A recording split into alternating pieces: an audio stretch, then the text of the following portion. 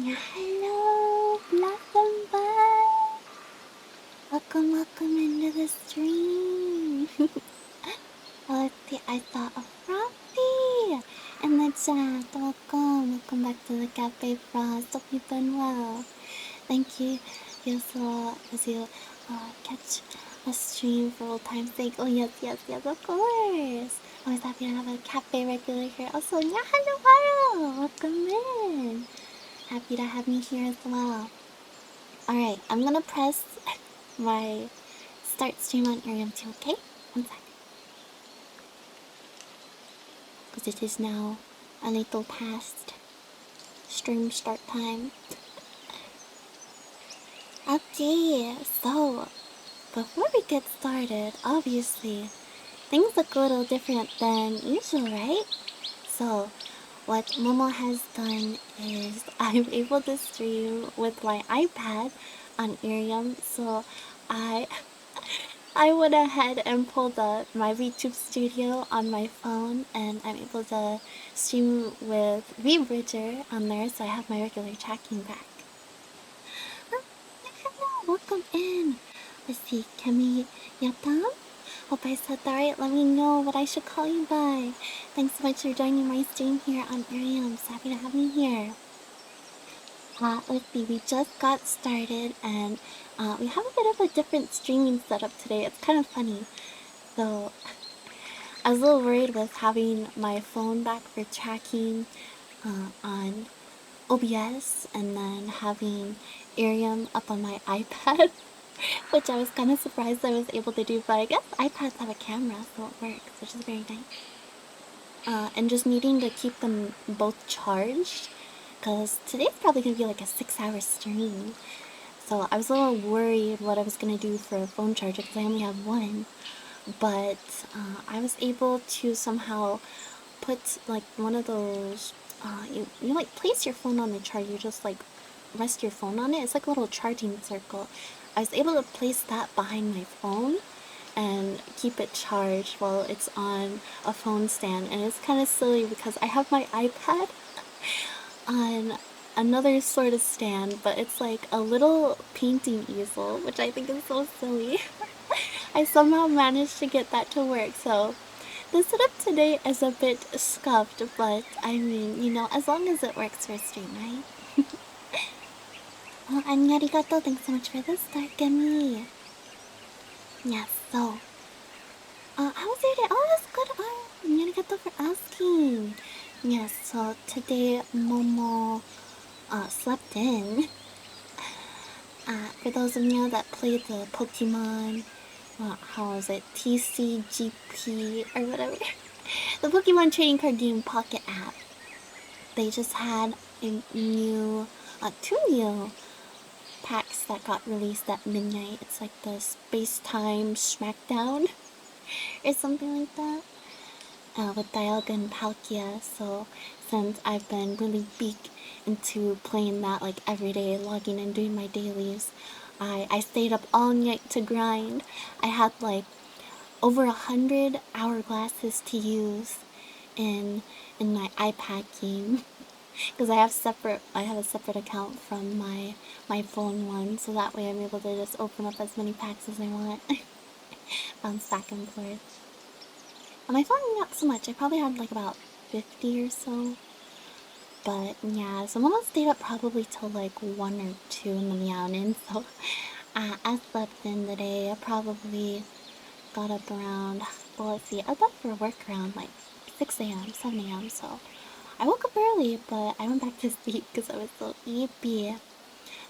I probably actually woke up and like got up out of bed like around like 9:30, 10.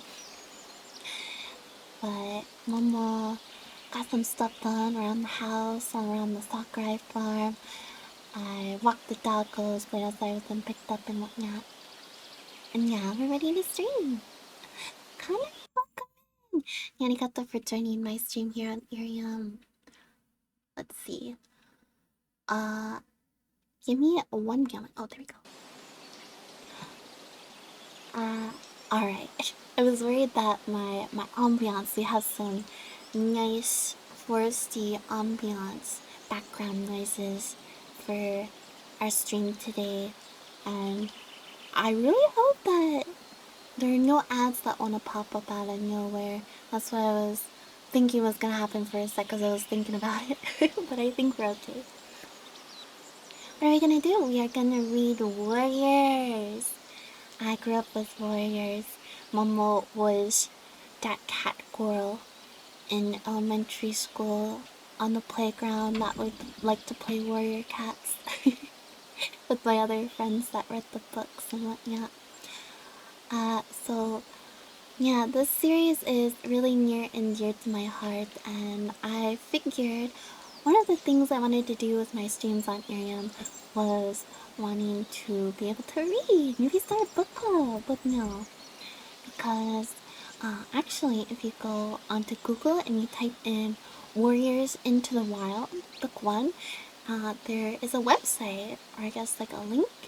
It says Read Warrior Books. It's like .weebly.com. And it has the whole entire first book, it looks like. Which is nice because I actually prepared today and brought my very own first copy, and it's so beaten up. I want this book to so many of my besties over the years that I've converted into Warrior Cats fans.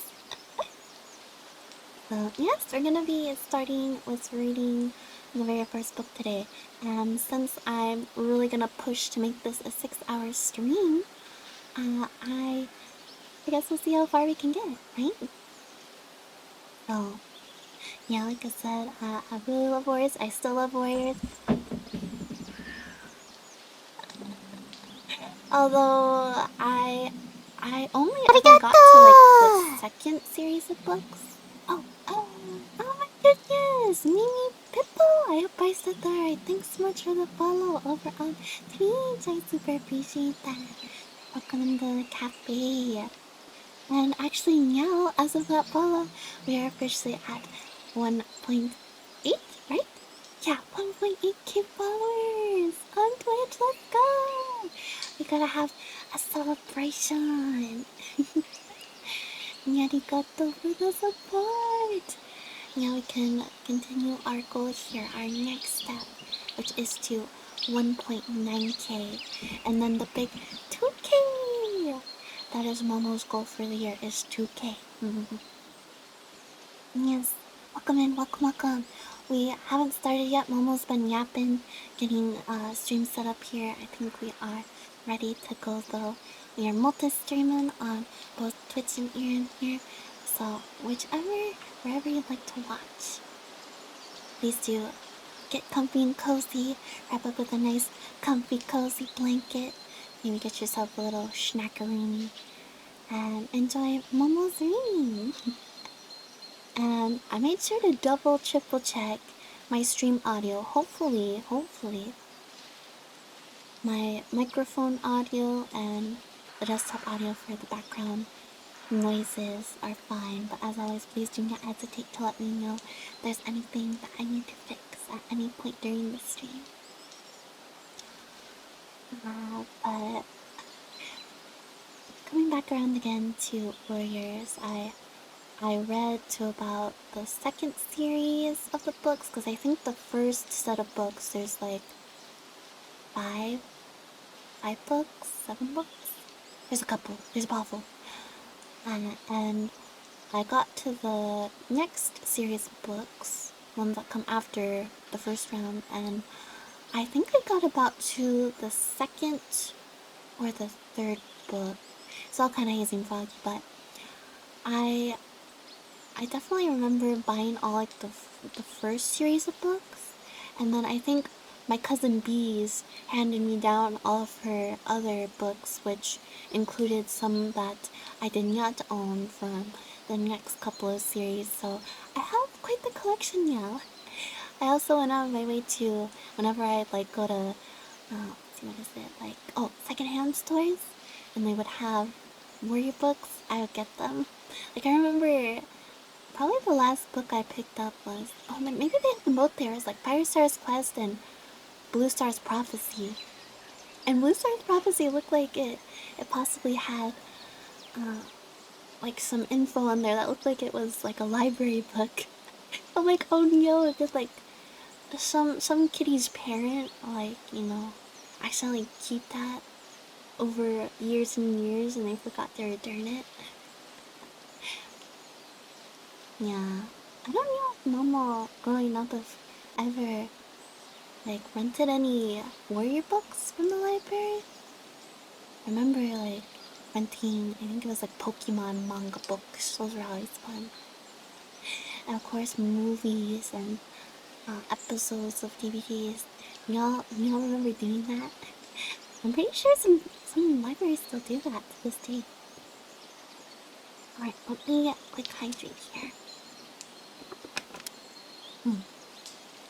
And the other thing with the Warriors series that I was always very fond of was the animation community and the speed paint community where people would like make animation memes, or maybe make their own spin-off of Warrior series that they made with their own OCs. And I brought her up before, actually in my debut stream on Irium, that Jinja Ninja has always been a very big inspiration to me as an artist. And I believe that's how I found her as well, was with her Warrior Cats art and her animations that she did. And to this day, even there's still like some Warrior Cat animation projects out there, and I still like looking back on some of them. Yes, we're gonna read a book. Voice is relaxing. Good, good, good. That's the goal. That's the goal. So, yes, and as you can see as well over on Twitch, anyhow, that I set up shoes. Shoes. I love shoes so much. I used shoes quite a bit when I was making like my music videos for Gacha. Use that a lot. All the cool effects you see are mostly from shoes. And I figured it would be nice to kind of set the tone and change things up a little bit with how y'all view the stream, my Twitch Blossom Buds. I think I got it the way I liked it, with the cute forest background and added some sparkles here and there. And you can also add some filters onto your model when you import it into Shoost. So I like how I did the lighting and all that. Very nice touch. But you say so myself. Okay, so I think without further ado, we can go ahead and get started with reading Warriors. Number 1, Book 1, Into the Wild. And again, a friendly reminder, if any of y'all would like to follow along with Momo, you can always look it up. Just read Warrior books. Book 1, Into the Wild, into Google, and it should be the very first thing. We're starting on the prologue. Alright, here we go. A half moon glowed on smooth granite boulders, turning them to silver. The silence was broken only by the ripple of water from the swift black river and the whisper of trees in the forest beyond. There was a stirring in the shadows, and from all around little dark shapes crept stealthily over the rocks. Unsheathed claws glinted in the moonlight, wary eyes flashed like amber, and then, as if on a silent signal, the creatures leaped at each other, and suddenly the rocks were alive with rustling, screeching cats. At the center of the frenzy of fur and claws, a massive dark tabby pinned a bracken-colored Tom to the ground and drew up his head triumphantly. "Oakheart," the tabby growled. "How dare you hunt in our territory? The Sunning Rocks belong to ThunderClan." Oh my gosh, Sion! Sion, welcome in! Welcome into the area stream. So happy to see you here! Yes! You came at just the perfect time. We are just starting our Warrior Cats Book 1, Into the Wild reading. We're on the prologue. Just started. I'm so happy we could come by. I hope you've been having a wonderful day and that you've been doing well in the new year. Oh, thanks so much for the support! Arigato for the pink glow stick! I really appreciate that. Hope you're having an amazing day. Yes, I am! I got a lot of work done earlier today, and I'm just ready to relax and unwind with my blossom buds and green warriors. It's a first for Momo. We've done reading visual novels and whatnot on stream before, but just reading a book in general, that's new. And I think it would be a lot of fun to like start a book club of sorts. I thought it was an activity to do, something that we could do together on Arium too. Like a way to multi-stream, something that could be streamed on both Twitch and Arium. And yeah, thanks for coming by and tuning in my streams, I am. It's okay, we're outside. Try to do some voice acting here, but trying to play into the ASMR quiet whispering soft voice. After tonight, Tiger Claw, this will be just another River Clan hunting ground, the bracken-colored Tom spat. A warning yell came from the shore, shrill and anxious. Look out! More River Clan warriors are coming! Tiger Claw turned to see sleek, wet bodies sliding out of the water below the rocks. The drenched River Clan warriors bounded silently up the shore and hurled themselves into battle without even stopping to shake the water from their fur. The dark tabby glared down at Oakhart. You may swim like otters, but you and your warriors do not belong in this forest. He drew back his lips and showed his teeth as the cat struggled beneath him. The desperate scream of a Thunder Clan she-cat rose above the clamor. A weary River Clan Tom had pinned the brown warrior flat on her belly. Now he lunged toward her neck, with jaws still dripping from his swim across the river. Tiger Claw heard the cry and let go of Oakhart. With a mighty leap, he knocked the enemy warrior away from the she-cat. Quick, Mousefur, run! He ordered, before turning on the River Clan Tom who had threatened her.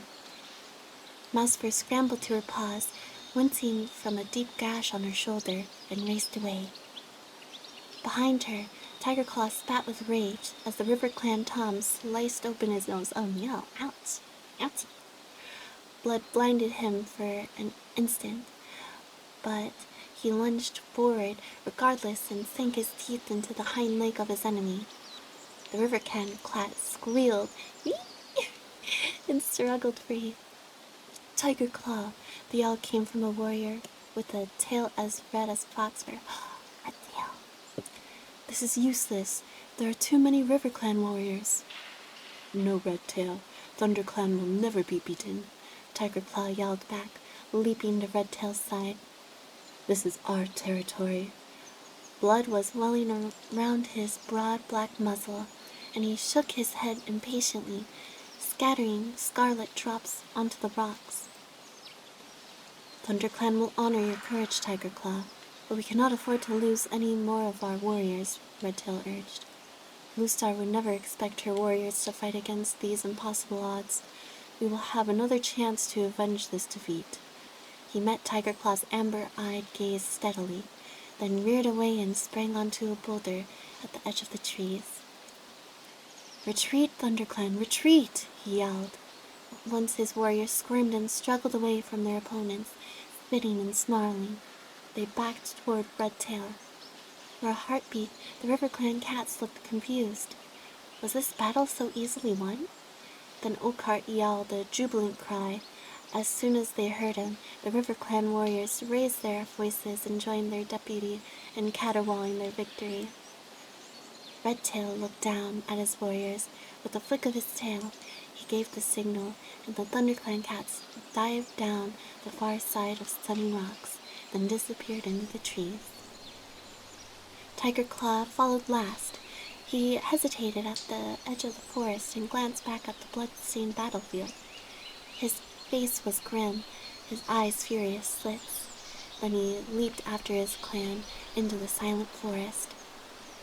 In a deserted clearing, an old gray she-cat sat alone, staring up at the clear night sky. All around her in the shadows, she could hear the breathing and stirrings of sleeping cats. Oh, and then I guess, yes, of course, during our reading sessions, if I see anything pop up in chat, I'll take a look-see here.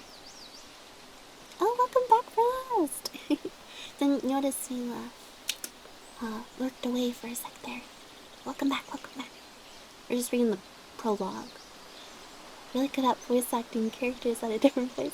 In a whispering voice like this, Momo really tries. Whenever we're doing like our usual streams with dialogue, it's a bit easier for me to use my usual voice, but trying to whisper, stay quiet. I made sure to get like 2 water bottles here. Well, I got 1 water bottle that's completely full, and then the other one from our stream the other day. It's about a little under halfway, so I know I'm gonna have to like take quick hydration sessions here and there. A little hydrate break. Had to be quiet for reading, I know. And feel free to chat. Momo will look at the chats, of course. Oh, let's see. So we got a she-cat here. All around her in the darkness, she could hear the breathing and stirrings of sleeping cats. A small tortoiseshell she-cat emerged from a dark corner, her paw steps quick and soundless. The gray cat dipped her head in greeting. "How's mouse fur?" she meowed. "The homes are deep, Blue Star," answered the tortoiseshell. I already know this is Spotted-Leaf. Spotted-Leaf was always my favorite warrior cat. She just, I don't know, there's just something about how kind and sweet she always was to, well, I guess we'll be Firepaw here shortly. Yeah, she's always seemed like such a sweetheart. And Momo has a thing for tortoiseshell kitties, you know. Momo having a calico herself. I'm tortoiseshell biased. Welcome to our area stream. Arigato for the stars. I really appreciate it. Thanks for tapping the screen. We are currently reading Warriors Book 1, Into the Wild. We are currently in the prologue. Let's see. Her wounds are deep, Blue Star, answered the tortoiseshell, settling herself on the night-cool grass. But she is young and strong. She will heal quickly. And the others? They will all recover too. Blue Star sighed. We are lucky not to have lost any of our warriors this time. You are a gifted medicine cat, Spotted-Leaf. She tilted her head again and studied the stars. I am deeply troubled by tonight's defeat. ThunderClan has not been beaten in its own territory since I became leader, she murmured. These are difficult times for our clans. The season of New Leaf is late, and there have been fewer kits. ThunderClan needs more warriors if it is to survive. But the year is only just beginning, Spotted-Leaf pointed out calmly. There will be more kits when Greenleaf comes. The gray cat twitched her broad shoulders. Perhaps, but training our young to become warriors takes time. If ThunderClan is to defend its territory, it must have new warriors as soon as possible. Are you asking StarClan for answers? Meowed Spotted-Leaf gently, following Blue Star's gaze and staring up at the swath of stars glittering in the dark sky. It is at times like this we need the words of ancient warriors to help us. Has StarClan spoken to you? Blue Star asked. Not for some moons, Blue Star. Suddenly, a shooting star blazed over the treetops. Spotted-Leaf's tail twitched, and the fur along her spine bristled. Blue Star's ears pricked, but she remained silent as Spotted-Leaf continued to gaze upward. After a few moments, Spotted-Leaf lowered her head and turned to Blue Star. It was a message from StarClan, she murmured. A distant look came into her eyes. Fire alone can save our clan. The classic quote that practically every Warrior Cats fan knows. Fire alone can save our clan. Fire? Blue Star echoed. But fire is feared by all the clans. How can it save us? Spiderleaf shook her head. I do not know, she admitted, but this is the message StarClan has chosen to share with me. The ThunderClan leader fixed her clear blue eyes on the medicine cat. You have never been wrong before, Spiderleaf, she meowed. If StarClan has spoken, then it must be so. Fire will save our clan. Alright, and that turns us over to Chapter 1. Brings us to our boy Rusty. Of course, quick hydrate for Momo. So I can keep my vocal cords moist. Okay. Chapter 1. It was very dark. Rusty could sense something was near. The young tomcat's eyes opened wide as he scanned the dense undergrowth. This place was unfamiliar, but the strange sense drew him onward, deeper into the shadows. His stomach growled, reminding him of his hunger. He opened his jaws slightly to let the warm smells of the forest reach the scent glands on the roof of his mouth. Musty odors of leaf mold mingled with the tempting aroma of a small furry creature. Suddenly, a flash of gray raced past him. Rusty stopped still, listening. It was hiding in the leaves less than 2 tail lengths away. Rusty knew it was a mouse. He could feel the rapid pulsing of a tiny heart deep within his ear fur. He swallowed. Is it stifling his rumbling stomach. Soon his hunger would be satisfied. Slowly, he lowered his body into position, crouching for the attack. He was downwind of the mouse. He knew it was not aware of him. With one final check of his prey's position, Rusty pushed back hard on his haunches and sprang, kicking up leaves on the forest floor as he rose. The mouse dived for cover, heading toward a hole in the ground, but Rusty was already on top of it. He scooped it into the air, hooking the helpless creature with his thorn-sharp claws, flinging it up in a high arc onto the leaf-covered ground. The mouse landed dazed but alive. It tried to run, but Rusty snatched it up again. He tossed the mouse once more, this time a little farther away. The mouse managed to scramble a few paces before Rusty caught up with it. Suddenly, a noise roared nearby. Rusty looked around, and as he did so, the mouse was able to pull away from his claws. When Rusty turned back, he saw it dart into the darkness among the tangled roots of a tree. Angry, Rusty gave up the hunt. He spun around, his green eyes glaring, intent on searching out the noise that had cost him his kill. Okay, welcome. Thanks for joining the stream here on Arium. The sound rattled on, becoming more familiar.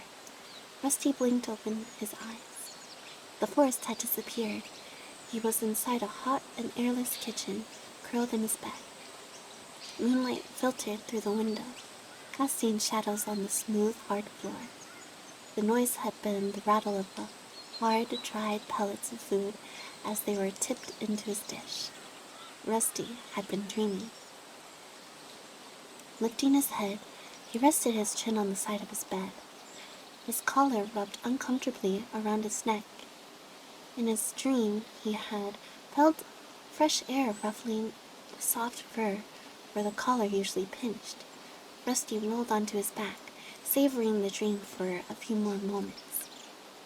He could still smell mouse. It was the 3rd time since full moon that he had had that dream, and every time the mouse had escaped his grasp. He licked his lips. From his bed he could smell the bland odor of his food. His owners always refilled his dish before they went to bed. The dusty smell chased away the warm sense of his dream, but the hunger rumbled on in his stomach. So Rusty stretched the sleep out of his limbs and padded across the kitchen floor to his dinner. The food felt dry and tasteless in his mouth. Rusty reluctantly swallowed one more mouthful. Then he turned away from the food dish and pushed his way out through the cat flap, hoping that the smell of the garden would bring back the feelings from his dream. Outside, the moon was bright. It was raining lightly. Rusty stalked down the tidy garden, following the starlit gravel path, feeling the stones cold and sharp beneath his paws. He made his dirt beneath a large bush with glossy green leaves and heavy purple flowers. Their sickly sweet scent cloyed the damp air around him, and he curled his lip to drive the scent out of his nostrils.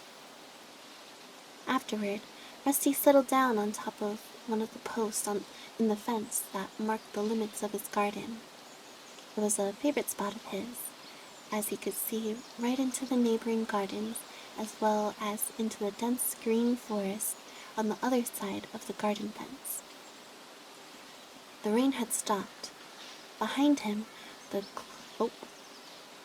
sorry, I scrolled up accidentally. The close-cropped lawn was bathed in moonlight, but beyond his fence, the woods were full of shadows.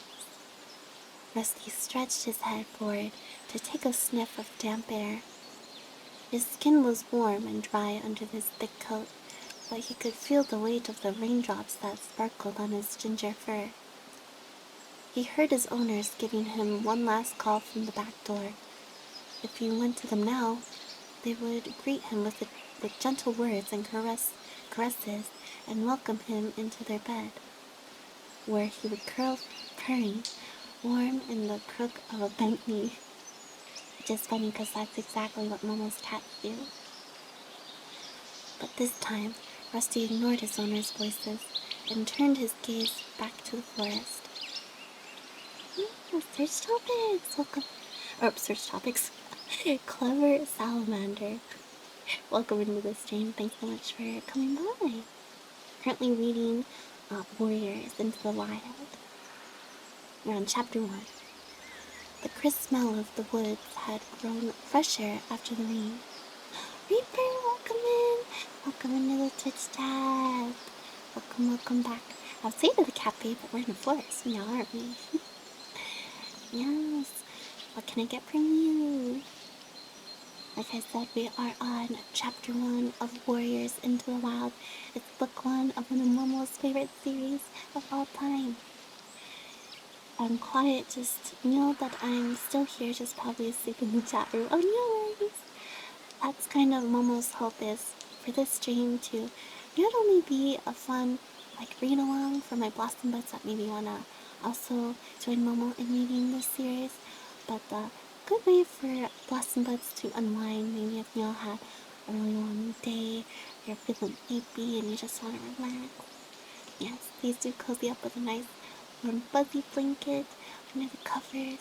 Get yourself a little snackaroonie, something to drink. And yes, hoping you enjoy Momo's narrative. Right, where was I? The crisp smell of the woods had grown fresher after the rain. Suddenly, the fur on his spine prickled. Was something moving out there? Was something watching him? Rusty stared ahead, but it was impossible to see or smell anything in the dark, tree-scented air.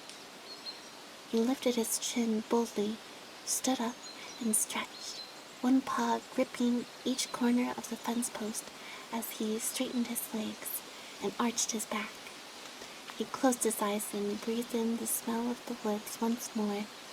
It seemed to promise him something, tempting him onward into the whispering shadows. Tensing his muscles, he crouched for a moment. Then he leaped lightly down into the rough grass on the other side of the garden fence. As he landed, the bell on his collar rang out through the still night air. Ah, here we go. Rusty's friend, Smudge, is about to make his entrance.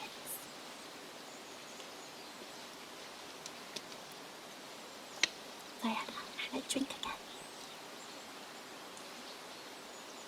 I feel like it's gonna be once I get through one page, I have to start drinking again. some water. Where are you up to, Rusty? He had a familiar voice behind him. Rusty looked up. A young black and white cat was bouncing ungracefully on the fence. Hello, Smudge, Rusty replied. You're not going into the forest, are you? Smudge's amber eyes were huge. Just for a look, Rusty promised, shifting uncomfortably. You wouldn't get me in there. It's dangerous. Smudge wrinkled his black nose with distaste. Henry said he went into the woods once. The cat lifted his head and gestured with his nose over the rows of fences toward the garden where Henry lived. That battle-tabby never went into the woods, Rusty scoffed. He's hardly been beyond his own garden since his trip to the vet. All he wants to do is eat and sleep. No, really, he caught a robin there, Smudge insisted. Well, if he did, then it was before the vet. Now he complains about birds because they disturb his dozing. Kittens, welcome! Welcome back to the stream. You're on Ariel. Welcome back to our cafe. Arigato for the star. We are reading Warriors Into the Wild. It is book 1 of the Warriors series. So I hope you enjoy almost narrating tonight. Abby, the winter fan, welcome in. Thank you so much for joining my Ariel stream as well. Welcome in. Happy to have you here this evening. We are on chapter 1, so we're quite early on here. Came in at just the right time. Oh, let's see, where was I? Well, anyway, Smudge went on, ignoring the scorn in Rusty's mew. Henry told me there are all sorts of dangerous animals out there. Huge wildcats who eat live rabbits for breakfast and sharpen their claws on old bones. Yes, hi, hi, it's a pleasure to meet you. I'm Momo Sakurai, Cherry Blossom Catgirl idol. It's a pleasure to meet you. Arigato for the stars. Thank you for your continued support to Momo here. Hope you enjoy the stream. Hope you've been having a lovely day.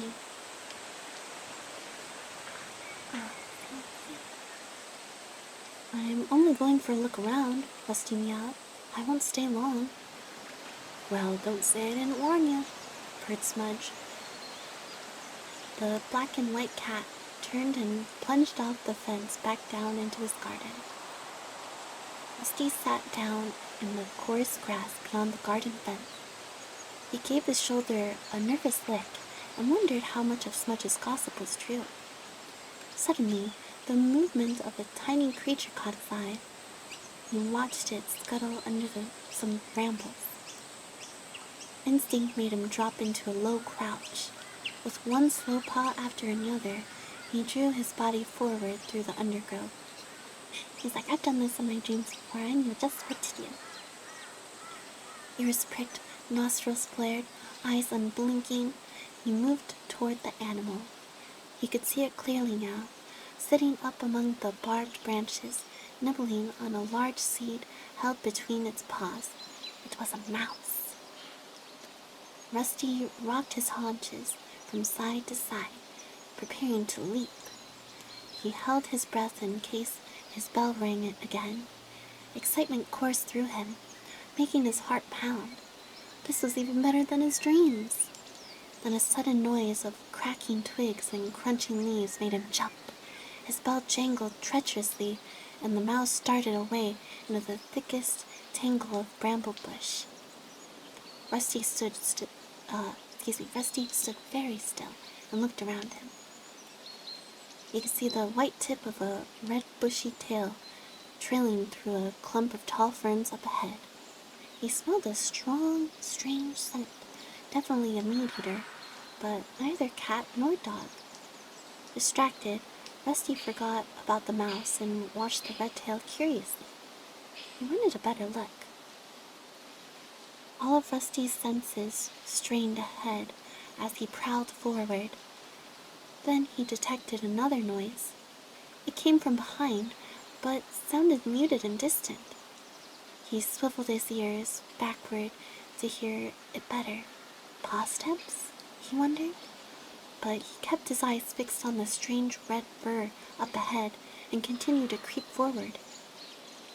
It was only when the faint rustling behind him became a loud and fast-approaching leaf crackle that Rusty realized he was in danger. The creature hit him like an explosion, and Rusty was thrown sideways into clumps of needles. Twisting and yelling, he tried to throw off the attacker that had fastened itself to his back. It was gripping him with incredibly sharp claws. Rusty could feel spiked teeth pricking at his neck. He writhed and squirmed from whisker to tail, but he couldn't free himself. For a second, he felt helpless. Then he froze. Thinking fast, he flipped over onto his back. He knew instinctively how dangerous it was to expose his soft belly, but it was his only chance. He was lucky. The ploy seemed to work. He heard a huff beneath him as the breath was knocked out of his attacker. Thrashing fiercely, Rusty managed to wriggle free. Without looking back, he sprinted toward his home. Place is so relaxing. I'm so glad. So glad to hear that, Aro. I'm glad that, yes, Momo has been practicing for this moment. A nice whispering stream. She can read to me blossom by. Let me see here. Behind him, a rush of paw steps told Rusty his attacker was giving chase. Even though the pain from his scratches stung beneath his fur, Rusty decided he would rather turn and fight than let himself be jumped on again. He skidded to a stop, spun around, and faced his pursuer. It was another kitten, with a thick coat of shaggy gray fur, long legs, and a broad face. In a heartbeat, Rusty smelled that it was a tom, and sensed that the power in the sturdy shoulders underneath the soft coat. When the kitten crashed into Rusty at full pelt. Taken by surprise by Rusty's turnabout, it fell back into a dazed heap. The impact knocked the breath out of Rusty, and he staggered. He quickly found his footing and arched his back, puffing out his orange fur, ready to spring onto the other kitten. But his attacker simply sat up and began to lick a forepaw, all signs of aggression gone. Rusty felt strangely disappointed. Every part of him was tense, ready for battle, and yet here this cat is just going in to start grooming his fur. "Hi there, kitty pet," he meowed. The gray tom meowed cheerfully. "You put up quite a fight for a tame kitty."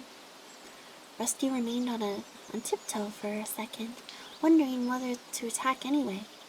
Then he remembered the strength he had felt in this kitten's paws when he had pinned him into the ground. He dropped onto his pads, loosened his muscles, and let his spine unbend. "I'll fight you again if I have to," he growled. "I'm Graypaw, by the way," the gray kitten went on, ignoring Rusty's threat. "I'm training to be a ThunderClan warrior." Rusty remained silent. He didn't understand what this gray what's was meowing about. But he sensed the threat had passed. He hid his confusion by leaning down to lick his ruffled chest. "Well, what's a kitty pet like you doing out in the woods? Don't you know it's dangerous?" asked Graypaw. "If you're the most dangerous thing the woods has to offer, then I think I can handle it," Rusty bluffed. Graypaw looked up at him for a moment, narrowing his big yellow eyes. "Oh, I'm far from the most dangerous. If I were even half a warrior, I'd have given an intruder like you some real wounds to think about." Rusty felt a thrill of fear at these ominous words. What did this cat mean by intruder? "Anyway," meowed Graypaw, using his sharp teeth to tug a clump of grass from between his claws, "I didn't think it was worth hurting you. You're obviously not from one of the other clans." "Other clans?" Rusty echoed, confused. Graypaw let out an impatient hiss. You must have heard of the 4 warrior clans that hunt around here. I belong to Thunder Clan. The other clans are always trying to steal prey from our territory, especially Shadow Clan. They're so fierce.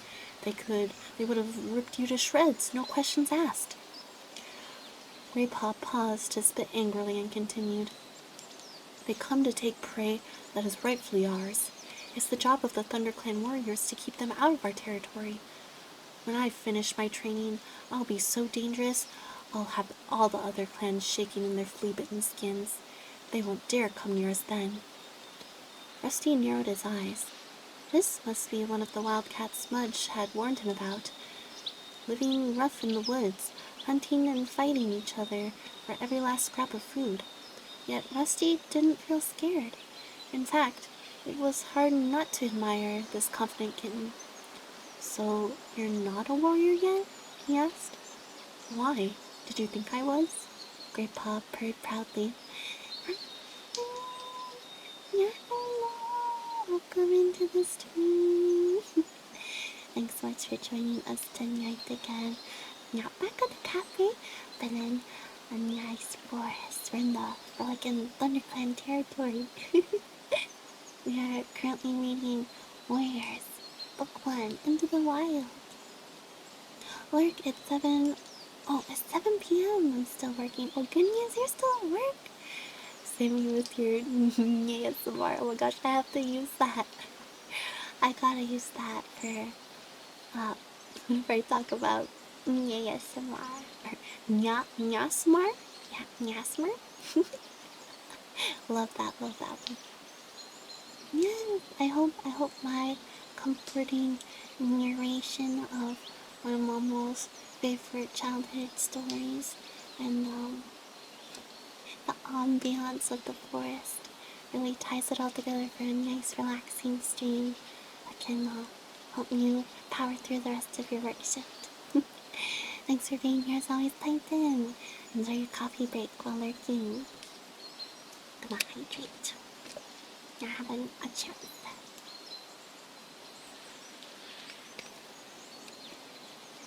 Okay, my work.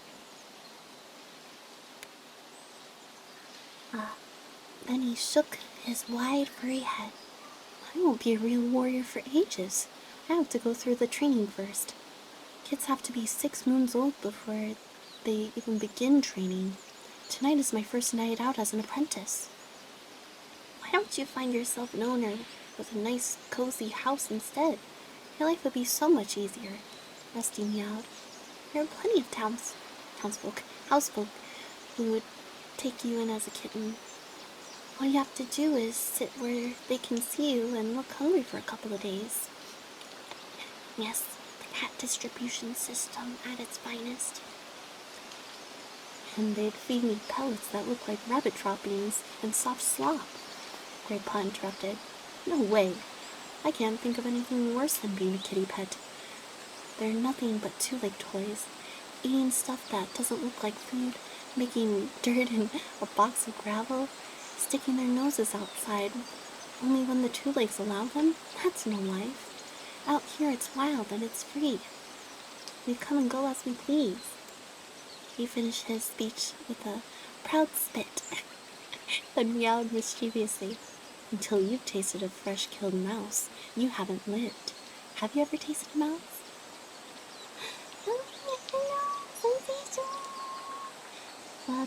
Welcome back to Momo streams here on Ariel.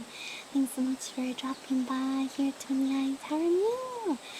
How did the interview go? Tell Momo all about it. I'm curious to know how it went. And then don't mind me while I keep reading. I'll be sure to read your chat though still. No, Rusty admitted, a little defensively. Not yet. I guess you'll never understand, Graypaw sighed. You weren't born wild. It makes a big difference. You need to be born with warrior blood in your veins, or the feel of the wind in your whiskers. Kitties born into 2-leg nests could never feel the same way. Carl, you're always so sweet, giving me all these kind compliments. Arigato. It's okay, but I'm nervous now. Aww. How long did it take for them to accept you in the interview? I mean, it's. I'm sure, I'm quite certain it's gonna be different for everyone, but like I said before, after my interview, probably, I think it said about when I checked my emails, when I got my email for my follow-up interview, it was about 8 hours in between or so, but oh my goodness, there's so many other VTubers joining Ethereum now. Oh, arigato for the headband, Zara. Headband. Thank you. But yeah, there are a whole potful, more than a potful, of VTubers joining Ethereum now, it seems. So I'm sure they have a lot of applications and whatnot to go through, and re-looking over the interviews that they've gone through already. Let's see. We have answered about. Huh? Any? No, I'm not sure if they reach back out to say whether or not they are having to move on to the next phase, the next round of the application process. I'm not sure if it said anywhere whether or not they send out acceptance or rejection emails. But, you know, if anything, you can always reach back out to them, especially if you have, well, of course, their emails, I'm sure you do, and then their Discord. Yeah, if you have a Discord chat with them too. It's hard to reach back out again if, maybe a couple days down the line. I'd give it at least a week or two, maybe, perhaps. But again, I'm sure it's different for every kid that applies, and yeah, not 100% sure on that. I can't speak on other streamers' experiences since I'm not 100% sure. I haven't seen anybody else talk about it. Oh yeah. Momo's did too. About 20, maybe 30 minutes ish. Really didn't take that long. It's so fast, Get so nervous, but then before you know it, the interview's already over, right? Oh, thank you again for the headpad, Sarah. Yeah, so again, don't sweat it. Just give it a couple more days.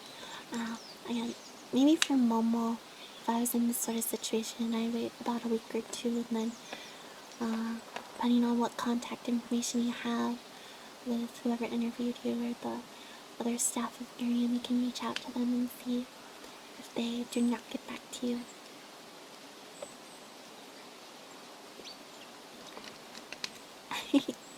Yeah, don't worry about it.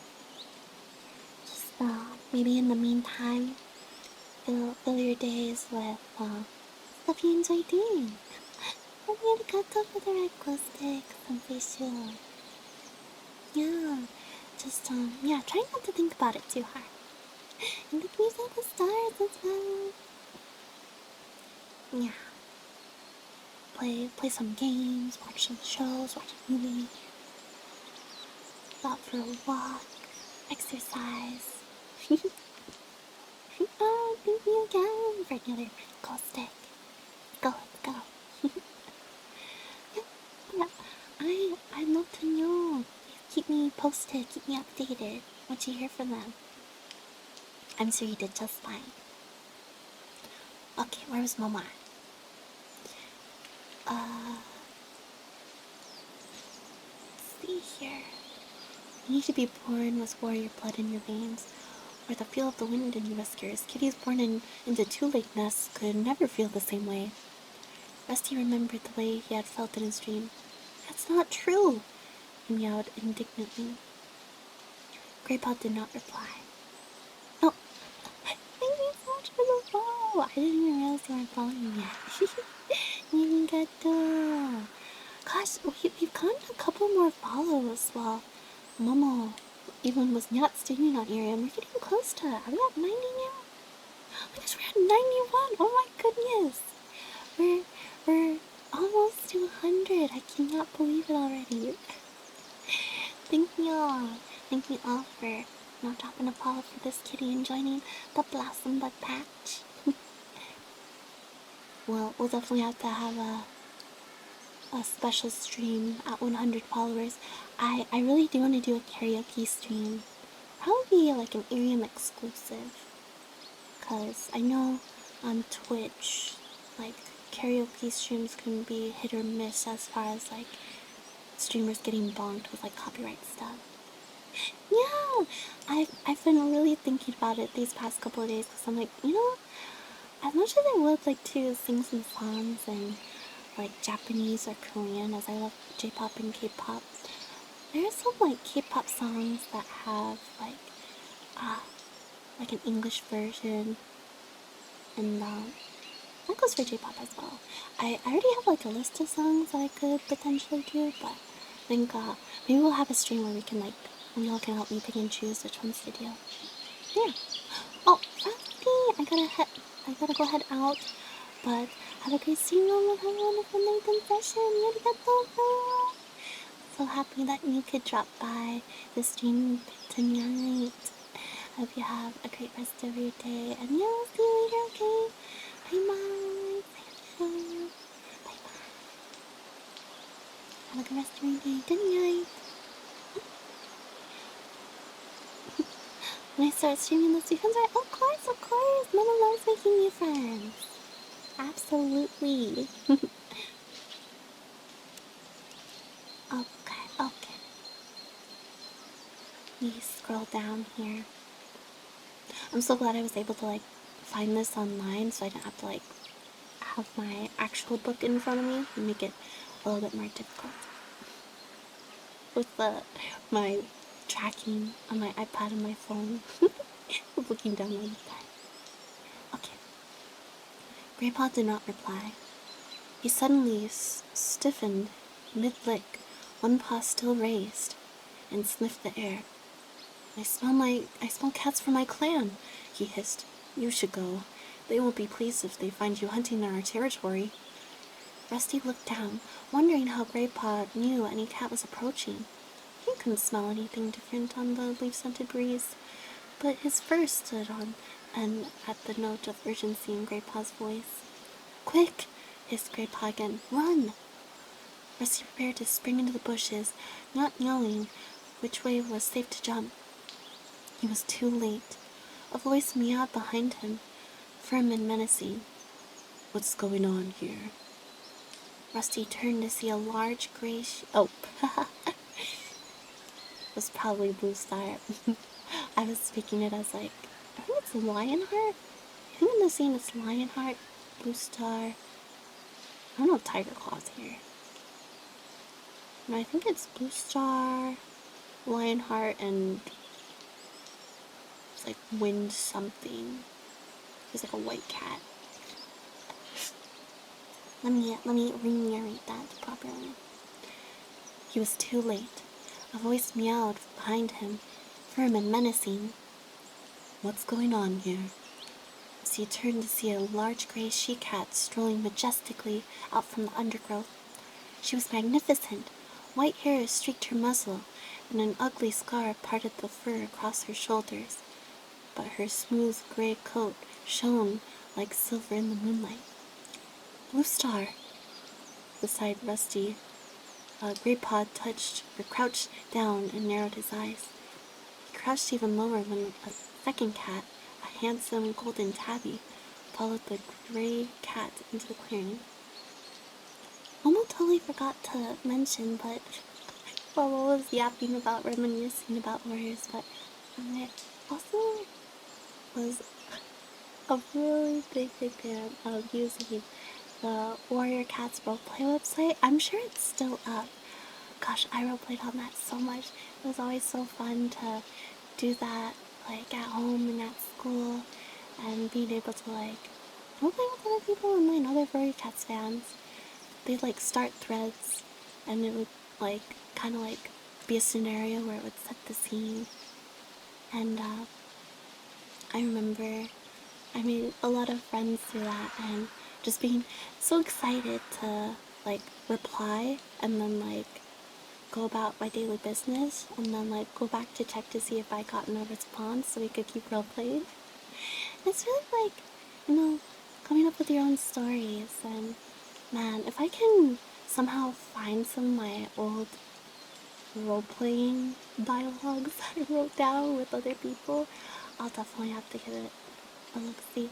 I already know that I wanna read my old fan fiction that I wrote like back in high school. I made them on quotas and it's public. I made a what was it? Magi, the angry Magi. Some people call him Hagi. It was Magi. And also Fire Emblem, of course. But we'll have to have another stream where we read that. I think that'd be really exciting. So y'all can see how passionate Momo used to be about writing.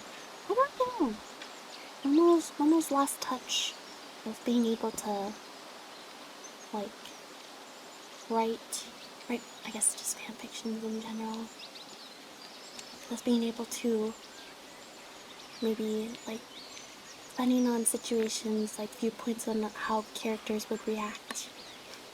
Certain characters from certain shows. Who knows? Maybe that could also be something fun and silly to do is write a fanfic together on stream. Okay, anyhow, continuing on. Back to Warriors.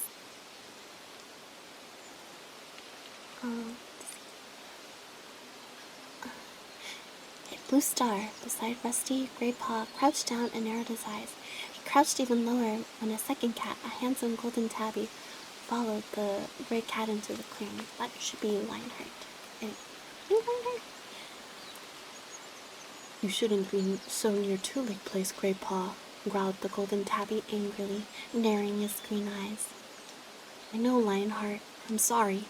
Grey Paw looked down at his paws.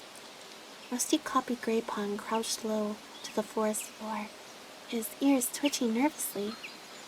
These cats had an air of strength he had never seen in any of his garden friends. Maybe what Smudge had warned him about was true. Who is this? Asked the she-cat. Rusty flinched as she turned her gaze on him. Her piercing blue eyes made him feel even more vulnerable. He's no threat, mewed Grey Paw quickly. He's not another clan warrior, just a two-leg pet from beyond our territories.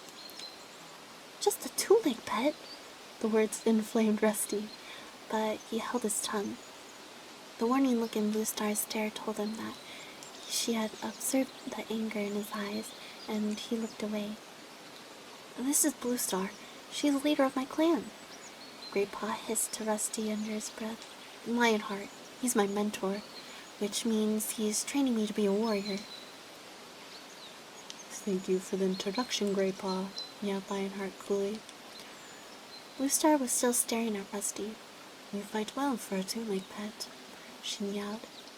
Rusty and Grey Paw exchanged confused glances. How could she know? We have been watching you both, Blue Star went on, as if she had read their thoughts. We wondered how you would deal with an intruder, Grey Paw. You attacked him bravely. Grey Paw looked pleased at Blue Star's praise. Sit up now, both of you. Blue Star looked at Rusty. You too, kitty pet. He sat up immediately and held Blue Star's gaze evenly as she addressed him. You reacted well to attack the kitty pet.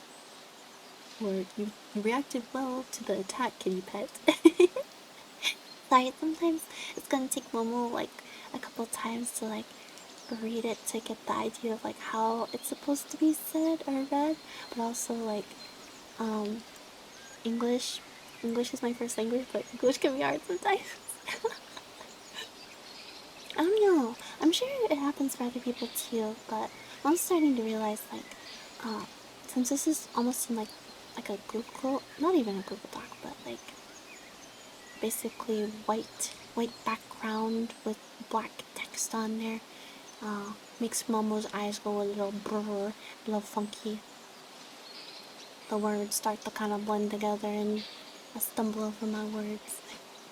I apologize. But once Momo gets the swing of things, we'll be able to breeze through these readings with ease.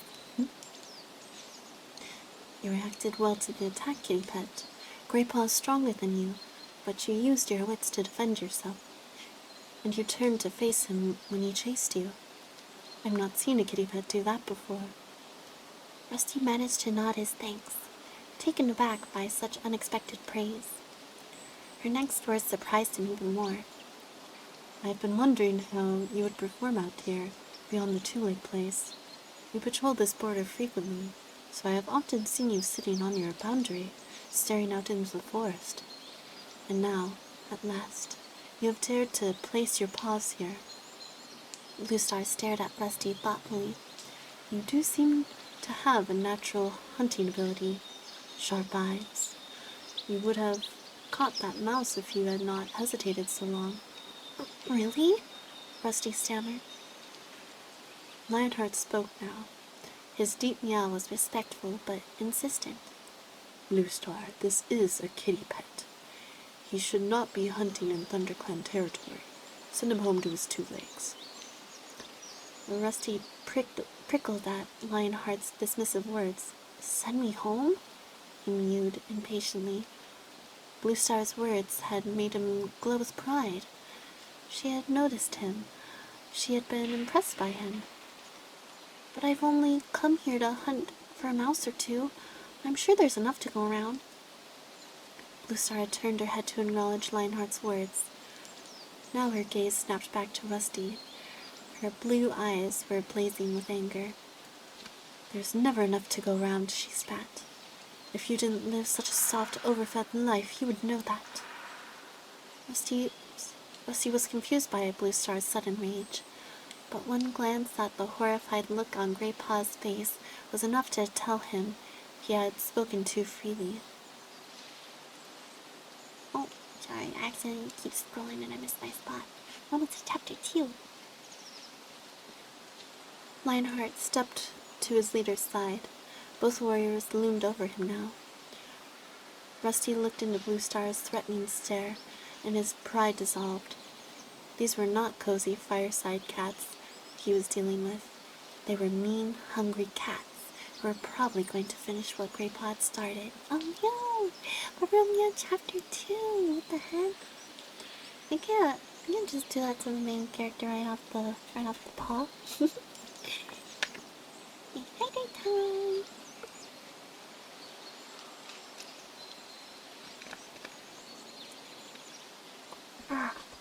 Okay.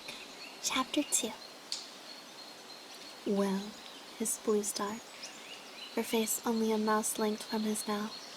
Lionheart remained silent as he towered over Rusty. He flattened his ears and crouched under the golden warrior's cold stare. His fur prickled uncomfortably. I'm no threat to your clan, he mewed, looking down at his trembling paws. You threaten our clan when you take our food, yelled Bluestar. You have plenty of food in your two-leg nest already. You come here only to hunt for sport, but we hunt to survive. The truth of the warrior queen's words pierced Rusty like a black thorn, and suddenly he understood her anger. He stopped trembling, sat up, and straightened his ears. He raised his eyes to meet hers. I had not thought of it that way before. I am sorry, he meowed solemnly. I will not hunt here again. Bluestar let her ankles fall and signaled to Lionheart to step back. You are an unusual kitty pet, Rusty, she meowed. Graypaw's sigh of relief made Rusty's ears switch. He heard the approval in Bluestar's voice and noticed as she swapped a meaningful glance with Lionheart. The look made him curious. What flashed between those two warriors? Quietly, he asked, is survival here really so hard? Welcome into Momo's stream crowd area. It's happy to have me here. Pleasure to meet you. Reading the first book of Warriors, Into the Wild. We're on chapter 2. We just got to chapter 2 now. Let's see, this is Bluestar. Our territory covers only part of the forest, answered Blue Star. We compete with other clans for what we have. In this year, late new leaf means prey is scarce. Is your clan very big? Rusty meowed, his eyes wide. Winnie Kondo, welcome. I see you here over in the Twitch chat. Hope you can get yourself some nice Pokemon in the Pokemon community game. I definitely think though for streams like this, I should really invest in that silly little fishing game that I see in a lot of streams. Especially for something like this, I think it would be very suiting. Is your clan very big? Meowed Rusty, his eyes wide. Big enough, replied Blue Star. Our territory can support us, but there is no prey left over. Oh, there it is. I don't know why my notification was so late. Lisa, welcome in. I see you're a fan of Blackpink. Mama loves Blackpink too. Hope we can be friends.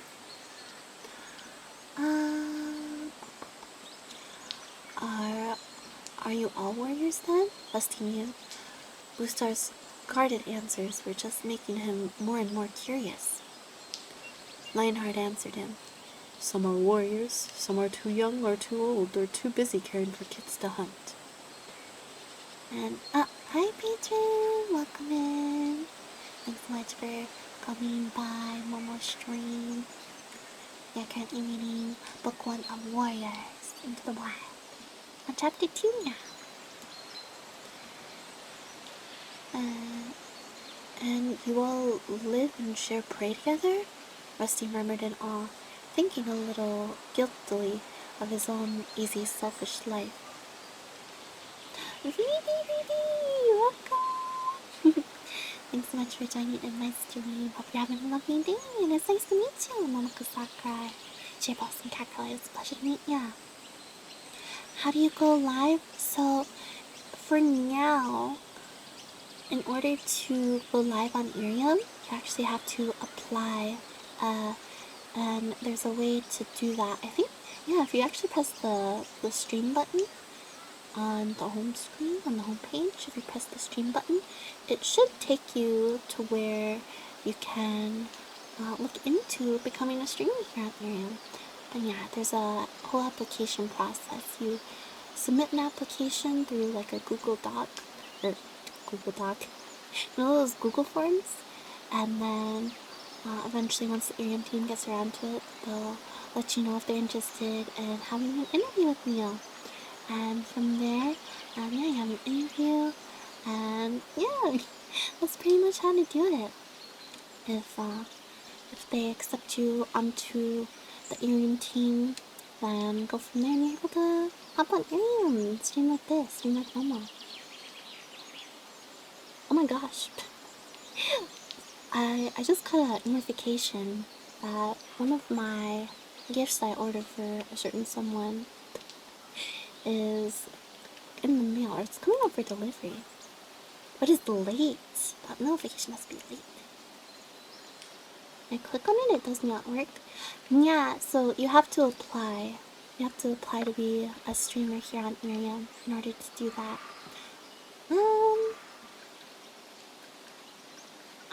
Well, since I'm a streamer now on Irium, it's kind of hard for Momo to look at it exactly, but I know for sure for me what I did was I clicked on the stream button, and it's like says something along the lines of you're not a streamer yet with Irium, and then it should, like, when you click on it, it should link you to where the application is, or some extra information on Irium and how to apply to be a streamer. When you click on it, it doesn't take you anywhere. Well, again, since I'm already a streamer, I do not know what it looks like now, because when I click on it, it pulls up my stream stuff. But from what Momo remembers, when I clicked on it, it would take you somewhere to give you more info on how to be a streamer. But basically, there's an application process, an interview process that you have to go through. But I guess maybe another thing you could try is going to Irium's Twitter page, and you can definitely find it somewhere on there for sure. Or if you even just visit the Irium website, you just type in Irium into Google and click on the first thing, you scroll all the way down, there's something somewhere. Well, actually, let me just pull it up real fast. You go to Irium, and oh, the founding streamers pulls up right for me. But yeah, if you go to usirium.com and you scroll all, not all the way down, but it's like bigger interactions in a smaller space. Chat with VTubers on Irium. If you scroll down just a little bit more, it says, join us as founding streamers. Visit the application page. Once you click on that, I'll take you to the application page, and you just keep scrolling all the way down, and there's some place that says application process. So say 1, application. Applications are open year-round. Clicking the entry button on this page will open the application form. 2, document screening will notify you if you're selected. The notification order is subject to change depending on procedures. 3, interview rounds. We'll do interviews sequentially for those who have passed the prior process. The interviews will be conducted online. And then 4, debut on Irium. The debut date will be arranged through discussion with each applicant. And then right below that, it says apply to be a founding streamer entry. And then once you click on that, it takes you right to that the Google form. And then you have to fill that out and send it off to them. And that should be it. So yeah, if it's not working on the app, definitely just like type it into like your web browser. Oh, of course, absolutely. I don't mind at all. I'm happy I could help you out a little bit on that. Oh, arigato for the follow, Lisa. Thank you so much for your support. And yeah, I hope to see you more on Irium. Enjoy the rest of your day, okay? Bye bye. Sayonara. Take care. Okay. Where was Momo? Where was Momo now? Oh. Bluestar looked again at Lionheart. The golden tabby stared back at her steadily. At last she returned her gaze to Rusty and Meow. Perhaps you should find out these things for yourself. Would you like to join ThunderClan? So suddenly! My goodness, everything's happening so quickly. You're really good at reading? I'm so glad you think so, Arl. I feel like, like I said before, sometimes here and there Momo slips up a little bit, but I eventually regain my words. But yeah, over time Momo will get better at this. Thank you. Glad you think so. Rusty was so surprised he couldn't speak. Bluestar went on. If you did, you would train with Greypaw to become a clan warrior. But kitty pets can't be warriors, Greypaw blurted out. They don't have warrior blood. A sad look clouded Bluestar's eyes. Warrior blood, she echoed with a sigh. Too much of that has been spilled lately. Bluestar fell silent and Lionheart meowed. Bluestar is only offering you training, young kit. There is no guarantee you would become a full warrior. It might prove too difficult for you. After all, you are used to a comfortable life. Rusty was stung by Lionheart's words.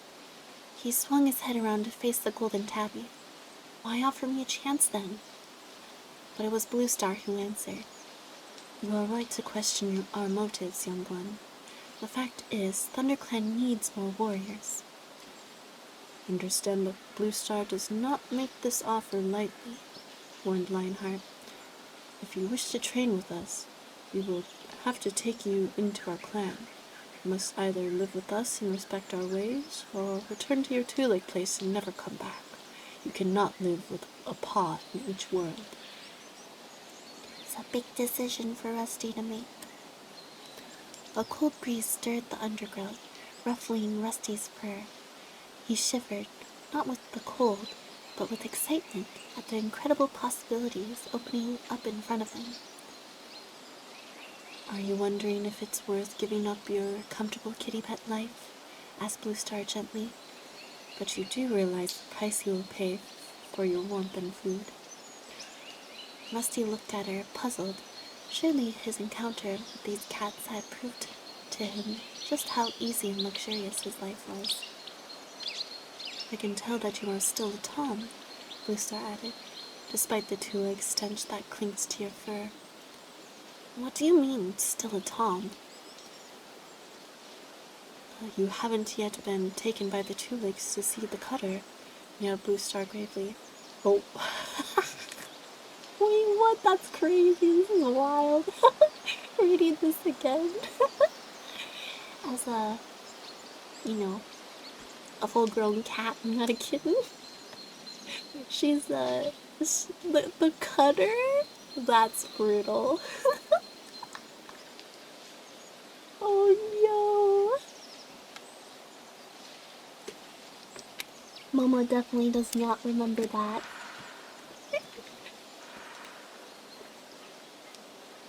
I was like, cutter. I know that they name a lot of things like cars. They call them monsters. And so I'm like trying to figure out what the heck the cutter was. I was like, oh, that's what you meant.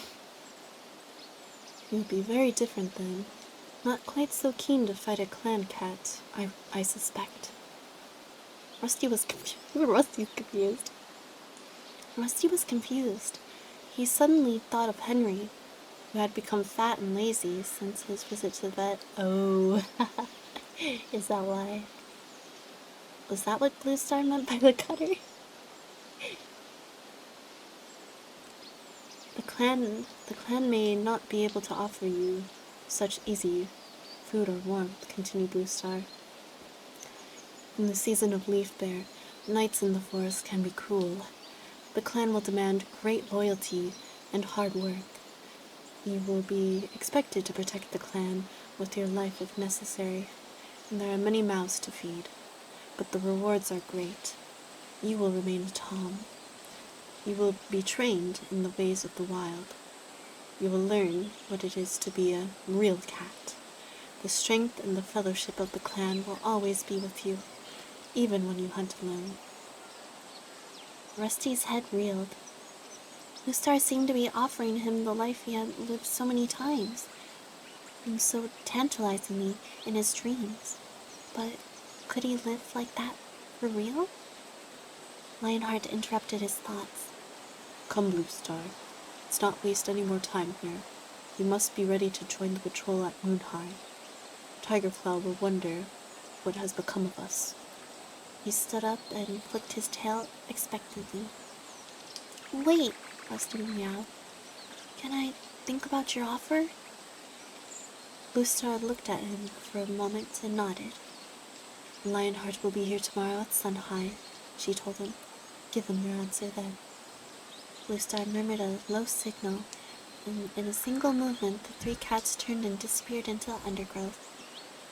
Rusty blinked. He stared, excited, uncertain. Up past the ferns that encircled him, through the canopy of leaves, the stars that glittered in the clear sky. The scent of the clan cat still hung heavy in the evening air, and as Rusty turned and headed for home, he felt a strange sensation inside him, tugging him back into the depths of the forest. His fur prickled deliciously in the light wind, and the rustling leaves seemed to whisper his name into the shadows. And that is the end of chapter 2. Now on to chapter 3, but of course first, hydrate. Momo gets to hydrate first.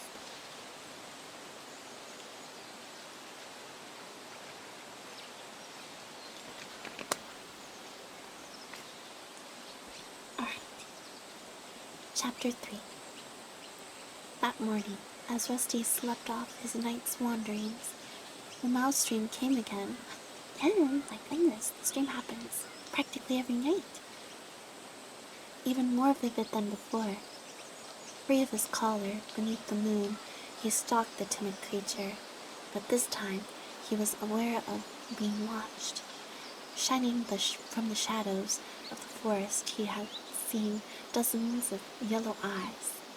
The clan cats had entered his dream world. Though not just dreams about mice anymore. The clan kitties are coming to play. Rusty woke, blinking in the bright sunshine that was streaming across the kitchen floor. His fur felt heavy and thick with warmth. His food bowl had been topped up, and his water bowl rinsed out and filled with bitter-tasting two-leg water. Rusty preferred drinking from puddles outside, but when it was hot, or he was very thirsty, he had to admit it was easier to lap up the water indoors. Did he really abandon this comfortable life? He ate, then pushed his way out of the cat flap into the garden. The day promised to be warm, and the garden was heavy with the smell of early blossoms. "Hello, Rusty," mewed a voice from behind the fence. It was Smudge. "You should have been awake an hour ago. The baby sparrows were out stretching their wings." "Did you catch any?" Rusty asked. Smudge yawned and licked his nose. "Couldn't be bothered. I'd already eaten enough at home. Anyway, why weren't you out earlier? Yesterday you were complaining about Henry sleeping his time away, and today you're not much better yourself." Rusty sat down on the cool earth beside the fence and curled his tail neatly over his front paws. I love it when cats do that. It's so cute. It's like they're keeping their paws warm. "I was in the woods last night," he reminded his friend. At once he felt the blood stir in his veins, and his fur stiffen. Smudge looked down at him, his eyes wide. "Oh, yes, I forgot. How was it? Did you catch anything? Or did anything catch you?" Rusty paused, not sure how to tell his old friend what had happened. "I met some wild cats," he began. "What?" Smudge was clearly shocked. "Did you get into a fight?" "Sort of." Rusty could feel the energy surging through his body again as he recalled the strength and power of the clan cats. "Were you hurt? What happened?" Smudge prompted him eagerly. "There were 3 of them, bigger and stronger than any of us." "And you fought all 3 of them?" Smudge interrupted, his tail twitching with excitement. "No," Rusty mewed hastily. "Just the youngest one. The other 2 came later." "How come they didn't shred you to pieces?" "They just warned me to leave their territory." But then Rusty hesitated. "What?" mewed Smudge impatiently.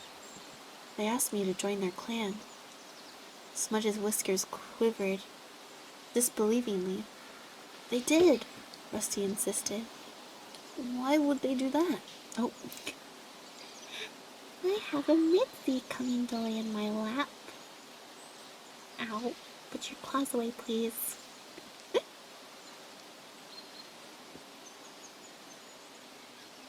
I'm pretty sure Mitzi's purrs don't show up on, like, my microphone and OBS for Twitch streams, but who knows, maybe anyone can hear Mitzi's purrs if she's loud enough. Yeah, usually whenever I sit, like, crisscrossed in my chair, or really, like, anytime I'm in my streaming chair, she comes and curls up with me on my lap. Let's see.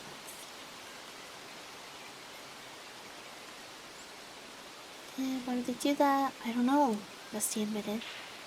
"I think they need extra paws in their clan." "Sounds a bit odd to me," Smudge mewed doubtfully. "I wouldn't trust them if I were you." Rusty looked at Smudge. His black and white friend had never shown any interest in venturing into the woods. He was perfectly content living with his housefolk. He would never understand the restless longing that Rusty's dreams stirred in him night after night. Texalago, welcome in. I love your username. That's so cute. Is it like a Texas axolotl? Thanks so much for joining my stream here on Arium. We are currently on chapter 3 here in book 1 of Warriors Into the Wild. I hope you enjoy Momo's narrating and voice acting. I'm gonna find my spot again. Hold on. But I do trust them, Rusty purred softly. And I've made up my mind. I'm going to join them. Smudge scrambled down from the fence and stood in front of Rusty. Please don't go, Rusty, he mewed in alarm. I might never see you again. Rusty nudged him affectionately with his head. Don't worry. My houseboat will get another cat. You'll get on with him fine. You'll get along with everyone. But it won't be the same, Smudge. This is so sad. Rusty and Smudge are like the OG besties. They're both kittens, and maybe who knows how long they've been with each other, been neighbors, but still, it's kind of bittersweet. Such a good book. I love this series. Aw, me too. Yeah, Momo yapped about it earlier, how when I was first getting into this series, I really like watching the classic like warrior cat animations on YouTube the animators would do, and like I think it's called like map projects, where a whole bunch of animators would get together and make like one big whole like warrior cats animation with like a music, so they make like a music video, and oh yes, of course speed paints too, like also artwork, and of course roleplay. Momo was also on the roleplaying website. And yeah, just reading this series too. Momo never got too far. I only ever got to like the second series, but since I was like heavily involved in the Warrior Cats fan base and like watching all of the different animations, I had a lot of things spoiled for me, so Momo knows a lot more than what she's read. But yes, I'm so happy to see a fellow Warrior Cats fan here. Yeah, I hope you enjoy it. Hoping to like read all the books that I have. I think I have up to like maybe the third or fourth round of books, the fourth series of books. I have quite a bit. So we're just starting tonight. Perhaps maybe we'll have like 1 or 2, maybe 3 days out of the week where we can read together like this on here and have like a bit of a book club together. Okay, where was I? I try to keep tabs on it and then I move my mouse around and then I forget. It won't be the same. Rusty twitched his tail impatiently. That's just the point. If I stay around here till they take me to the cutter, I won't be the same either. I was talking about this too. I was like, the cutter, what do they mean by that? They mean taking them to the vet and getting them fixed. This totally went over my head as a little kitten. Smudge looked puzzled. The cutter, he echoed. The vet, Rusty explained. To be altered like Henry was. That's wild. Went over my head too. Gato for the follow, Texalado.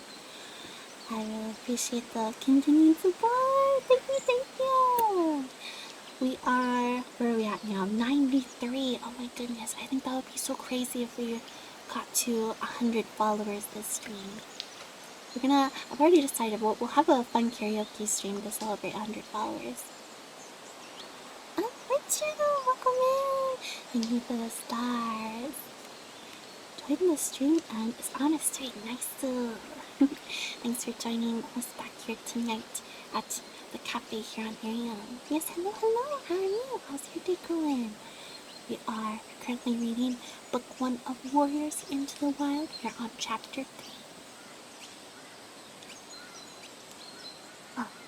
Smudge shrugged and stared down at his paws. But Henry is alright, he mumbled. I mean, I know he's a bit lazier now, but he's not unhappy. We can still have fun. I'm good, how are you? I'm doing wonderful, thanks for asking. Yeah, Momo slept in because I stayed up super late with the Pokemon TCG Pocket update that came at like midnight. I was grinding to get lots more of the Pikachu hourglasses, and they have two new packs. They have it's like a space Smackdown, something like that, with Dialga and Palkia. And I probably stayed up until like 1 or 2 in the Meownin. So I eeked in after my partner left for work and probably woke up around 10. Got some work done, good for a stream, got some my stream thumbnails made, and got my stream over in OBS set up for Twitch, the visuals. And yeah, got some work done around the house, around the Sakurai farm. So very eventful day. Glad to be unwinding here with you guys and cozying up with a nice good book. Thanks for asking. Oh, water check, perfect. I actually really needed that.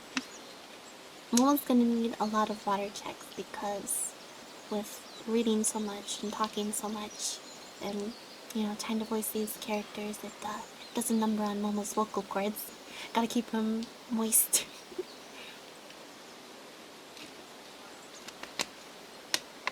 Okay.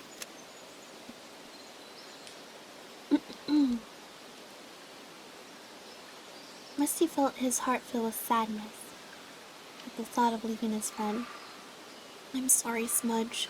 I'll miss you, but I have to go. Smudge didn't reply, but stepped forward and gently touched Rusty's nose with his own. Fair enough. I can see that I can't stop you, but at least let's spend one more morning together. Oh, this is so sad. Like, even though we just met these two kitties, just knowing that they obviously had to spend, a couple of months or so together. Because if they're kittens, maybe not a year. Or maybe a year or two? I don't know. But, it's just so bittersweet. Rusty found himself enjoying the morning even more than usual. Visiting his old haunts with Smudge, sharing words with the cats he had grown up with. No, it really kind of making it sound like it's been a while, but when Blue Star and like Lionheart came to visit with Great Paw when they had their first interaction, it made it sound like he's a kitten still. They call him a kit. So, I don't know, maybe like a year old. I feel like even like cats are a year old, they're still like kittens. Yeah. Every one of his senses felt supercharged, as if he were poised before a huge jump. As Sunhigh approached, Rusty grew more and more impatient to see if Lionheart would really be waiting for him. The idle buzz of meows from his old friend seemed to fade into the background as all his senses strained toward the woods. Rusty jumped down from his garden fence for the last time and crept into the woods. He had said his goodbyes to Smudge. Now all his thoughts were focused on the forest and the cats who lived in it. As he approached the spot where he had met with the clan cats the night before, he sat down and tasted the air. Tall trees shielded the ground from the midday shine, making it comfortably cool. Here and there, a patch of sunlight shone through a gap in the leaves and lit up the forest floor. Rusty could smell the same cat scent as last night, but he had no idea whether it was old or new. He lifted his head and sniffed uncertainly. You have a lot to learn, he had a deep voice. Even the tiniest clan kid knows when another cat is nearby. Rusty saw a pair of green eyes glinting from beneath the bramble bush. Now he recognized the scent. It was Lionheart. Can you tell if I'm alone? Asked the golden tabby, stepping into the light. Hastily, Rusty sniffed again. The scents of Blue Star and Grey Paw were still there, but not as strong as the previous night. Hesitantly, he mewed. Blue Star and Grey Paw aren't with you this time. That's right, meowed Lionheart. But someone else is. Oh, There's this other cat that I'm trying to remember. I know that, was it not Windclaw. It's a white cat. I think. A white storm. That's what it was. I'm like, maybe if I just look a little ahead. Like, I remember there's another cat. I cannot remember. I just remember he's white. This is the other cat that's in them. Rusty stiffened as a second clan cat strode into the clearing. This is Whitestorm, cried Lionheart, one of the Thunder Clan's senior warriors. Rusty looked at the Tom and felt his spine tingle with cold fear. Was this a trap? Long-bodied and muscular, Whitestorm stood in front of Rusty and gazed down at him. His white coat was thick and unmarked, and his eyes were the yellow of sun-baked sand. Rusty flattened his ears warily and tensed his muscles in preparation for a fight. Relax. Oh, this is the line. I thought it was Whitestorm. Relax before your fear scent brings unwanted attention, growled Lionheart. I try to look ahead whenever there's dialogue before it says a character's name, just so I kind of get an idea of how or who I'm supposed to be voicing. We're only here to take you to our camp. Zrika, welcome into Ariel's Junior. Thank you so much for stopping by Momo's stream. Hope you're having a lovely day.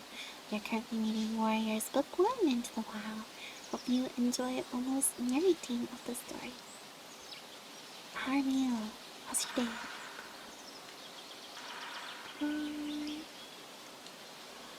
Rusty sat very still, hardly daring to breathe, as Whitestorm stretched his nose forward and gave him a curious sniff. Hello, young one, murmured the white cat. I've heard a lot about you. Rusty tipped his head in a greeting. Come, we can speak more once we're in the camp, ordered Lionheart, and without pausing, he and Whitestorm leaped away into the undergrowth. Wait, did Rusty even say, yeah, I want to join? They just expected him to go with? They just already knew. I guess it's maybe if he showed up, that was a yes. And if he wasn't there, then that means that he didn't want to join them. Rusty jumped to his paws and followed as quickly as he could. The two warriors made no allowances for Rusty as they sped through the forest, and before long he was struggling to keep up. Their pace barely slowed as they led him over fallen trees that they cleared in a single leap, but which Rusty had to scramble over paw by paw. They passed through sharply fragrant pine trees, where they had to jump across deep gullies, churned up by a two-legged tree eater, which is like a bulldozer or something. From the safety of his garden fence, Rusty had often heard it roaring and snarling in the distance. One gully was too wide to jump, half filled with slimy, foul-smelling water. The clan cats waded through without hesitating.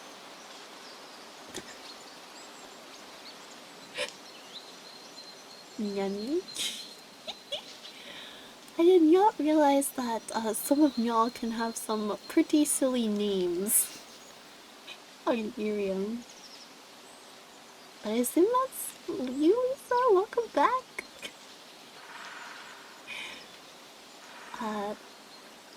I lost my spot now.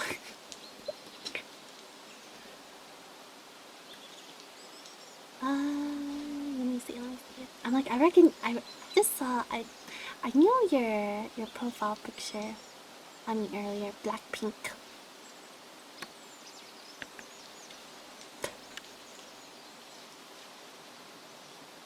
Oh shit, one sec.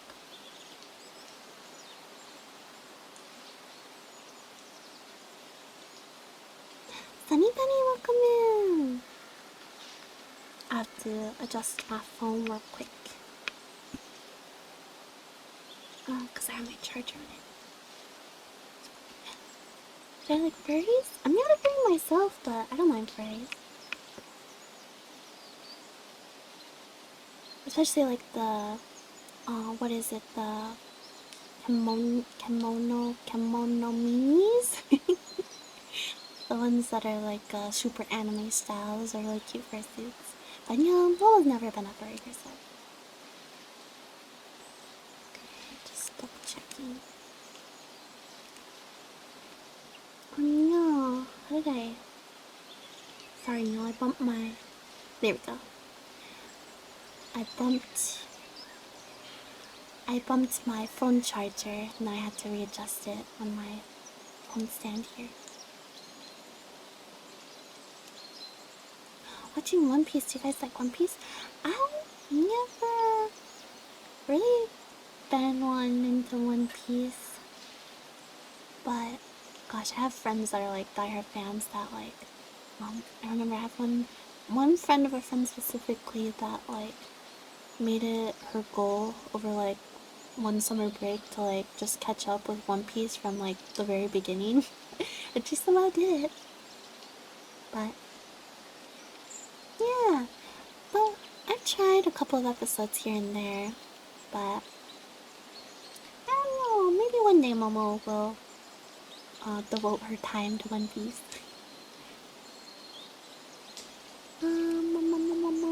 Okay, back to the story. Arigato! So, through here. Oh my goodness. I don't even know how to say that username. Pap, quas, Jesus. Thank you so much for the follow over on Twitch. Arigato. Oh my goodness, Bonks. Bonks. For probably saying your name wrong. Please do let me know what you'd like to be called by, though. Welcome into the stream. I hope you enjoy Momo's narrating of today's story. We are starting Warriors into the Wild.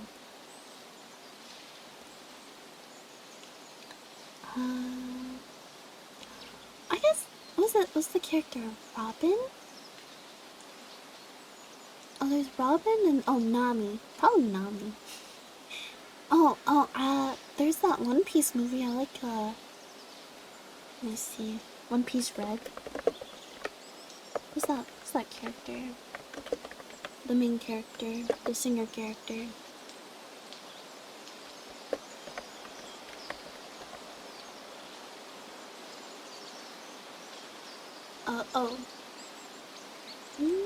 Uta? I actually can't remember. If I just click on this, maybe it'll show. Is her name Uta? Uta. She has like headphones, red and white hair. Yeah, even though I haven't seen the movie, I've like heard some of the songs. That'll probably be Momo's favorite character. But also, if they're just like any pink characters by default, that's usually who Momo's biased with. Call me Aiden? Okay, I'll call you by Aiden then. Welcome. Arigato again for the follow. Okay. Momo has to find a ruler here. Rusty had never put a paw in water before, but he was determined not to show any signs of weakness, so he narrowed his eyes and followed. Oh, I still got my bonks like, yeah, you take off that alien. But he was determined not to show any signs of weakness, so he narrowed his eyes and followed, trying to ignore the uncomfortable wetness that soaked his belly fur. At last, Lionheart and Whitestorm paused. Rusty skidded to a halt behind them and stood panting, while the two warriors stepped onto a rock that rested on the edge of a small ravine.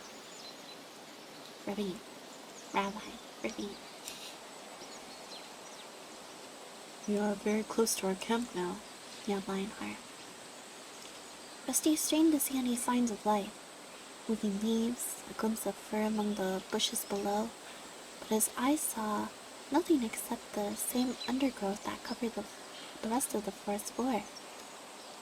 Use your nose. You might be able to scent it, hissed Whitestorm impatiently. Rusty closed his eyes and sniffed. Whitestorm was right.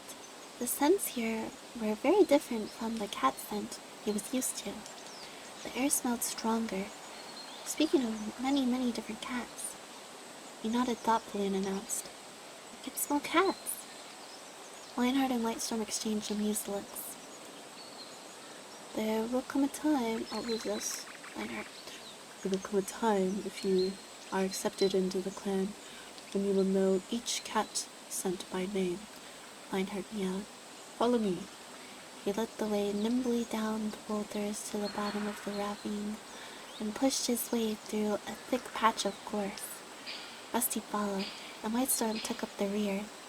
As his sides scraped against the prickly gorse, Rusty looked down and noticed that grass beneath his paws was flattened into a broad, strong-smelling track.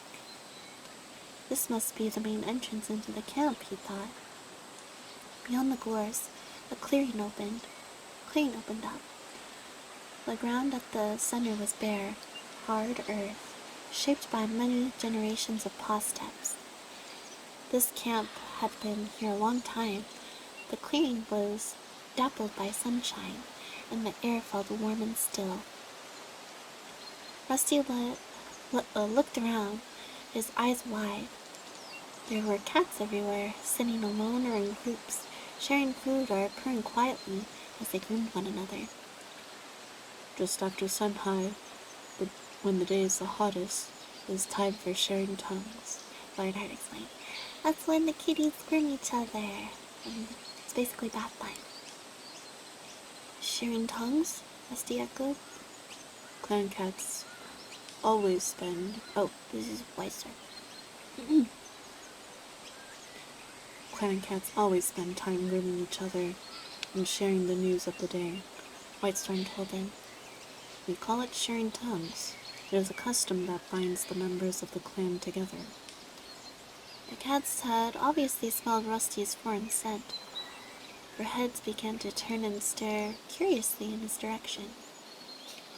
But what was about to have to voice a whole clan of cats, and then there's there's Thunder Clan, River Clan, Shadow Clan, Wind Clan, so many cats to place. We're ready. Almost gotta practice our voice acting skill. A range of voices.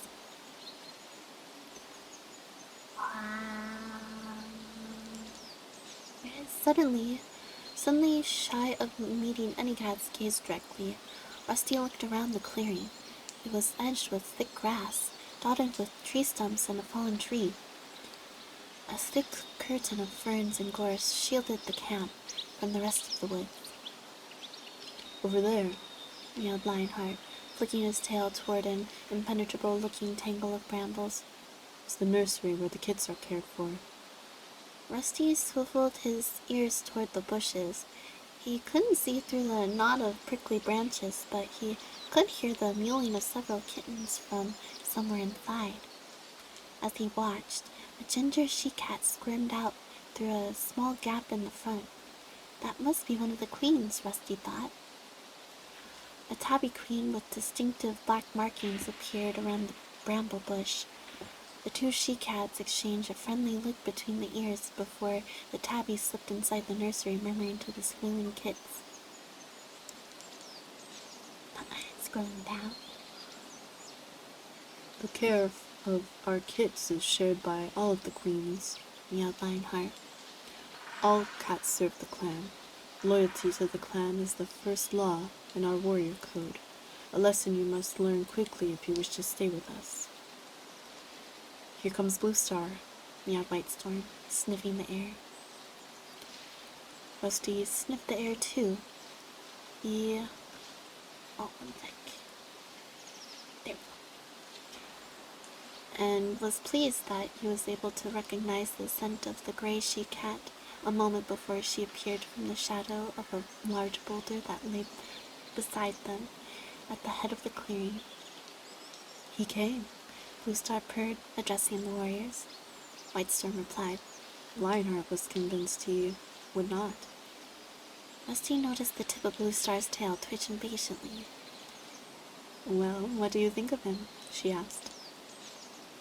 He kept up well on the return journey, despite his puny size," Whitestorm admitted. "He certainly seems strong for a kitty pet." Sodas agreed. Blue Star looked at Lionheart and Whitestorm. Both cats nodded. "Mm-hmm. And then I shall announce his arrival to the clan." Blue Star leaped up onto the boulder and yelled, "Let all those cats old enough to catch their own prey join here beneath the high rock for a clan meeting." Ah, the good old high rock. Her clear call brought all the cats trotting toward her, emerging like liquid shadows from the edges of the clearing. Rusty stayed where he was, flanked by Lionheart and Whitestorm. The other cats settled themselves below the high rock, as combining the word like clan and cat. Settled themselves below the high rock and looked expectantly up at their leader. "Oh, are you gonna get up and leave, Mitzi? Are you gonna circle back around and oh, okay. I think she's staying. Okay. Or stand and just purr up here. Okay. She just had to get readjusted. Get comfy again. There we go. Wow. Rusty felt a rush of relief as he recognized Grey Paw's thick gray fur among the cats. Beside him sat a young tortoiseshell queen, her black-tipped tail tucked neatly over her small white paws. A large, dark gray tabby crouched behind them, the black stripes on his fur looking like shadows on a moonlit forest floor. Dark stripe, I bet that's dark stripe. When the cats were still, Blue Star spoke. "ThunderClan needs more warriors," she began. "Never before have we had so few apprentices in training. It has been decided that ThunderClan will take in an outsider to train as a warrior." Rusty heard indignant mutterings erupt among the clan cats, but Blue Star silenced them with a firm yell. "I have found a cat who is willing to become an apprentice of ThunderClan." "Lucky to become an apprentice," caterwauled a loud voice above the ripple of shock that spread through the cats. Rusty craned his neck and saw a pale tabby cat standing up and glaring defiantly at the leader. Blue Star ignored the tabby and addressed all of her clan. "Lionheart and Whitestorm have met this young cat, and they agree with me that we should train him with the other apprentices." Rusty looked up at Lionheart, then back at the clan, to find all eyes were on him now. His fur prickled and swallowed nervously. There was silence for a moment. Rusty was sure they must all be able to hear his heart pulsing and smell his fear scent. Now a deafening crescendo of caterwauling rose from the crowd. Crescendo? Crescendo, right? Crescendo. Where does he come from? Which clan does he belong to? What a strange scent he carries. That's not the scent of any clan I know. Then one yell in particular sounded above the rest. "Look at his collar! He's a kitty pet!" It was the pale tabby again. "Once a kitty pet, always a kitty pet. This clan needs wild-born warriors to defend it, not another soft mouth to feed." Lionheart bent down and hissed into Rusty's ear. That tabby is Longtail. He smells your fear." Oh, how could I forget about Longtail? Good old Longtail. He's like the Bakugo to Rusty's Deku. "He smells your fear. They all do." You're so cute. No, you are. You're cute. "You must prove to him." "Oh, my cat decided to jump away. Oh, welcome in, Sir Ross. Arigato for coming by Momo's stream on Irium tonight. How are you? We're currently reading Warriors into the Wild. We are on chapter 3. One sec, I gotta get comfy after my cat decided to jump off of my lap. Alright, if you're not gonna sit in my lap, I'm gonna sit like this and crouch. Sometimes I like to have my knees up to my chest and just crouch. Promise I don't have shrimp posture. Maybe everything's still good?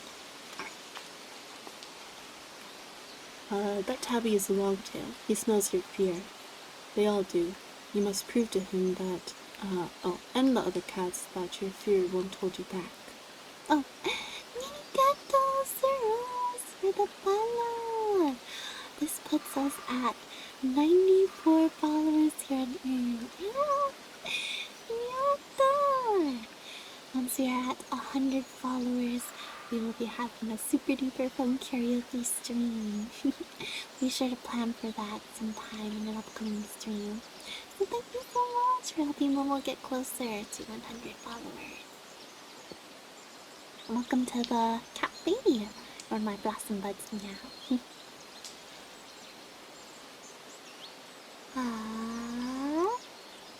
I try to just scroll down and keep my spot here. That was like, okay, Rusty couldn't move. How could he ever prove to these fierce cats that he wasn't just a kitty pet? Oh, Reaper, thank you for the cat stretch. You're welcome, yes, it means the absolute world to me. Arigato for taking time out of your day to come drop by my stream and drop a follow, it means a lot. Okay. Here we go. But Rusty couldn't move. How could he ever prove to these fierce cats that he wasn't just a kitty pet? The tabby continued to jeer at him. The collar is a mark of the 2 legs, and that noisy jingling will make you a poor hunter at best. At worst, it will bring the 2 legs into our territory, looking for the poor lost kitty pet who fills the woods with his pitiful tinkling. All the cats yelled in agreement. Longtail went on, well aware that he had the support of his audience. The noise of your treacherous bell will alert our enemies, even if your 2-legged stench doesn't. Lionheart hissed into Rusty's ear once more. Do you back down from a challenge? Rusty did still not move, but this time he was trying to pinpoint Longtail's position. There he was, just behind a dusky brown queen. Rusty flattened his ears, narrowed his eyes, and hissing, leaped through the startled cats to fling himself onto his tormentor. Longtail was completely unprepared for Rusty's attack. He staggered sideways, losing his footing on the hard-baked earth. Filled with rage and desperate to prove himself, Rusty dug his claws deep into the tabby's cat's fur and sank in his teeth. No subtle rituals of swiping and boxing preceded this fight. The 2 cats were locked in a screaming, writhing tussle that flipped and somersaulted around the clearing at the heart of the camp. The other cats had to spring out of the way to avoid the screeching whirlwind of meows. As Rusty scratched and struggled, he was suddenly aware that he felt no fear, only exhilaration. Through the roaring of the blood in his ears, he could hear the cats around them wailing with excitement. Then Rusty felt his collar tighten around his neck. Longtail had gripped it between his teeth and was tugging and tugging hard. Rusty felt a terrible pressure at his throat. Unable to breathe, he started to panic. He writhed and twisted, but each movement only made the pressure worse. Retching and gulping for air, he summoned up all of his strength and tried to pull away from Longtail's grip. And suddenly, with a loud snap, he was free. I keep good. Welcome into Momo's stream. How are you? Thank you so much for joining in to Momo's stream here on Irium. It's a pleasure to meet ya. I'm Momoko Sakurai, Cherry Blossom Catgirl Idol. We're in a cat cafe called Positive Imperfection Pastries. If you'd like, please do take a seat here and enjoy the stream. Momo is currently narrating the story of Warriors, Book 1, Into the Wild. We are in the middle of chapter 3. There's a cat battle going on right now. Cat fight. Let's see. Oh, Longtail tumbled away from him. Rusty scrambled to his paws and looked around. Longtail was crouching 3 tail lengths away, and dangling from Longtail's mouth, Rusty saw his collar, mangled and broken. At once, Bluestar leaped down from the high rock and silenced the noisy crowd with a thunderous caterwaul. Rusty and Longtail remained fixed to the spot, gasping for breath. Clumps of fur hung from their ruffled coats. Rusty could feel a cut stinging above his eye. Longtail's left ear was badly torn, and blood dripped down his lean shoulders onto the dusty ground. They stared at each other, their hostility not yet spent. Bluestar stepped forward and took the collar from Longtail. She placed it on the ground in front of her and meowed. The newcomer has lost his 2-leg collar in a battle for his honor. StarClan has spoken its approval. This cat has been released from the hold of his 2-leg owners, and is free to join ThunderClan as an apprentice. Rusty looked at Bluestar and solemnly nodded his acceptance. He stood up and stepped forward into a shaft of sunshine, welcoming the warmth on his sore muscles. The pool of light blazed bright on his orange pelt, making his fur glow. Rusty lifted his head proudly and looked at the cats that surrounded him. This time, no cat argued or jeered. He had shown himself to be a worthy opponent in battle. Bluestar approached Rusty and placed the shredded collar on the ground in front of him, which is, well, for the original front cover, like when the series was first printed on Momo's book, I have the original, like really old, like when they first released these books, because they reprinted the covers, have the old cover artwork, but yeah, this is a pretty monumental moment. How do I pronounce your name? Deontay? Deontay. Hope I said that right. Welcome in. How are you? Join the stream for the first time. Welcome. Oh, you did it right? Okay, good. Well, it's nice to meet you. Welcome in to Momo's Cat Cafe here on Irium. I'm Momoko Sakurai, Cherry Blossom Catgirl Idol at your service. Pleasure to meet you. Oh my gosh, we got a follow on Twitch as well. Kirizaru, arigato. Welcome to the Twitch stream over here in the woods. We're usually in a cat cafe, but on my Twitch stream, I thought it would be fun to put our setting in the forest here to really bring the ambiance and the sounds together for our reading tonight.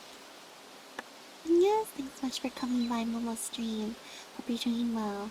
And yeah, I hope you enjoy your time here. We are reading Book 1 of Warriors, the Warrior Cat series. It's Into the Wild, and we are on Chapter 3. The main character, Rusty, is about to get his warrior name after he lost his kitty pet collar for showing his honor. I hope you feel it. Yeah, it is, my sound delays are probably a little loud. It's definitely a lot louder than my current whispering voice. I can turn it down a little bit.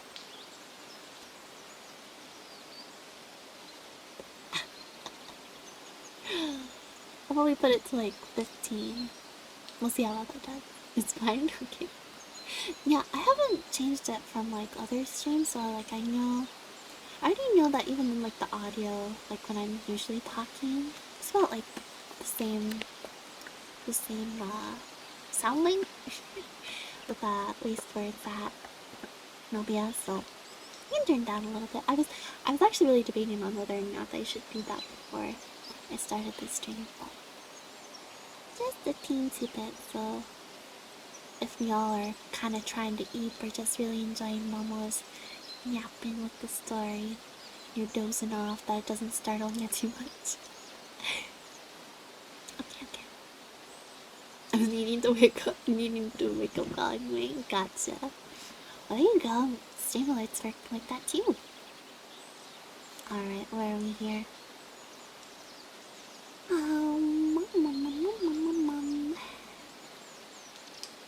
Okay, she touched his ear gently with her nose. You look like a brand of fire in the sunlight, she murmured. Her eyes flashed briefly, as her words had more meaning for her than Rusty knew. You have fought well.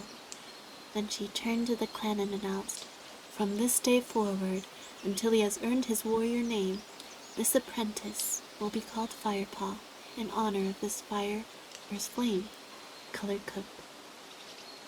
She stepped back, and, with the other cats, waited silently for his next move. Without hesitating, Rusty turned and kicked dust and grass over his collar as though burying his dirt. Longtail growled and limped out of the clearing toward a fern-shaped corner. In defeat, he's all sad. The cats split into groups, murmuring to each other excitedly. Hey, Firepaw! Rusty heard Greypaw's friendly voice behind him. Firepaw! A thrill of pride surged through him at the sound of his name, his new name. He turned to greet the Grey Apprentice with a welcoming sniff. Great fight, Firepaw, mused Greypaw, especially for a kitty pet. Longtail's the warrior, although he only finished his training 2 moons ago. That scar you left on his ear won't let him forget you in a hurry. You spoiled his good looks, that's for sure. Thanks, Greypaw, Firepaw replied. He put up quite a fight, though.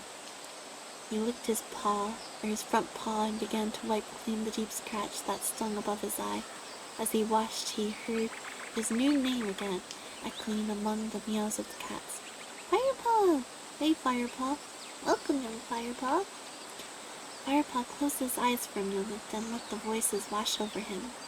Good name, too, Greypaw mewed approvingly, jolting him awake. While he eating? Firepaw looked around. Where did Longtail creep off to? I think he was heading towards Spotted-Loop's den.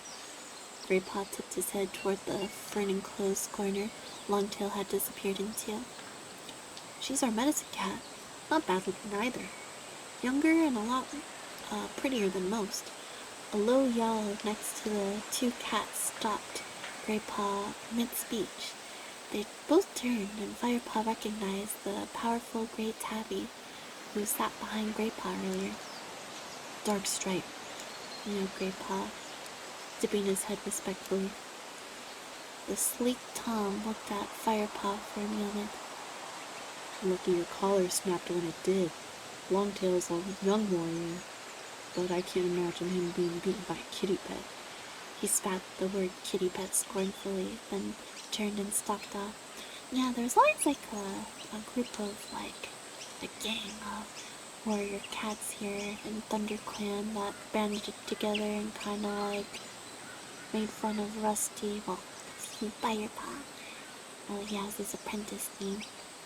I think it was always Longtail, Dark Stripe, and maybe Tiger Claw too. Maybe I'm forgetting another kitty, but yeah, they're always kind of like Demon Boy breed instead of Demon Girls. Although there are a few girls, specifically Sandpaw. I'm sure she'll show up here shortly. I can't remember if Dustpaw was part of that either. Well, he definitely makes fun of him, of Firepaw too. But they'll soon come to respect him. No, Dark Stripe, Greypaw hissed to Firepaw under his breath. Is neither young nor pretty. Oh, shit burn. I wonder if he heard that. Firepaw was about to agree with his new friend when he was interrupted by a warning yell from an old gray cat sitting at the edge of the clearing. Small Ear smells trouble, Grandpa meowed, immediately alert. Really? Oh, yeah. Welcome back to Momo's streams here on Miriam. How are you doing today? Arigato for the stars. Is this another ASMR thing? Well, I guess perhaps maybe this time more so. The other streams we did were, like reading with Makopada, and then we also played Little Goody Two Shoes, but specifically now we're actually reading. Like, this isn't a visual novel or a gameplay with lots of dialogue. This is full-on reading, but yeah, I guess it is like reading slash ASMR. Somehow the treasure hunt makes sure that the treasure is at the starting point because no one would ever think to look at the starting point. Oh my goodness! Gojira 56! Arigato for the follow! So many new cafe customers coming in this evening for today's stream. Thank you so much for the support! It's a pleasure to meet you. Momoko Sakurai Cherry Blossom Catgirl item. Usually we're in a cat cafe that I've named positively for extra pastries, but today we are in a forest because we are reading Warriors into the Wild, and I thought it would be very fitting for our stream. But yes, hello, welcome in. Happy to have you here. Thank you for the support. We just hit 1.8k here on Twitch tonight. I'm so excited. And over on Irium, we are just about to hit 100. We are sitting at 94. Oh my goodness. So many exciting things happening. Our cafe is growing more and more each day with each stream. Arigato for following here too on Irium. We're now at 95. I didn't think about mentioning it before, but like I said, I have been thinking about it, that when we hit 100 followers on Irium, that we'll do a karaoke stream, but I was gonna have to first plan out what songs we're gonna do. We might have a stream where y'all can help me pick which songs, but then Mom will have to practice. Because I want it to be good karaoke, Mom wants to sound good for y'all, put on a good performance. Thanks for the stars too. So, yeah, probably won't be like right away, like if we hit 100 tonight, probably be sometime later on this week. So Mama has time to prepare. And yeah, thank you guys. Thank you for all the love and support. Okay. Find my spot again. Smaller smells trouble. What's happening? Firepaw barely had time to look around before a young cat crashed through the bushes. I think this is Ravenpaw. Crashed through the bushes and into the camp. He was skinny, and apart from the white tip of his long, thin tail, jet black from head to toe. Or like head to paw. Greypaw gasped. That's Ravenpaw! Why is he alone? Where's Tigerclaw? Firepaw looked at Ravenpaw, staggering across the floor of the clearing. He was panting heavily. His coat was ruffled and dusty, and his eyes were wild with fear. Oh, really? Oh my goodness! Another cafe regular here that comes to check out Momo's streams. Welcome! Welcome back to our cat cafe here on Irium. What can I get for you? Thanks for joining my stream tonight. Today we are reading Warriors into the Wild. Momo kind of wanted to start doing like a book club of sorts with y'all. And just reading to y'all. It's a good way for Momo to catch up on, some old books. Good old book series I wanted to get back into. Yeah, so I hope you enjoy your routine. Let's see. So, I feel like I'm gonna be saying that a lot. Let's see, where was I? Need to have like a digital bookmark here.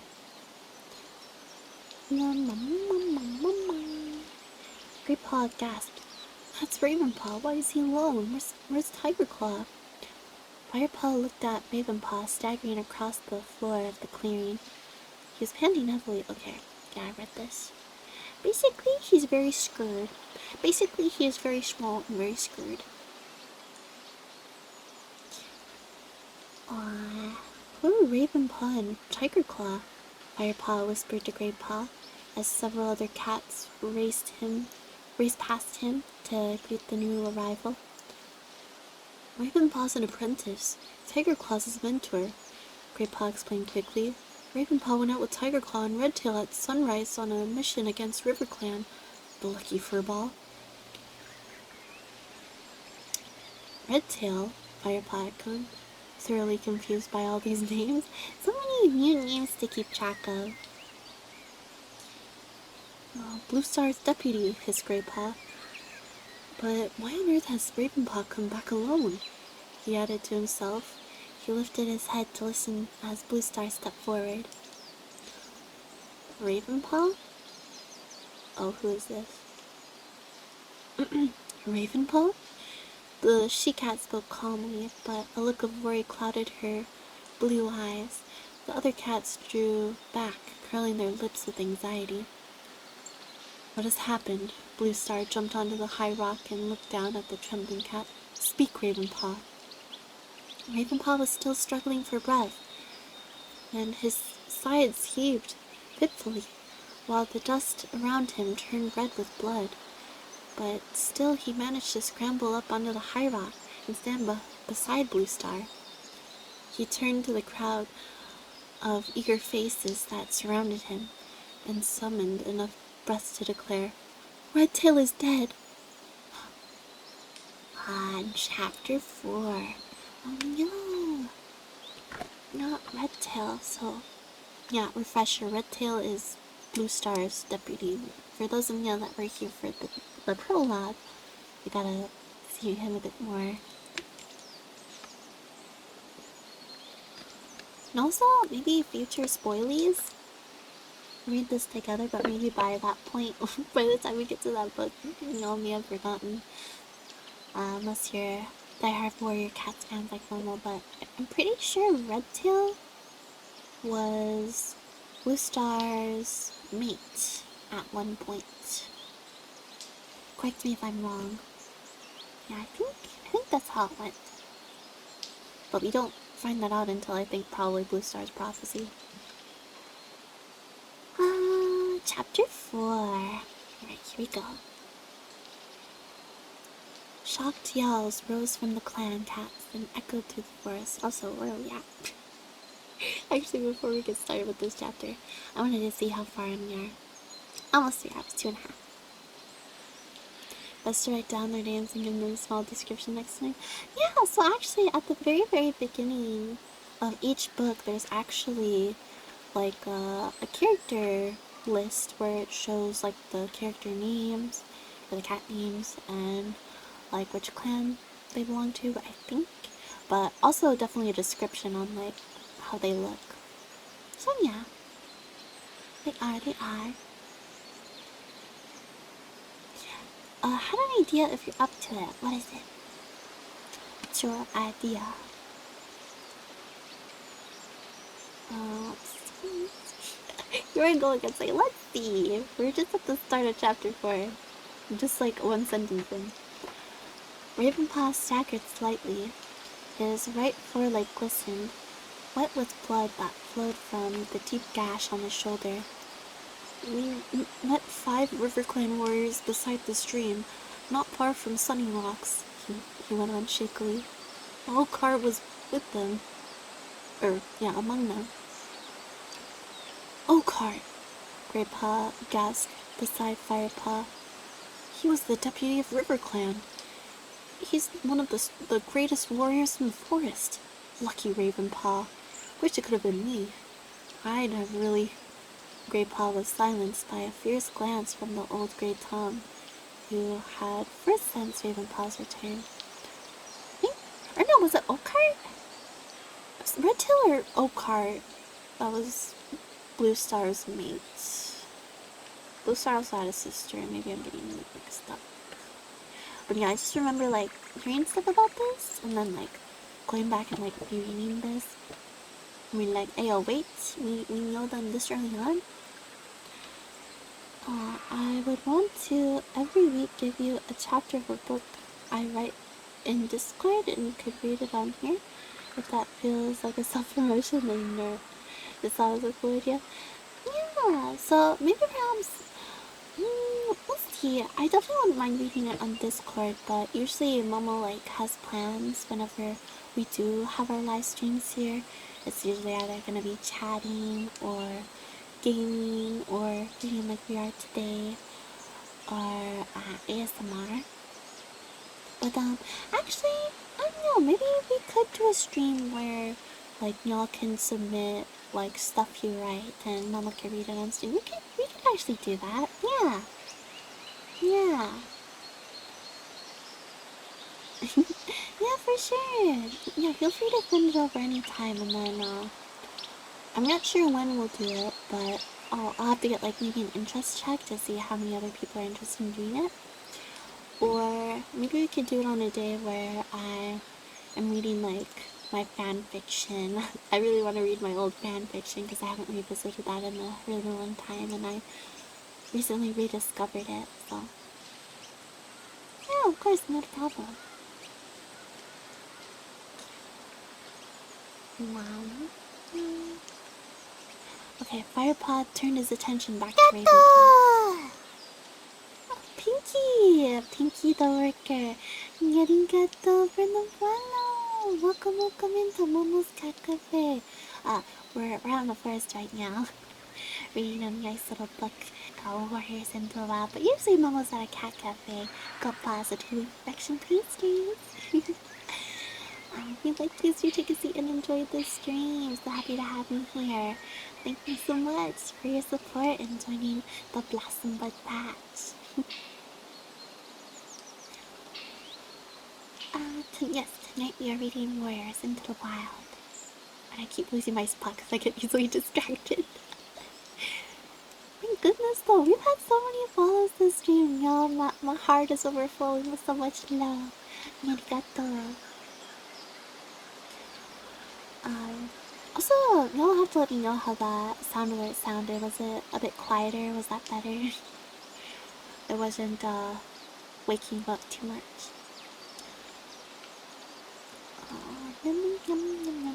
Okay, who's talking here? I think this is Grey Paw still.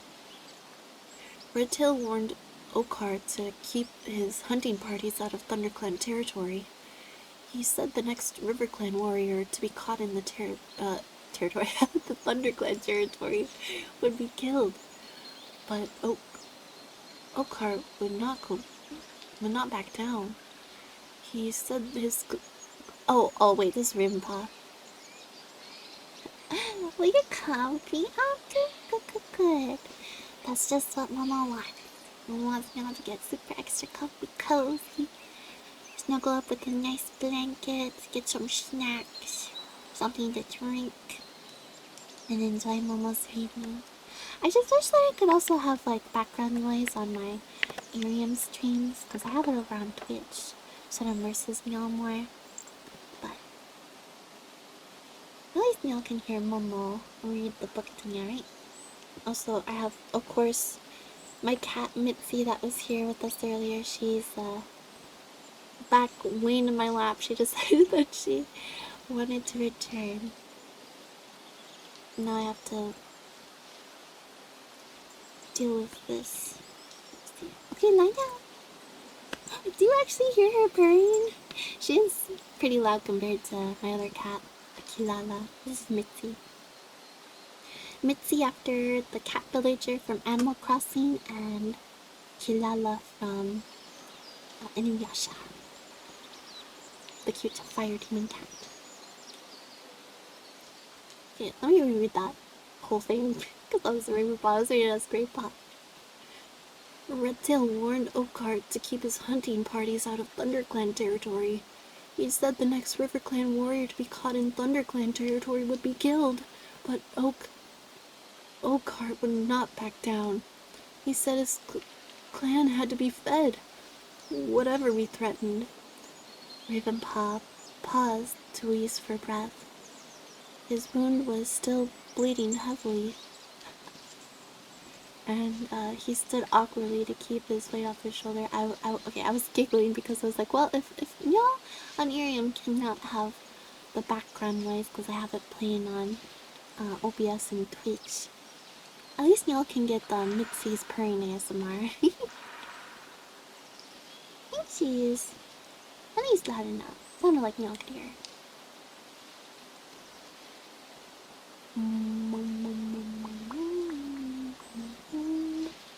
Okay, next paragraph. I think it's still Ravenpaw talking. That's when the River Clan cats attacked. It was so hard to see what was happening. The fighting was vicious. I saw Oakheart and had Redtail pinned to the ground, but then Redtail... Suddenly Ravenpaw's eyes rolled in his head, and he lurched sideways, half scrambling, half falling. He slithered off the high rock and collapsed on the ground below. Oh no, he's freaking out. A ginger queen bounded toward him and crouched at his side. He licked his cheek briefly and called out, "Spotted Leaf!" Out of the fern-shaded corner trotted the pretty tortoiseshell Firepaw had noticed sitting beside Greypaw earlier. She hurried over to Ravenpaw and mewed for the queen to stand back. Then she used her small pink nose to roll the apprentice over so that she could take a good look at the wound. She glanced up and meowed. "It's all right, Goldenflower. His wounds aren't fatal, but I'll need to fetch some cobwebs to stop the bleeding." Okay, Mitzi, you're starting to knead into my arm, and you're using your claws, and it hurts. I'm gonna need you to tone down the biscuits a little bit. You're getting a little aggressive there. You're fine, Momoka? Huh? Nani? What are you saying, Reaper? As Spotted Leaf sprinted back to her den, the hushed silence in the clearing was broken by a mournful yell or howl. You know, this is like quite an eventful first day at camp, don't you think? There was this big fight for Firepaw to show his worth to ThunderClan, and then all of a sudden, you know, Ravenpaw comes bursting into the clearing after they had this ceremony of sorts to turn Rusty into an apprentice and give him his apprentice name, and now there's already this afoot.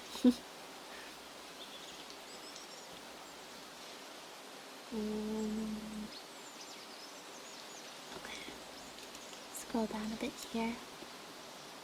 And yeah, very, very big first day. What a way to kick off things here in ThunderClan.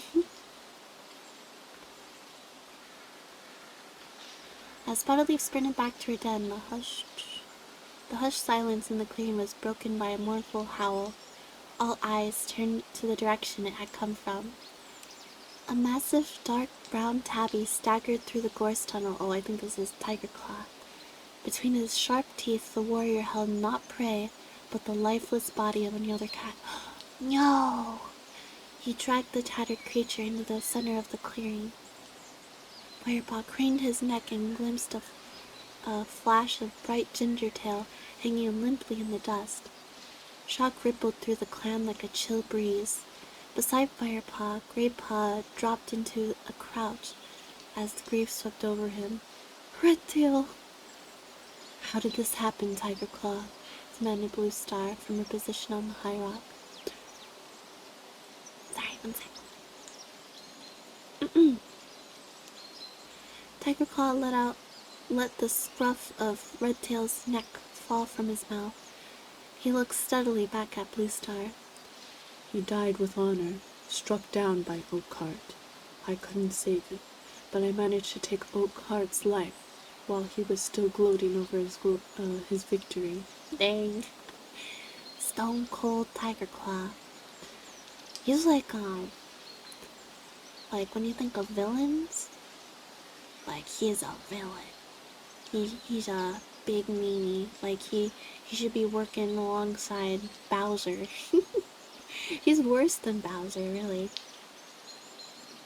But yeah, when I think of like villains in novels, or I guess just in general, really, games, Tiger Claw always comes to mind. He's one big bad kitty.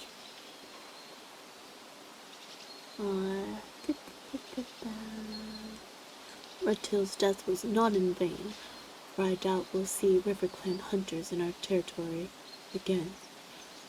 Firepaw glanced at Greypaw. The apprentice's eyes were dark with sadness. After a moment's pause, several of the cats moved forward to lick Red Tail's bedraggled fur. As they groomed, they purred hushed phrases to the dead warrior. Firepaw whispered to Greypaw's ear, "What are they doing?" Greypaw didn't take his eyes off the dead cat as he replied, "His spirit may have left to join Star Clan, but the clan will share tongues with Red Tail one last time." Star Clan? Firepaw echoed. It's the tribe of the heavenly warriors that watches over all clan cats. You can see them in Silverpelt. Firepaw looked confused, so Greypaw explained, Silverpelt is that thick band of stars you see each night, stretching across the sky. Each star is a Star Clan warrior. Redtail will be among them tonight. Firepaw nodded, and Greypaw stepped forward to share tongues with his dead deputy. Bluestar had remained silent while the first cats came to pay their respects to Redtail. Now she leaped down from the high rock and walked slowly toward Redtail's body. The other cats retreated and watched as their leader crouched down to share tongues with their old comrade one last time. Oh, Pie! Thank you so much for coming by Momo's stream. How are ya? Hiya, hiya, hiya, hiya. Hi, Pie. We're having a bit of a reading stream tonight. We're reading Warrior Cat Into the Wild, the very first book. Starting our bit of a, I guess we can call it like a book club. We're starting to read together. Finally, you can see me, yes! Let me do my zoom out so you can see me. I have a funky setup right now. I have my stream up on my iPad, actually, of all places. And I have it situated on like a silly little, tiny little art easel. Because I only have one phone stand, and my phone stand I'm using for my VTube Studio tracking review bridger. It's quite the silly setup. I'll have to take a photo of it because it just makes me laugh every single time I take a look at it. But yeah, you can see Momo's little patty mata. Am I cute? I'm very pink. I'm pink just like you. Yeah, book reading. Okay, now I gotta figure out how to set this back up again. Yeah. Arigato. Yes, pink supremacy. Oh yeah, could you tell that Momo's favorite color is pink? Sometimes people do not think pink is Momo's favorite color. Well, I hope you've been having a lovely, wonderful day. Bye. Yes, just thank you for taking time out of your day to come drop by Momo's stream. So happy to have you here.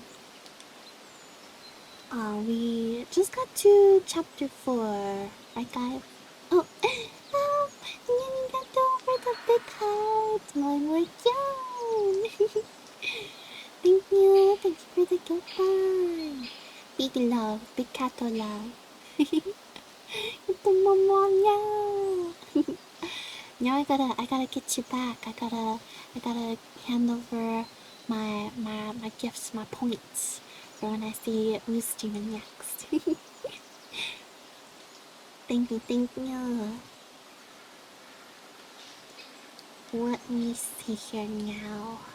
Where did Momo leave off?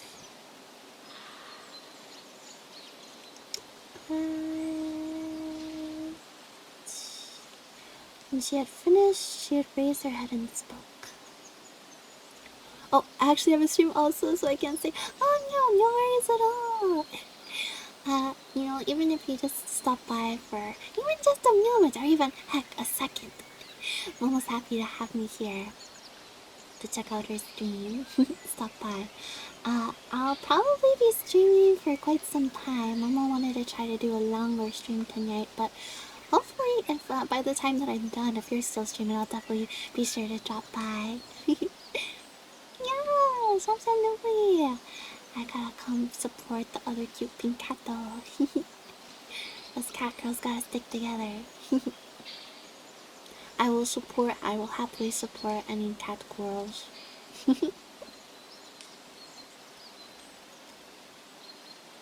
Yeah, I hope you have a wonderful stream. Yeah, if I don't see you, let me just say right now, I hope you have an amazing stream. Hope you have a great time. You doing a free talk? I'm a mom. Me too. I'm gonna come again if you're still streaming. Oh, you're too sweet. Yes, Mama would love to have you stop by later on.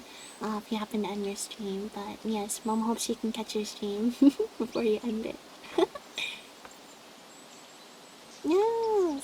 Yes, enjoy your stream with your community, okay? Yes, have a fun time. Take care, we'll see you later, okay? Sayonara, bye-bye. Okay, now that my cat's off of me, I can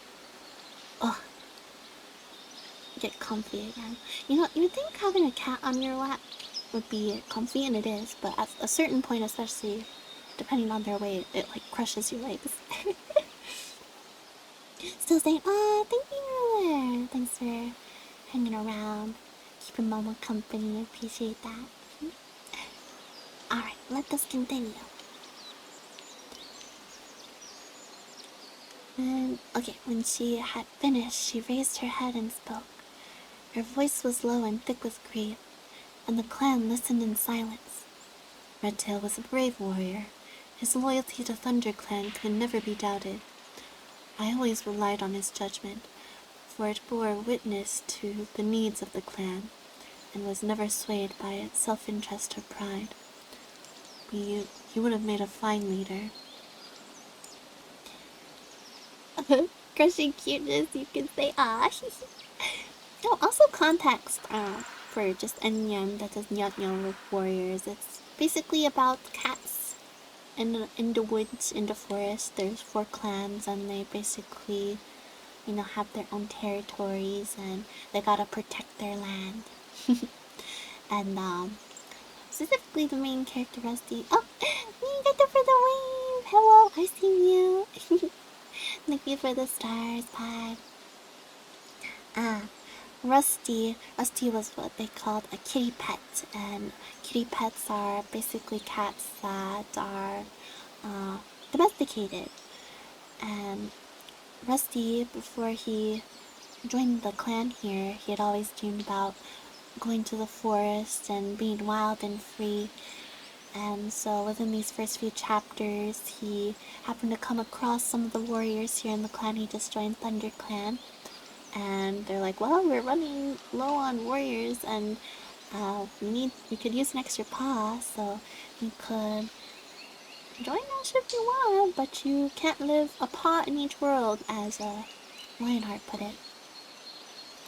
So, yes, Rusty left behind his comfy confinement of the 2-leg place, in the city, in the town. And he's chosen to be a wild kitty. Let me hydrate. Hydrate check for everyone too. I know, my tail is super extra wiggly tonight. I don't know what it is.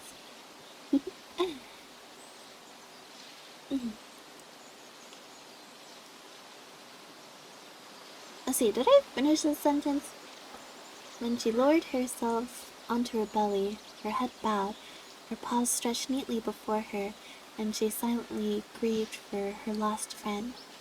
Several other cats came to lay down beside her, their bowed heads and hunched backs echoing her mournful pose. Firepaw watched. He had not known Redtail, but he couldn't help feeling moved as he witnessed the clan mourn. Greypaw came and stood beside him again. Dustpaw will be sad, he remarked. Dustpaw? Redtail's apprentice. That brown striped tabby over there. I wonder who his new mentor will be. Oh, River! Welcome over to the Irium side. I'm almost multi-streamed and guy. Thanks so much for coming over here and send me some stars. Tap on that stream. Getting the hype up. Firepaw glanced over at the small Tom who squatted near Redtail's body, staring unseeing at the ground. Firepaw looked past him to the clan leader. How long will Blue Star sit with him? He asked. Probably the whole night, replied Greypaw. Redtail was her deputy for many, many moons. She won't want to let him go too quickly. He was one of the best warriors. Not as big and powerful as Tiger Claw or Lionheart, but quick and clever. Firepaw looked at Tiger Claw, admiring the strength that swelled in his powerful muscles and broad head. His massive body showed signs of his warrior life. One of his ears was split into a deep V shape, and a thick scar sliced the bridge of his nose. Suddenly, Tiger Claw stood up and stalked over to Ravenpaw. Spotted Leaf was crouching beside Tiger Claw's wounded apprentice, using her teeth and front paws to press wads of cobweb onto his shoulder wound. Firepaw leaned toward Greypaw and asked, "What's Spotted Leaf doing?" "Stopping the bleeding. It looked like a nasty cut, and Ravenpaw seemed really shaken up. He's always been a bit jumpy, but I've never seen him this bad before. Let's go and see if he's woken up yet." They made their way through the grieving cats toward the spot where Ravenpaw lay and settled themselves a respectful distance away to wait until Tiger Claw had finished speaking. "So, Spotted Leaf," Tiger Claw addressed the tortoiseshell with a confident meow. "how is he? Do you think you can save him? I've spent a lot of time training him up, and I don't want my efforts to be wasted by the first battle." Spotted Leaf didn't look up from her patient as she replied, "Yes, a pity if, after all your valuable training, if he dies in his first fight, eh?" Firepaw could hear a teasing purr in her soft meow. "Will he live?" That was Tiger Claw. I need to use my deep tomcat voice. "Will he live?" Tiger Claw demanded. "Of course, he just needs rest." Tiger Claw snorted and looked down at the motionless black shape. He jabbed Ravenpaw with one of his front claws. "Come on then, get up." Ravenpaw didn't move. "Look at the length of that claw," Firepaw hissed. "Too right," replied Greypaw with feeling. "I know I wouldn't want to get into a fight with him." "Not so fast, Tiger Claw." Spotted Leaf placed her paw over Tiger Claw's sharp talon and gently moved it away. "This apprentice needs to keep as still as possible until the cut is healed. We wouldn't want him opening his wound by jumping about trying to please you. Leave him alone." Firepaw found himself holding his breath as he waited for Tiger Claw's reaction. He guessed that few cats dared to give orders to the warrior like that. The big tabby stiffened and seemed about to speak when Spotted Leaf mewed teasingly.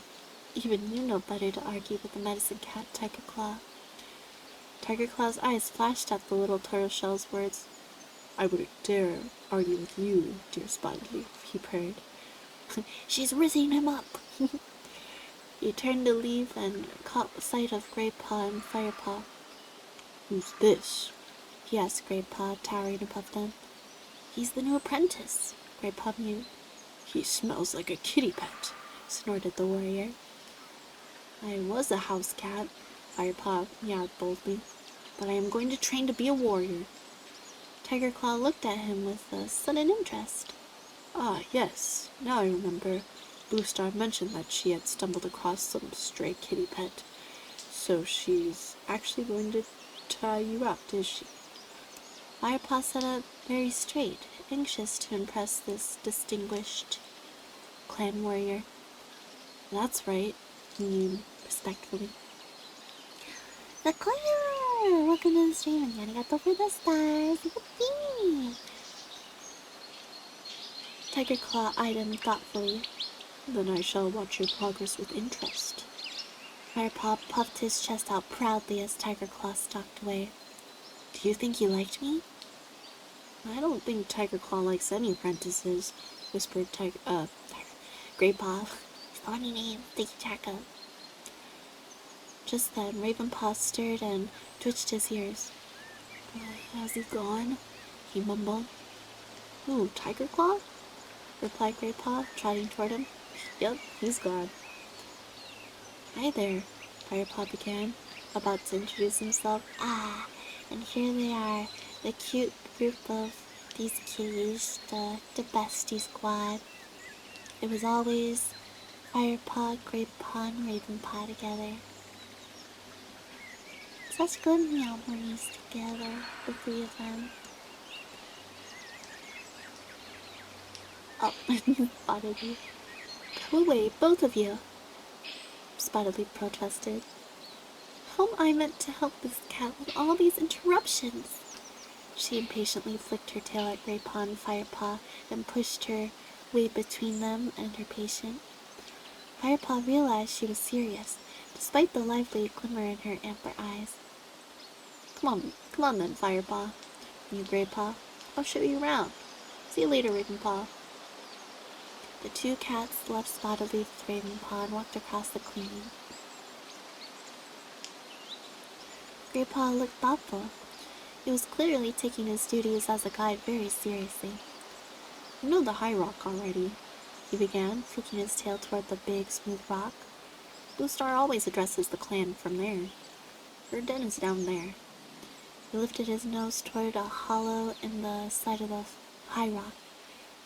Her den was carved out many moons ago by an ancient stream. Hanging lichen draped the entrance, sheltering the leader's nest from the wind and rain. That sounds really nice. Sounds interesting. I'm glad you like it, Ara. I hope you're enjoying it while reading it. Yeah, and if you're interested, you can always pick up this series yourself. Go to Barnes & Noble, or heck, Momo's reading this online for free. But Momo's always the type that likes to read most of the time, like when I'm doing it in my leisure time on my own. I always like a nice hard copy to have in the house. Yeah, I'm always happy to share this series with you all, and yeah, I hope y'all like it enough to have Momo read some more. Momo's been enjoying her time with y'all reading this series. The warriors sleep over here, Greypaw went on.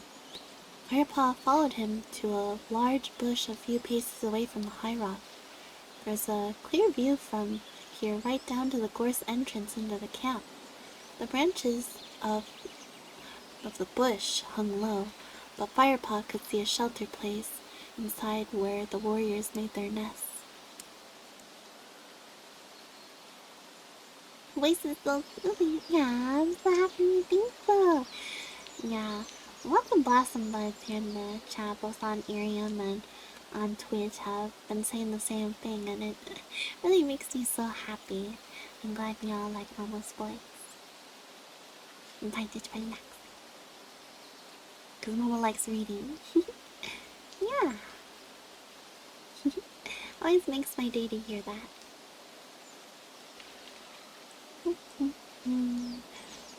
The senior warriors sleep nearest the center, where it's the warmest. Ah, must be nice.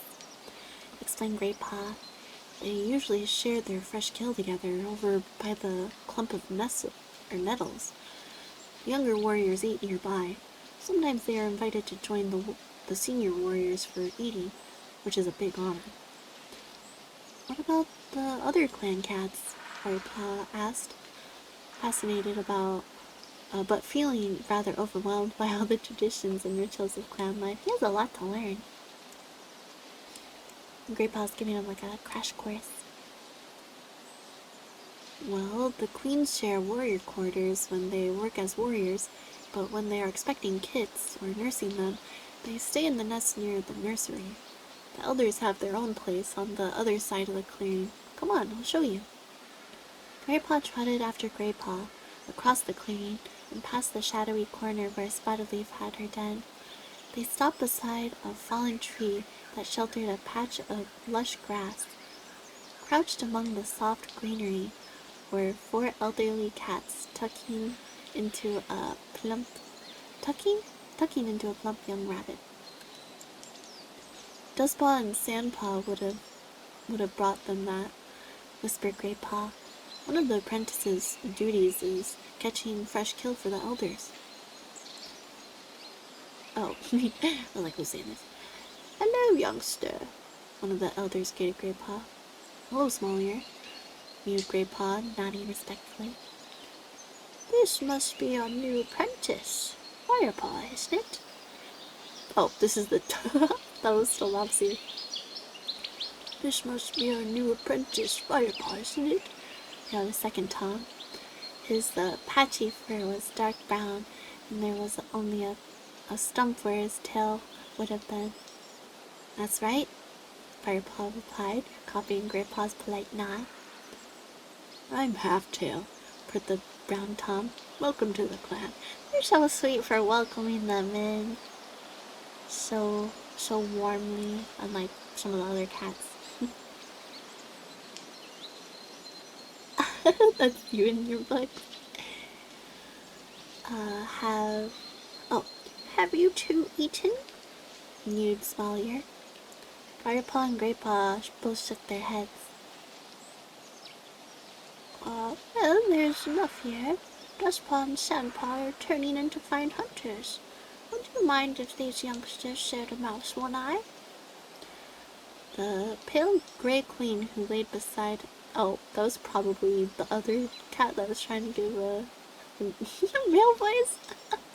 That's fine, this will happen a lot. We'll just keep going. Genius, yeah. Yeah, Mama likes voice acting.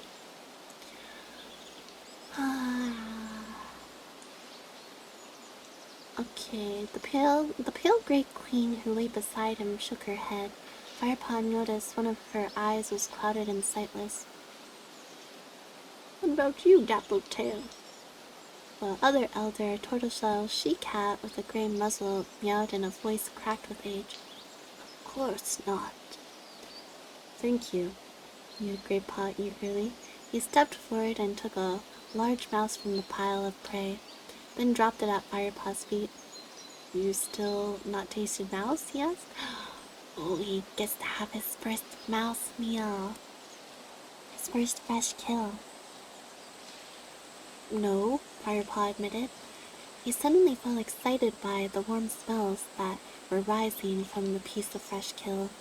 His whole body quivered at the thought of sharing his first meal, his first real food as a clan member. In that case, you can have the first bite. Just save me some. Greypaw dipped his head and stood back to give Firepaw room. Firepaw crouched down and took a large bite from the mouse. It was juicy and tender, and sang with the flavors of the forest. He may not have caught that mouse, but, he's been having all those dreams about catching a mouse and eating it, so now he actually gets to taste it. What do you think? Asked Greypaw. Fantastic! Mumbled Firepaw, his mouth still full. I should be like, fantastic! Ribbon! Arigato for the hydrate. You'll hydrate too if you have a drink nearby.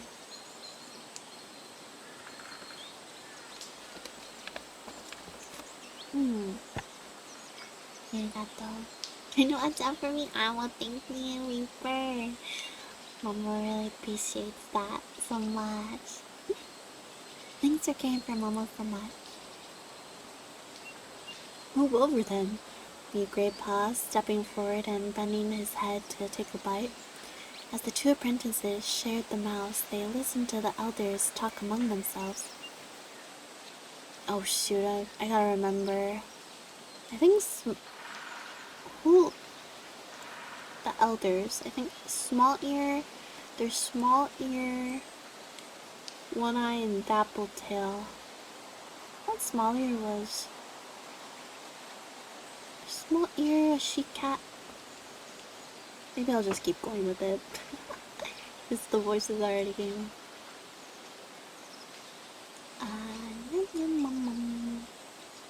As the two princesses shared the mouse, they listened to the elders talk among themselves.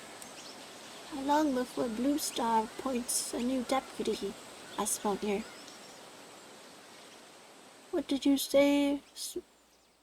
I already. Oh no! 1 sec. I'm dropping my stuff. I dropped my phone. Oh no! I dropped my phone, and then my playlist, my YouTube playlist, my forest ambiance. I gotta go back.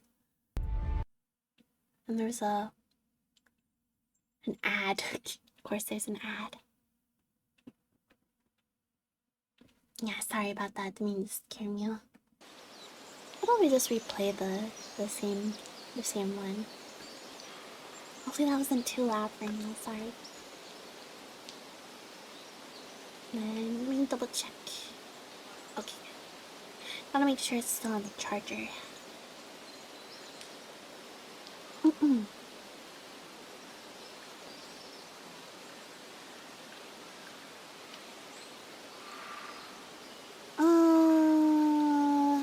Okay, maybe if I go to the start real fast. So we're on page 38. We go to 1.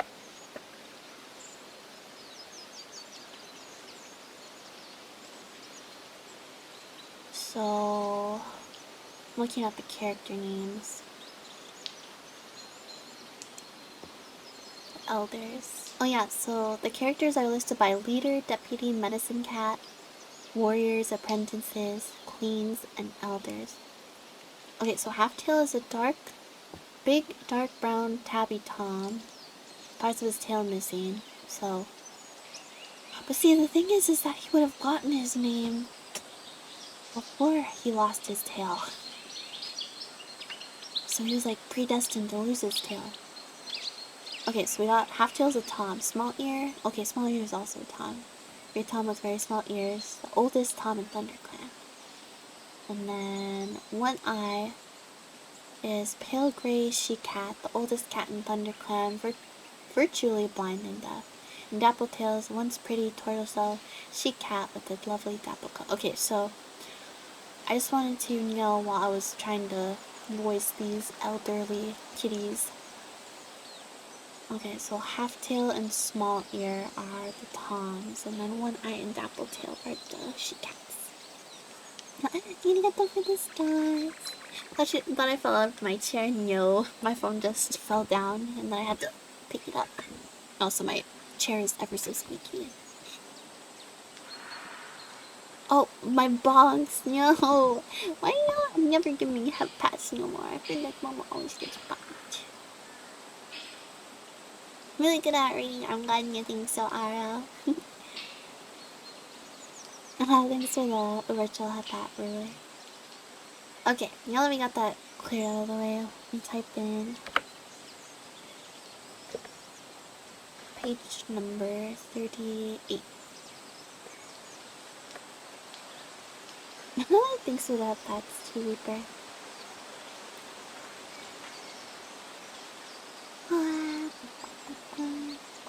Okay, we're at the bottom.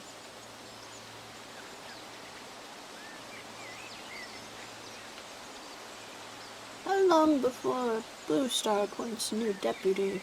Small Ear. What did you say, Small Ear? Meowed One Eye. I think your hearing has become as poor as your eyesight. Oh, that was Small Ear. I think your hearing has become as poor as your eyesight. Snapped Small Ear impatiently. I said, how long before Blue Star appoints a new deputy? One Eye ignored Smoller's irritated reply and spoke instead to the Tortoiseshell Queen. Dappletail, do you remember the day many moons ago when Blue Star herself was appointed deputy? Bluetail, Dappletail mewed earnestly. Oh yes, it was not long after she lost her kids. She'll not be happy to be appointing a new deputy, Smoller observed. Redtail served her long and well, but she'll need to make up her mind quickly. According to clan custom, the choice has to be made before Moon High, after the death of the old deputy. At least this time the choice is obvious, yelled Halftail. Firepaw raised his head and looked up around the clearing. Who could Halftail mean?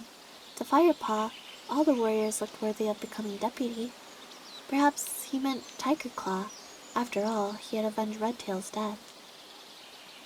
Tiger Claw was sitting not far off, his ears angled toward the elder's conversation. He's like, oh, whoa?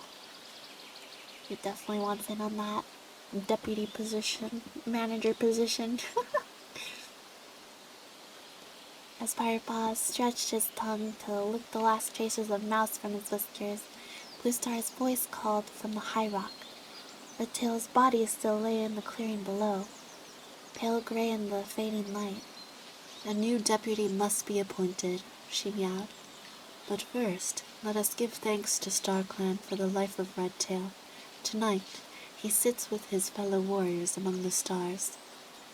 Silence fell as all the cats looked up into the sky, which was beginning to darken as evening crept over the forest. And now, I shall name ThunderClan's new deputy, Blue Star continued. I say these words before the body of Redtail, so that his spirit may hear and approve of my choice. Firepaw looked at Tiger Claw. He couldn't help noticing the hunger in the big warrior's amber eyes as he stared up at the high rock. Oh, he's not gonna like this. Lionheart, yeah, Blue Star, will be the new deputy of ThunderClan. Teehee, teehee, uh-oh, somebody's angry.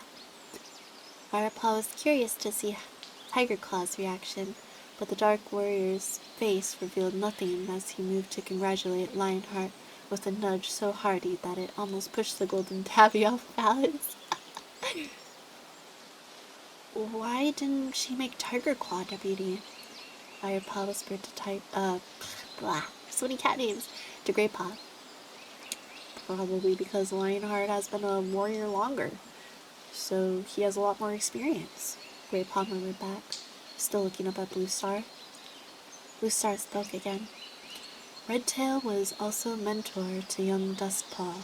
Since there must be no delay in training for our apprentices, I shall appoint Dustpaw's new mentor immediately. Darkstripe, you are ready for your first apprentice, so you will continue Dustpaw's training. You have a fine mentor in Tiger Claw, and you had a fine mentor in Tiger Claw, and I expect you to pass on some of the excellent skills you were taught. The tabby warrior swelled with pride as he showed his acceptance with a solemn nod.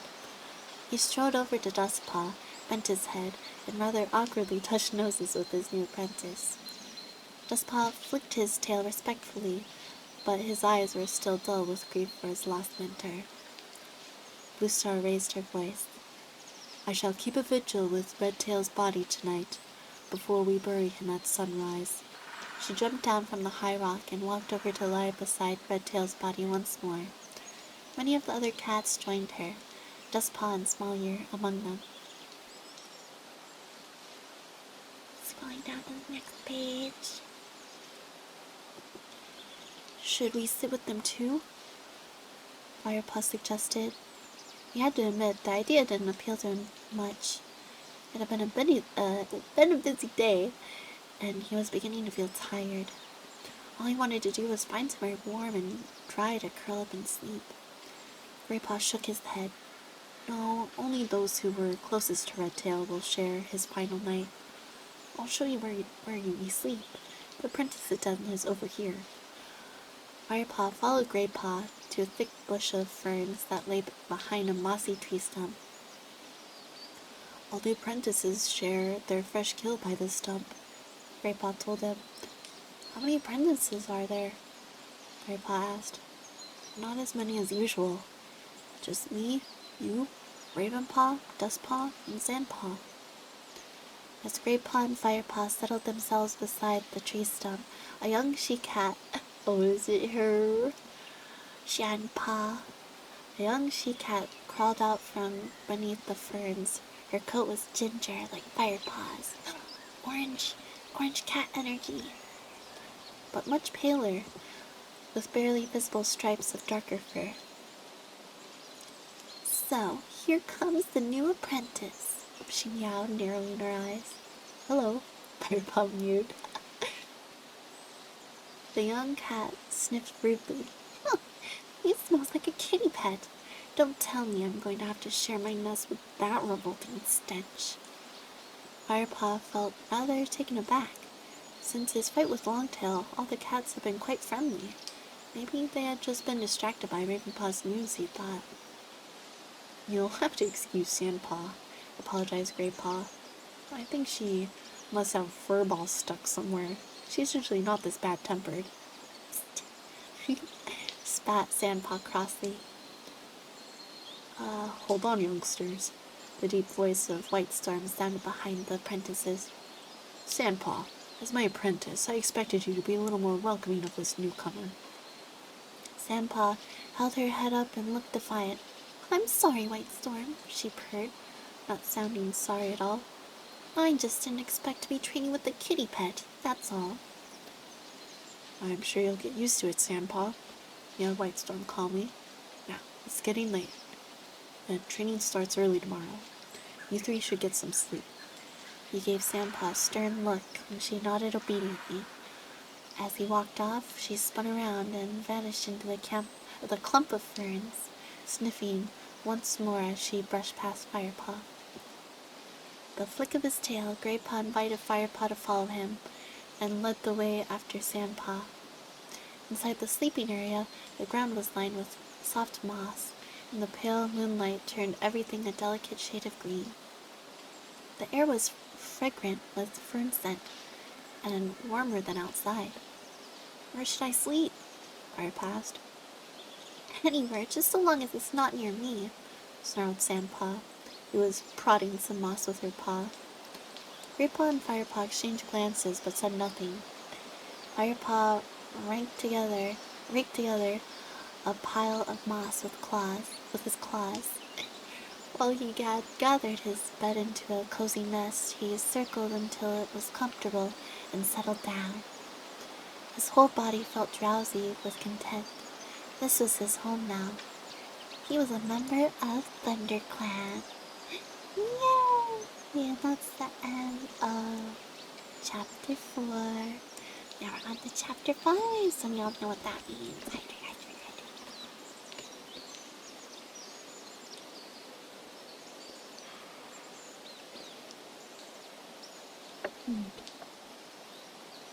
Yay, yippee! Made it to chapter 5. Hey, Firepaw, wake up! Greypaw's meow broke into Firepaw's dream. He had been chasing a squirrel up and up into the topmost branches of a tall oak. Training begins at sunrise. Dustpaw and Sandpaw are already up, Greypaw added urgently. Firepaw stretched sleepily, then remembered. Today was his first day of training. He leaped to his paws, his drowsiness evaporated as excitement surged through his veins. Ankia! Welcome. I hope I pronounced your name right. Welcome into the Arium stream here with Momo. It's a pleasure to have you here at my cat cafe. I'm Momo Sakura. I tell you about some Catgirl idol. It's a pleasure to meet you. In the cat cafe here called Positively Perfection Pastry. So if you'd like, please do take a seat and enjoy the stream. You're currently reading Warriors into the Wild. It's book 1. We just got to chapter 5. I hope you enjoy Momo's journey. Yes, yeah! Pleasure to meet you. Good to see you here. Thank you so much for coming by my stream. Your phone is glitching. You mean glitching? Oh no. Have you tried, what is it? Resetting your phone, turning it on and off again? Bacon Boy's here! Oh my goodness, welcome in! Yes, warrior cats. Momo grew up reading this when she was a little kitten. And we're starting where else other than book one. And Momo's plan is to try to get through all the books. We'll see how fast we can get through them. But whenever we have reading streams, Momo hopes to stream for a while. I usually stream up to 6 hours. Oh, good night, good. Glad to hear that. And yes, welcome in. Thanks for coming by Momo's Cafe. Just started chapter 5. Literally just started chapter 5 as y'all came on in. So, training begins at sunrise. Dustpaw and Sandpaw are already up, Grandpa added urgently. Oh, okay, yeah, Firepaw stretched sleepily and remembered today was his first day of training. He leaped to his paws, his drowsiness evaporated as excitement surged through his veins. Graypaw was giving himself a hasty wash. Between licks, he meowed. I've just spoken of Lionheart. Ravenpaw won't be training with us till his wound is better. He'll probably stay at Spotted Leaf's den for a day or two. Dustpaw and Sandpaw are on hunting duty, so Lionheart thought you and I could train with him and Tiger Claw this morning. We better hurry, though, he added. They'll be waiting. Graypaw led Firepaw quickly through the gorse entrance of the camp and up the side of the rock-strewn valley. As they climbed over the crest of the ravine, a cool breeze ruffled their fur. Fat white clouds raced across the blue sky overhead. Firepaw felt fierce joy well up inside him as he followed Graypaw down a tree-shaded slope and into a shady hollow. Tiger Claw and Lionheart were indeed waiting, sitting a few tail lengths apart on the sun-warmed sand. In future, I expect you both to be punctual, growled Tiger Claw. Don't be too severe, Tiger Claw. It was a busy night last night. I expect they were tired, meowed Lionheart gently. You have not yet been assigned a mentor, Firepaw, he went on. From now, Tiger Claw and I will share your training. Firepaw nodded enthusiastically, his tail held up high, unable to disguise his delight at having two such great warriors as his mentors. Come, meowed Tiger Claw impatiently. Today, we are going to show you the edges of our territory, so that you know where you will be hunting and what boundaries you need to protect. Graypaw, it won't do you any harm to remind yourself of the clan's outer limits. Without another word, Tiger Claw leaped up and bounded out of the sandy hollow. Lionheart nodded to Graypaw, and they took off with equal speed. Firepaw scrambled after them, his paws slipping on the soft sand. The trees were thick in this part of the forest. Birch and ash trees overshadowed mighty oaks. The ground was carpeted with crisp dead leaves that rustled beneath their paws. Tiger Claw paused to spray his scent on a thick clump of ferns. The other cat stopped beside him. There is a two-leg path here, murmured Lionheart. Use your nose, Firepaw. Can you smell anything? Firepaw sniffed. There was a faint scent of a two-leg, and the stronger smell of a dog, familiar to him from his old home. A two-leg has walked his dog here, but they are gone. Oh, Lionheart was saying that. Or maybe Firepaw? Oh, Firepaw. A two-leg has walked his dog along here, but they are gone now. Can you imagine? It's a faint scent of a two-leg. But familiar to him from his old home. So what if that's his owner? His owner came out to look and search for him, but ran away. They're so sad. Good. Meowed Lionheart. Do you think it's safe to cross? Firepaw sniffed again. The odors were weak and seemed overlaid with fresher forest smells. Yes, he replied. Tigerclaw nodded, and the four cats stalked out from beneath the ferns and crossed the sharp stones of the narrow two-leg path. Whoops. Whoops. It's a lot different when you're reading this online, using your mouse to scroll instead of like having a book in front of you and flipping a page. Oh, thank you, Reaper. And thank you, Ara. Very kind words. I see it over there. The trees beyond were a pine. They grew tall and straight, row after row. It was easy to walk silently here. The ground was thick with layers of dead needles, which prickled against Firepaw's pads, but felt spongy underneath. There was no undergrowth here to hide in, and Firepaw sensed tension in the other cats as they stalked unprotected between the tree trunks. Two Legs put these trees here, Meowed Tigerclaw. They cut them down with foul-smelling creatures, which spew enough fumes to make a kit go blind.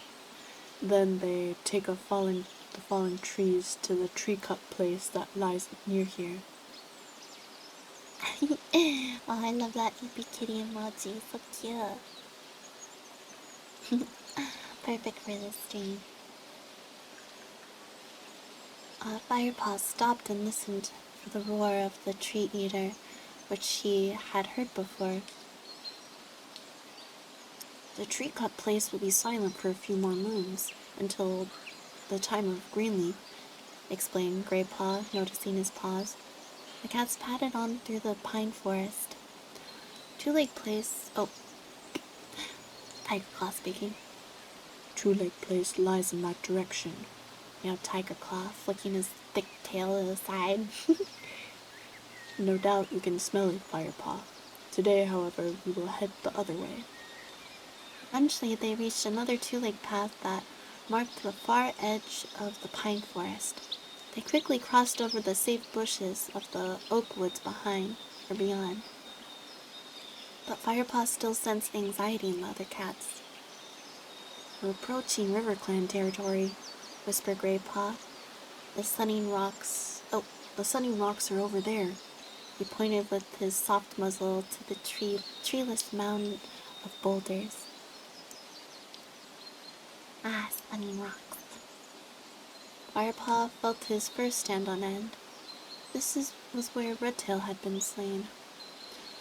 Lionheart stopped by a flat gray rock. This is the boundary between ThunderClan and RiverClan territory. RiverClan rules the hunting grounds beside the great river. He meowed. Breathe deeply, Firepaw. The pungent smell of unfamiliar cats hit the roof of Firepaw's mouth. He was surprised how different it smelled from the warm cat scents of the ThunderClan camp. And he was also surprised to realize just how familiar and comforting the ThunderClan scent seemed to him already. That is the smell of RiverClan, Tigerclaw growled beside him. Remember it well. It will be strongest at the boundary because the warriors have scent marked the trees along there. With these words, the dark tabby lifted his tail and sprayed his own mark on the flat rock. We'll follow this boundary line as it leads straight to the four trees, Lionheart meowed. He set off quickly, away from the sunning rocks, followed by Tigerclaw. Greypaw and Firepaw trotted after them. "What is four trees?" Firepaw panted. "It is where the territories of all four clans meet." Excuse me, hiccup.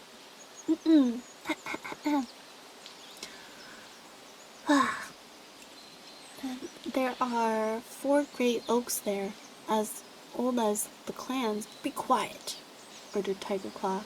Don't forget how close we are to enemy territory. Nice hiccups.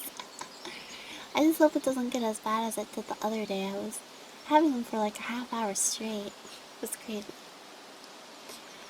The two apprentices fell silent, and Firepaw concentrated on walking silently.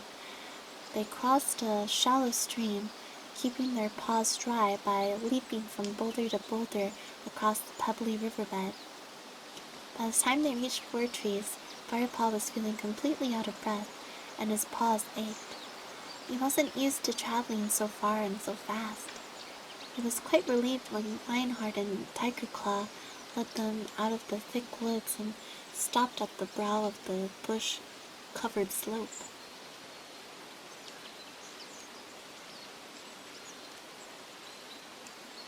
I need to scroll down. It was sun high now. The clouds had cleared, and the wind had dropped.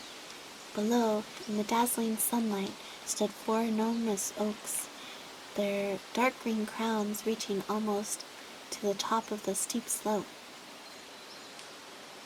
As Greypaw told you, yelled Lionheart to Greypaw, or Firepaw. This is Four Trees, where the territories of all four clans meet. One clan governs the high ground ahead of us, where the sun sets. You won't be able to catch their scent today. The wind is blowing toward them, but you'll learn it soon enough.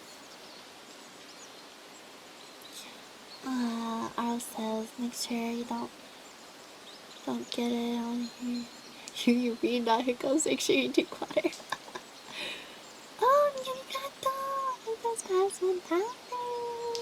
Nyata, nyata! Yeah, perhaps Momo should take another sip of water. Oh, arigato for the hydrator. There we go.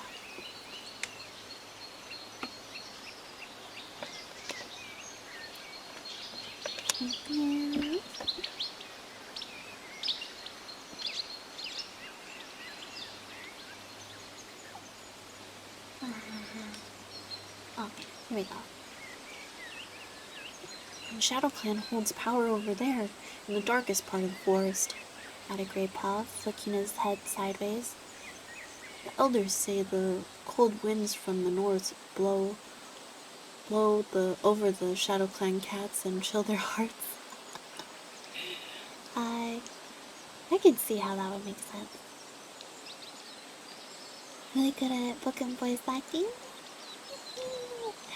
That makes me so happy that you think so, Ara. Yeah, Momo hopes to be a voice actor someday, or at least have a couple of side gigs. I think that'd be a lot of fun.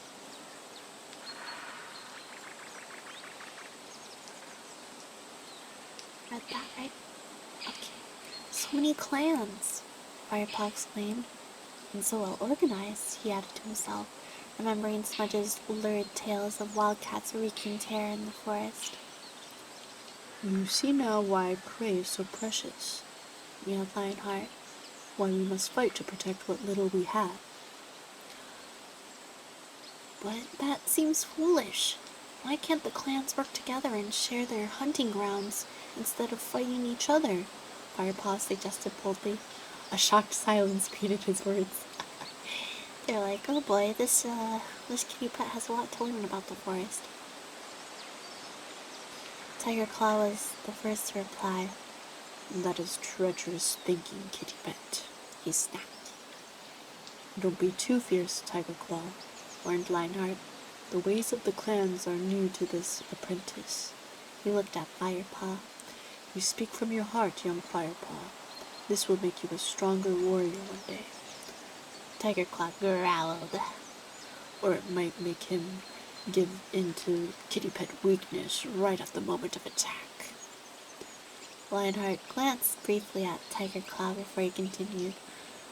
Anyways, The four clans come together peacefully in a gathering each moon. Here, he bent his head down toward the four mighty oaks below, is where they meet. The truce lasts for as long as the moon is at its fullest. and then it turns into like a Squid Games, like their sleeping quarters, their room, and then they take out their claws and start getting each other. Really dumb. That kind of reminded Momo of that. Then there must be a meeting very soon, Firepaw suggested, remembering how bright the moonlight had been the night before. Indeed there is, answered Lionheart, not Tiger Claw. Tigers and lions, bears, oh my. Sounding impressed. Tonight, in fact. The gatherings are very important because they allow the clans to come together in peace for one night. But you must understand that longer alliances bring more trouble than they're worth. It is our clan loyalty that makes us strong. Tiger Claw meowed in agreement. If you weaken that loyalty, you weaken our chances of survival. Firepaw nodded. I understand, he mewed. Come on, Meowed Lionheart, standing up. Let's keep moving. They paced along the ridge of the valley where 4 trees stood. Now they were heading away from the sun as it began to sink in the afternoon sky. They crossed the stream at a place where it was narrow enough to leap over in one jump. Firepaw sniffed the air. A new cat scent touched his mouth glands, strong and sour. Which clan is that? He asked. Shadow Clan, answered Tiger Claw grimly. We are traveling along their border. Keep your wits about you, Firepaw. Fresher scents mean that a Shadow Clan patrol is in the area. Bum, bum, bum. As Firepaw nodded, he heard a new noise. He stiffened, but the other cats kept up their pace, heading straight for the ominous rumbling. What's that? He called, trotting to catch up with him. You'll see in a moment, replied Lionheart. Firepaw peered through the trees ahead. They seemed to be getting thinner, letting in a broad band of sunlight. Are we at the edge of the woods? He asked. Then he stopped and took a deep breath. The green forest scents were overlaid with other strange dark smells. This time it was not cat scent, but an odor that reminded him of his old two-leg home. The rumbling was getting louder, a ceaseless roar that made the ground tremble and ached in Firepaw's ears. This is the Thunder Path. The scary, treacherous Thunder Path. Nothing good ever comes over here. The Thunder Path is a road. The rumbling is from the cars driving by. Always so scary. So scary to read about. Tiger Claw, Thunder Path, Shadow Clan. Firepaw followed as Lionheart led them toward the edge of the forest. Then he sat down and all 4 cats looked out.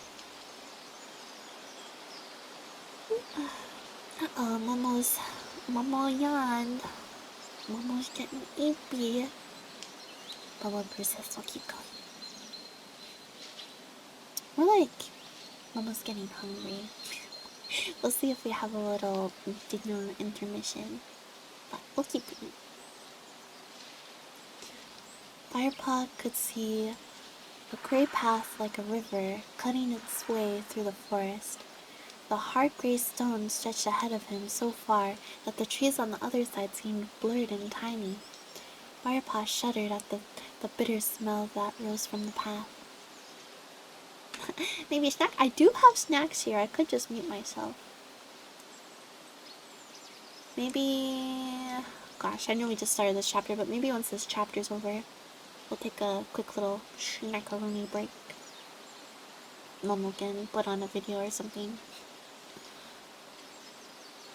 Next moment, he leaped back, his fur bristling, as a gigantic monster roared past. The branches of the trees on either side flapped madly in the wind that chased the speeding monster. Can I give you a really great snack? What snack did you cut, Arl? Did you make something?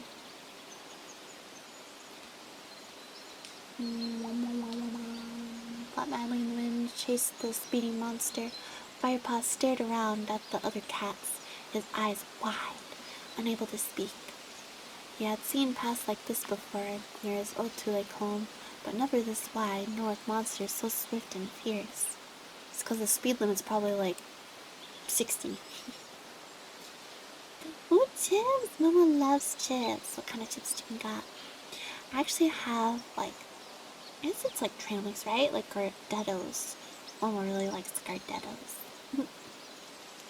Oh, I'm gonna head out, but I love this! Yeah, Sarah! Thanks so much for hanging out with Momo here for a little bit. So happy to have me, as always, in the Arium chat during our streams here. Have a good night, yes, yes, oh! Have a good rest of your night. And have a good rest. Eat well. Sweet dreams, okay?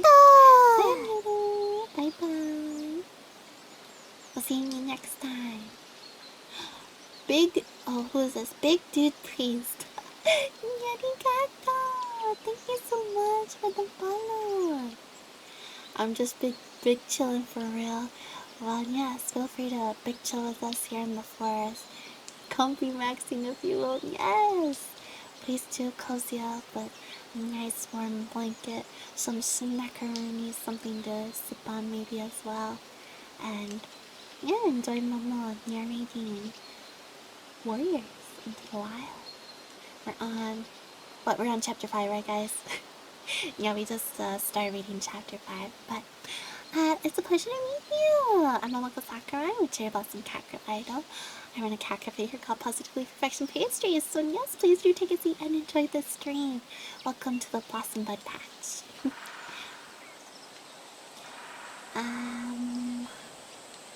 Where was Momo at? Where was Momo at, chat? Scared me to the first time. The marked Great Paw. But at least it helps to keep Shadow Clan warriors from crossing into our territory. The Thunder Path runs for many paw steps along our boundary line, and don't worry, those monsters never seem to leave the Thunder Path. You'll be fine as long as you don't go too near. Who's this? Oh, Lionheart. It's time you return to camp. Yeah, Lionheart.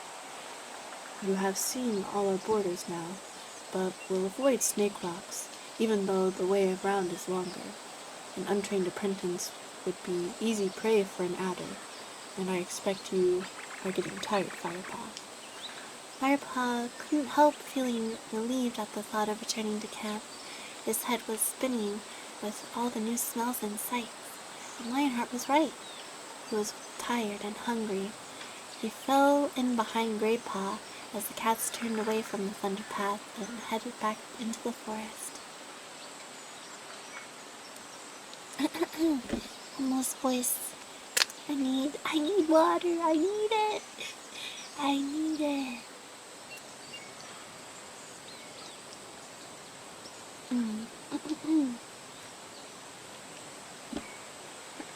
Here. The dewy scents of evening filled the air as Firepaw made his way through the gorse entrance into the ThunderClan camp. Fresh kill was waiting for them. Firepaw and Greypaw took their share from the pile that lay in the shady part of the clearing and cleared it to the tree stump outside their quarters. Dustpaw and Sandpaw were already there, munching hungrily. Hi there, kitty pet. Yapped Dustpaw, narrowing his eyes scornfully at Firepaw. Enjoy the food we caught for you. Who knows? You might even learn how to catch your own one day, sneered Sandpaw. Laurel! Oh my goodness! Yeah, hello! Welcome in, Laurel, to the Arium stream. So happy to see ya! Hiya, Laurel!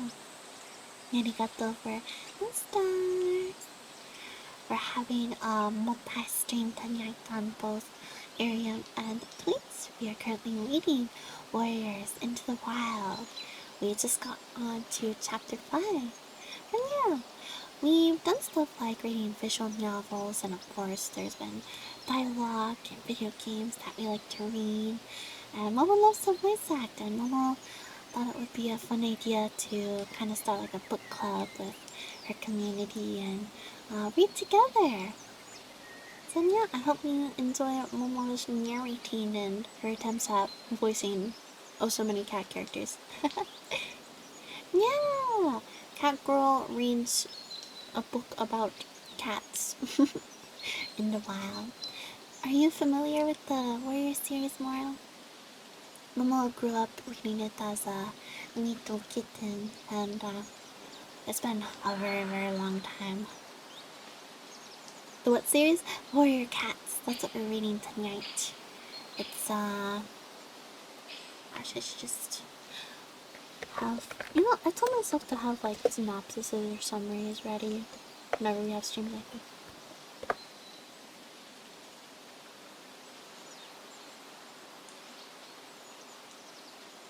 Basically, cats in the wild doing cat stuff. Into the Wild is a fantasy novel about the lives of fictional cats. Oh, that was it. I need the wiki. I need the wiki summary. I haven't heard of it. That's okay, that's okay.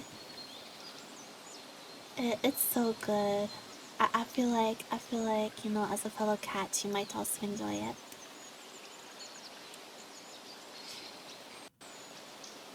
Oh, Prophecy Begins arc. Fire pause the cat. Oh, that's just talking about it.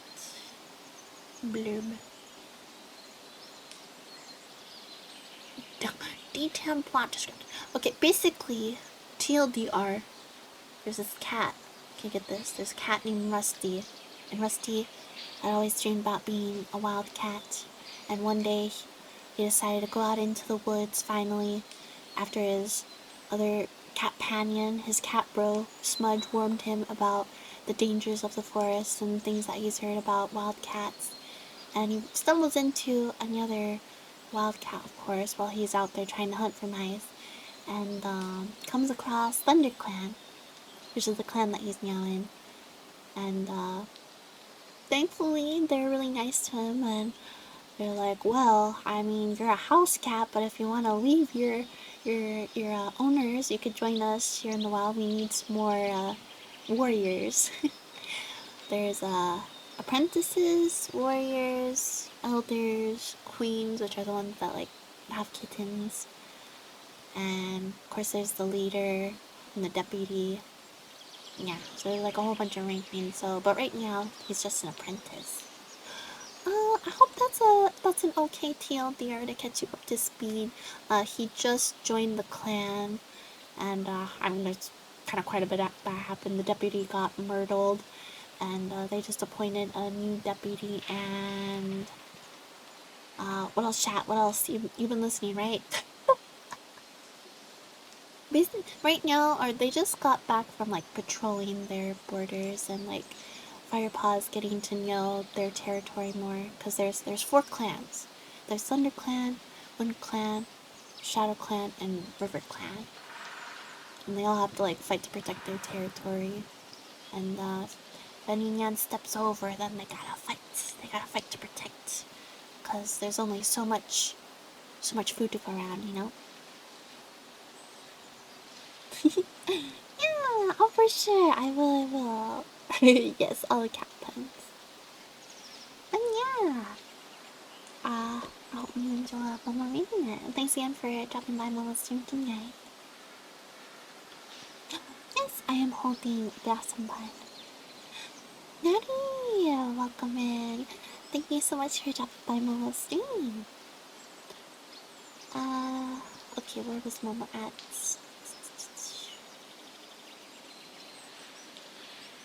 Are you two still on hunting duty? Asked Great Paw innocently. Never mind. We've been patrolling our territory borders.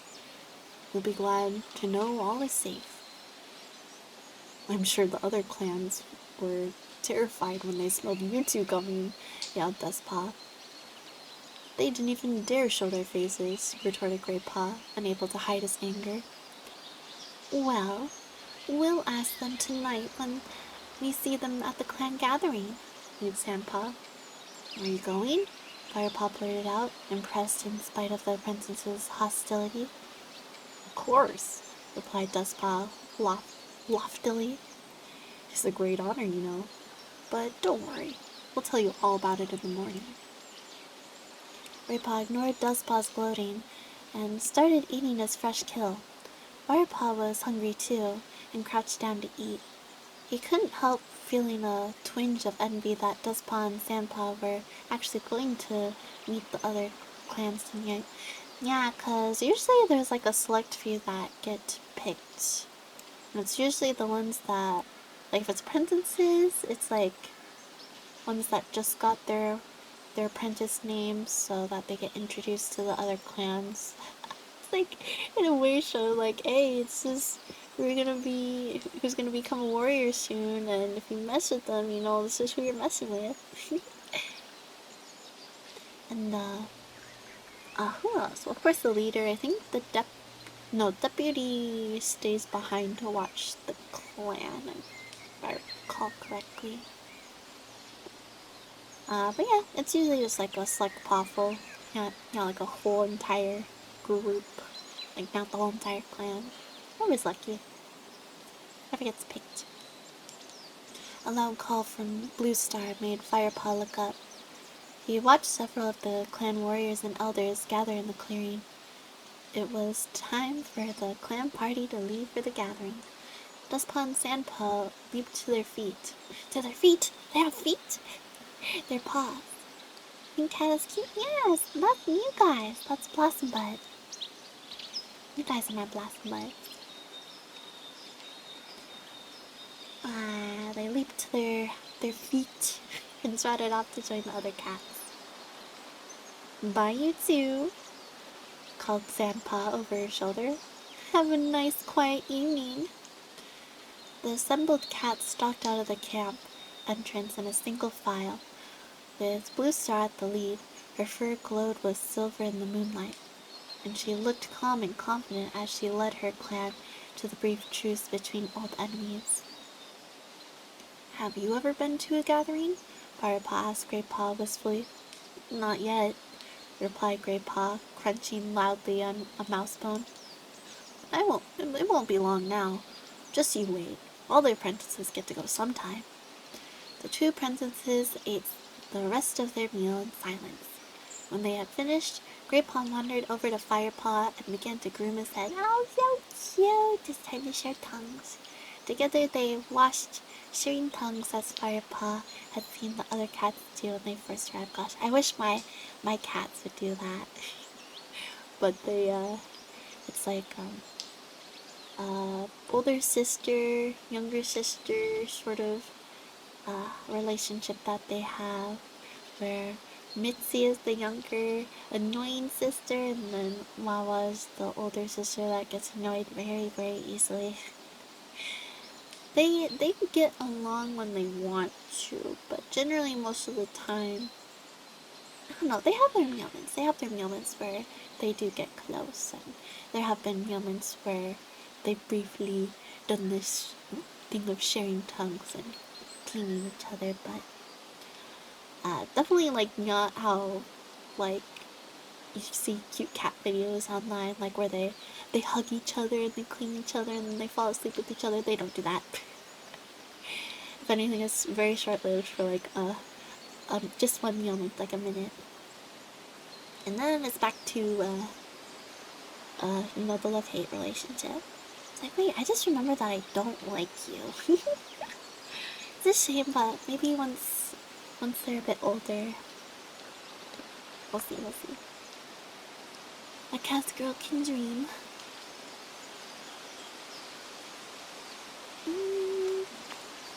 And tired after the long trek, they pushed their way into their den. They settled down in their nest and quickly fell asleep. The following morning, Graypaw and Firepaw arrived early at the sandy hollow. They had crept out before Sandpaw and Dustpaw woke. Firepaw had been eager to hear about the gathering, but Graypaw had dragged him away. You'll hear about it later, if I know those two, he admitted. It promised to be another warm day, and this time Ravenpaw came to join them. Thanks to Spotted Leaf, his wound was healing well. Graypaw played around, scooping leaves into the air and leaping after them. Firepaw watched, his tail twitching with amusement. Ravenpaw sat quietly at one side of the hollow, looking tense and unhappy. "Cheer up, Ravenpaw," called Graypaw. "I know you don't like training, but you're not usually this miserable." The sense of Lionheart and Tiger Claw warned the apprentices of their approach. Ravenpaw mewed hastily.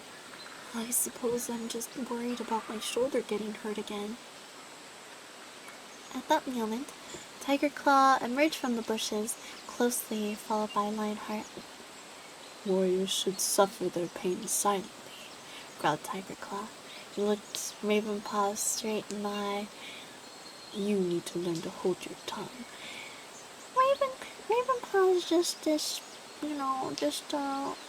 this poor little kitten that got roughed up in this patrol that happened to turn into a fight. And your Tiger Claw's being so mean to him while he's still feeling up.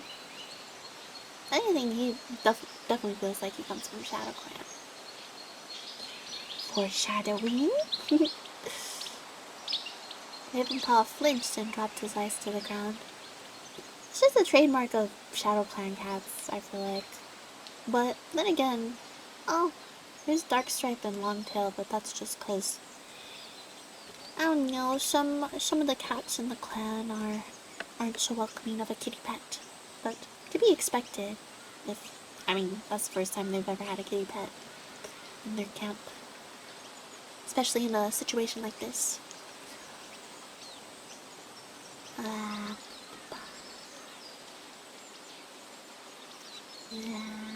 Okay, here it is.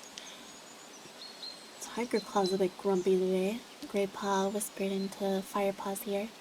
Lionheart glanced at his apprentice sternly and announced, "Today we are going to practice stalking. Now, there is a big difference between creeping up on a rabbit and creeping up on a mouse. Can any of you tell me why?" Firepaw had no idea, and Ravenpaw seemed to have taken Tiger Claw's comment to heart and was holding his tongue. Aww. Poor little guy. He's just a little guy. Quite literally a little guy. "Come on," snorted Tiger Claw impatiently. It was Graypaw who answered. "Because a rabbit will smell you before he sees you, but a mouse will feel your paw steps through the ground before it even smells you." "Exactly, Graypaw. That is why you must bear in mind when So what must you bear in mind when hunting mice?" "Step lightly," Firepaw suggested. Lionheart looked approvingly at him. "Quite right, Firepaw. You must take all your weight into your haunches, so that your paws make no impact on the forest floor. Let's try it." Firepaw watched as Graypaw and Ravenpaw immediately dropped into a stalking crouch. "Nicely done, Graypaw," mewed Lionheart, as the two apprentices began to move forward stealthily. "Keep your rear down, Ravenpaw. You look like a duck," spat Tiger Claw. "Now you try it, Firepaw." Firepaw crouched down and began to creep across the forest floor. He felt himself fall instinctively into the right position as he stepped forward, as silently and lightly as he could. He felt the glow of pride that his muscles responded so smoothly. "Well, it's obvious you've known nothing but softness," growled Tiger Claw. "You stalk like a lumbering kitty pet. Do you think dinner is going to come and lie down in your food dish and wait to be eaten?" Firepaw sat up quickly as Tiger Claw spoke, a little taken aback by his harsh words. He listened carefully to the warrior, determined to get everything right. "His pace and forward movement will... Oh, gotta get my Lionheart voice ready. "His pace and forward movement will come later, but his crouch is perfectly balanced," Lionheart pointed out mildly. "which is better than Ravenpaw, I suppose," complained Tiger Claw. He cast a scornful look at the black cat. "Even after 2 moons of training, you're still putting all your weight on your left side." Ravenpaw looked even more dejected, and Firepaw couldn't stop himself from blurting out, "His injury's bothering him, that's all." Tiger Claw whipped his head around and glared at Firepaw. Injuries are a fact of life. He should be able to adapt. Even you, Firepaw, have learned something this morning. If Ravenpaw picked up things as quickly as you, he'd be a credit to me instead of an embarrassment. Imagine being shown up by a kitty pet. He spat angrily at his apprentice. Firepaw felt his fur prickle with discomfort. He couldn't meet Ravenpaw's eyes, so he looked down at his paws. "Well, I'm more lopsided than a one-legged badger," mewed Greypaw, breaking off his careful stalking to stagger comically across the clearing. "I think I'll have to settle for hunting stupid mice. They won't stand a chance. I shall just wander up to them and sit on them till they surrender." That's one way to do it. Concentrate, young Greypaw. This is no time for your jokes, meowed Lionheart sternly. Perhaps you might focus your mind better if you try out your stalking for real. All three apprentices looked up brightly. I want each of you to try catching real prey, meowed Lionheart. Ravenpaw, you will look beside the owl tree. Greypaw, there might be something in that big bramble patch over there. And you, Firepaw, follow the rabbit track over the rise. You'll find the dry bed of a winter stream. You may find something there. The three apprentices bounded away, even Ravenpaw finding some extra energy up for this challenge. So cute. Oh. Going down. Looks like we're almost done with the chapter. With the blood pounding in his ears, Firepaw crept slowly up over the rise. Sure enough, a stream bed cut through the trees ahead of him. In leaf-fall, he guessed it would carry the rainwater away from the forest and into the great river that cut through RiverClan territory. Now it was dry. Firepaw crept quietly down the bank and crouched on the sandy floor, every sense felt on fire with tension. Silently, he scanned the empty stream for signs of life. He watched for any tiny movement, his mouth open so he could pick up the smallest scent, his ears twisted forward. Then he smelled mouse. He recognized the odor instantly, remembering his first taste the night before. Wild energy surged through him, but he remained motionless, trying desperately to pinpoint the prey. He strained his ears forward until he picked up the rapid pulsing of a tiny mouse heart. Then a flash of brown caught his eye. The creature was scrambling through the long grass that draped the edges of the stream. Firepaw shifted closer, remembering to keep his weight on his haunches until he was within striking distance. Then he pushed back hard on his hind paws and sprang, kicking up the sand as he rose. The mouse raced away, but Firepaw was quicker. He scooped it into the air with one paw, threw it onto the sandy stream bed, and lunged on top of it. Oh, hi Mitzi! Mitzi decided to come back and lay in my lap. So perhaps we'll get some more purring ASMR. I was wondering what that noise was behind me. She was coming up to sit with me again. Where were we before I was interrupted by this cat? Scooped it up in the air with one paw, threw it onto the sandy stream bed, and lunged on top of it. He killed it quickly with one sharp bite.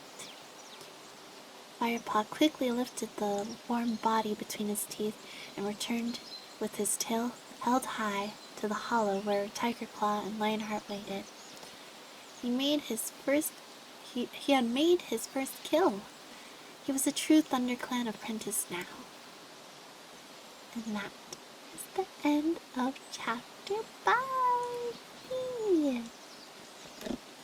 Time to hydrate. Hydrate.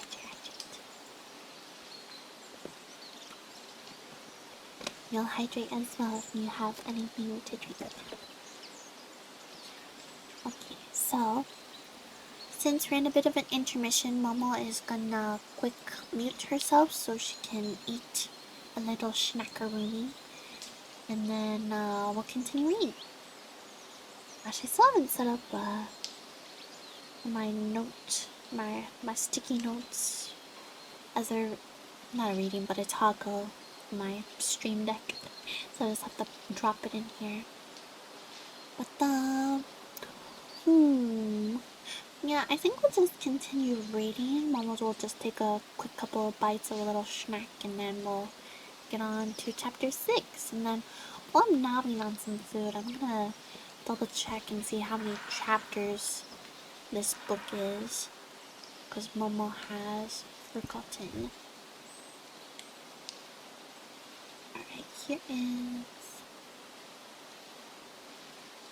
oh, here you go. 18. Give me one yummy. Oh, we'll get back to reading. Snack break. Snack and hydration break. Drake. There you go. And let me see, do I have some text that I can type? Let's see here.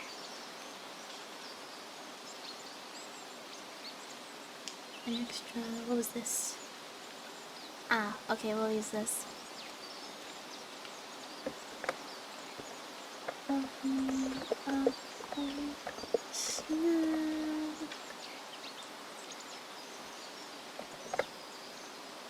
Okay.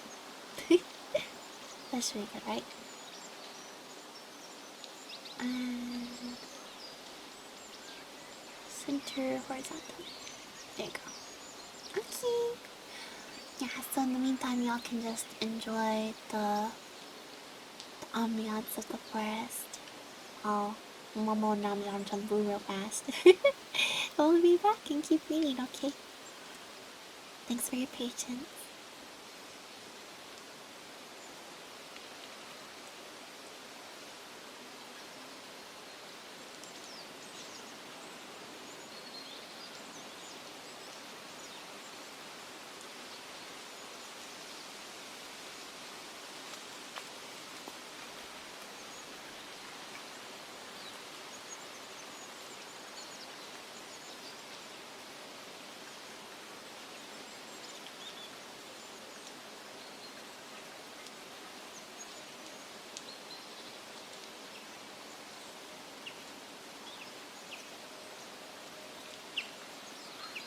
I love these intense immersive zoom-ins as I'm eating. So silly.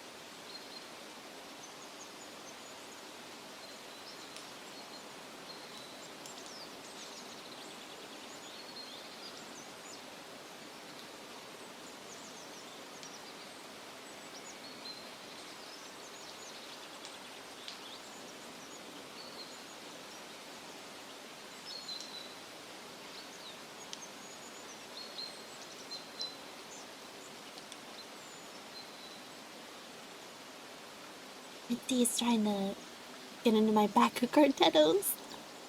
Mitzi, no! This is Miami's. This is Miami Momo's snack.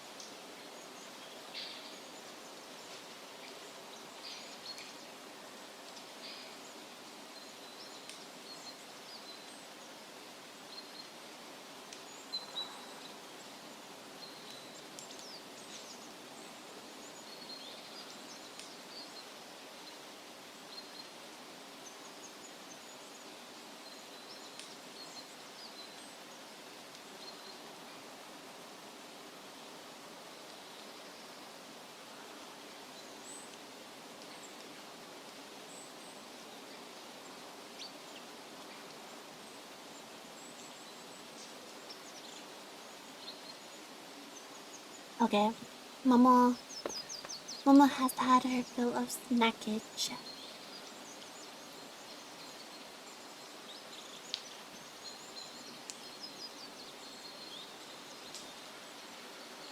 Okay. But then the hydrate.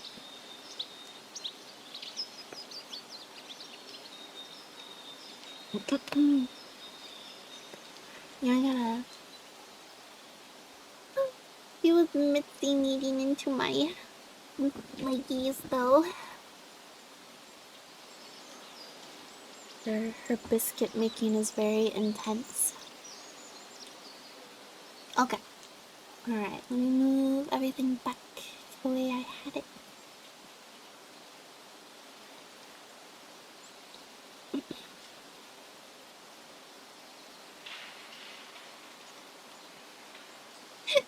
Oh, excuse me. More hiccups.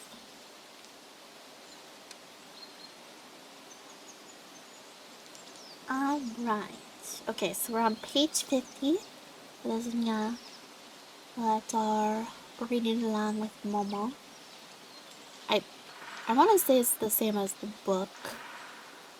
We're on page 50, but I mean, either way, it's chapter 6. But Momo wanted to look back at the beginning. There are, 25 chapters. I don't think that's the case for all the books, but 25 chapters.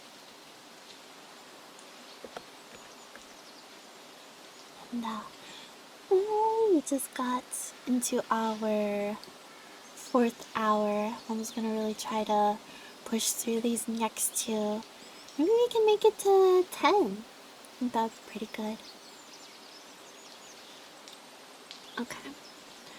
Let's go back to... Should we go back to holding Black and Bud? Should we hold my tail? Wait for this next chapter. Oops, cut. Hold my chapter here. Hold my chapter. Hold my tail for this next chapter. Words. Okay. Chapter 6. Y'all ready? Early morning sunlight streamed down onto the forest floor as Firepaw roamed in search of prey. 2 moons had passed since he had begun his training. He felt at ease in his environment now. His senses had been awoken and educated in the ways of the forest. Firepaw paused to sniff the earth and the cold, blind things that moved within it. He caught the scent of a two-leg that had wandered the forest recently. Now that Greenleaf was fully here, leaves were thick on the branches, and tiny creatures were busy beneath the carpet of the leaf mold.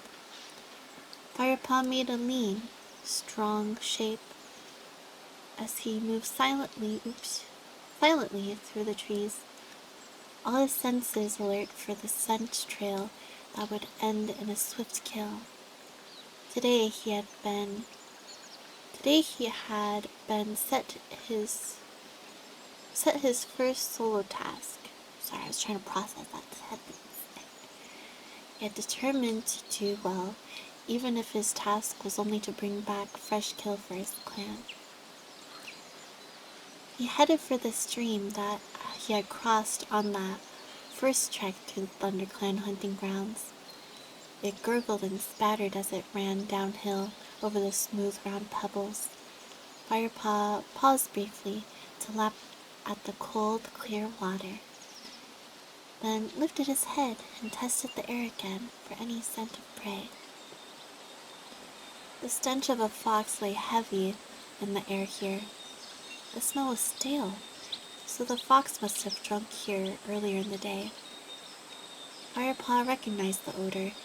He had smelled it on his first visit to the forest. Since then, Lionheart had taught him it was a fox scent. But, apart from the glimpse of the fox's brush he had caught on that first outing, Firepaw had still never seen one properly. He struggled to screen out the fox stench and concentrate on prey scent. Suddenly, his whisker prickled as he homed in on a warm blood bead of prey, a waterfall busy about its nest. No, he's gonna disturb him while he's working on his home. A moment later, he saw the bull. He saw the bull. The fat-browed body was darting back and forth along the bank as it gathered grass stalks. He's just minding his own business and he's gonna get eaten. Oh no. Firepaw's mouth watered in anticipation. His last meal had been many hours ago, but he dared not hunt for himself until the clan had been fed. He remembered the words repeated by Lionheart and Tiger Claw time and time again. The clan must be fed first. Dropping into a crouch, Firepaw began to stalk the little creature. His orange belly fur brushed against the damp grass. He crept closer, his eyes never leaving his prey. Almost there. Another moment and he would be near enough to spring. Suddenly, there was a loud rustle in the ferns behind him. The water vole's ears twitched, and it disappeared down the hole in the bank. Firepaw felt the hackles rising along his spine. Whoever had ruined his first good chance of catching prey would have to pay. He sniffed the air. He could tell it was a cat, but he realized with a jolt that he couldn't identify which clan it belonged to. The stale stench of fox still confused his smell sense. A growl rose in his throat, and he began doubling back doubling back in a wide circle. He pricked up his ears and opened his eyes wide, seeking out any movement. He heard the undergrowth rustle again. It was louder now, off to one side. Firepaw edged closer. He could see the ferns moving, but the fronds still hid the enemy from view. A twig snapped with a sharp, cracking noise. From the noise it's making, it must be big, Firepaw thought, preparing himself for a fierce battle. He leaped for the trunk of an ash and climbed swiftly and silently up to an overhanging branch. Below him, the invisible warrior came closer and closer. Still, Firepaw held his breath, judging his moment as the ferns were pushed aside and a large grayish shape emerged. Gry! This is battle cry. Firepaw's throat, his battle cry. Grah! The battle cry rumbled in Firepaw's throat. Claws unsheathed, he launched himself at the enemy and landed squarely on a set of furry, muscular shoulders. He dug in hard, gripping with sworn-sharp claws. Oh, okay, bye, Mitzi. I always get nervous when she jumps off because she likes to use my thighs as a launch pad.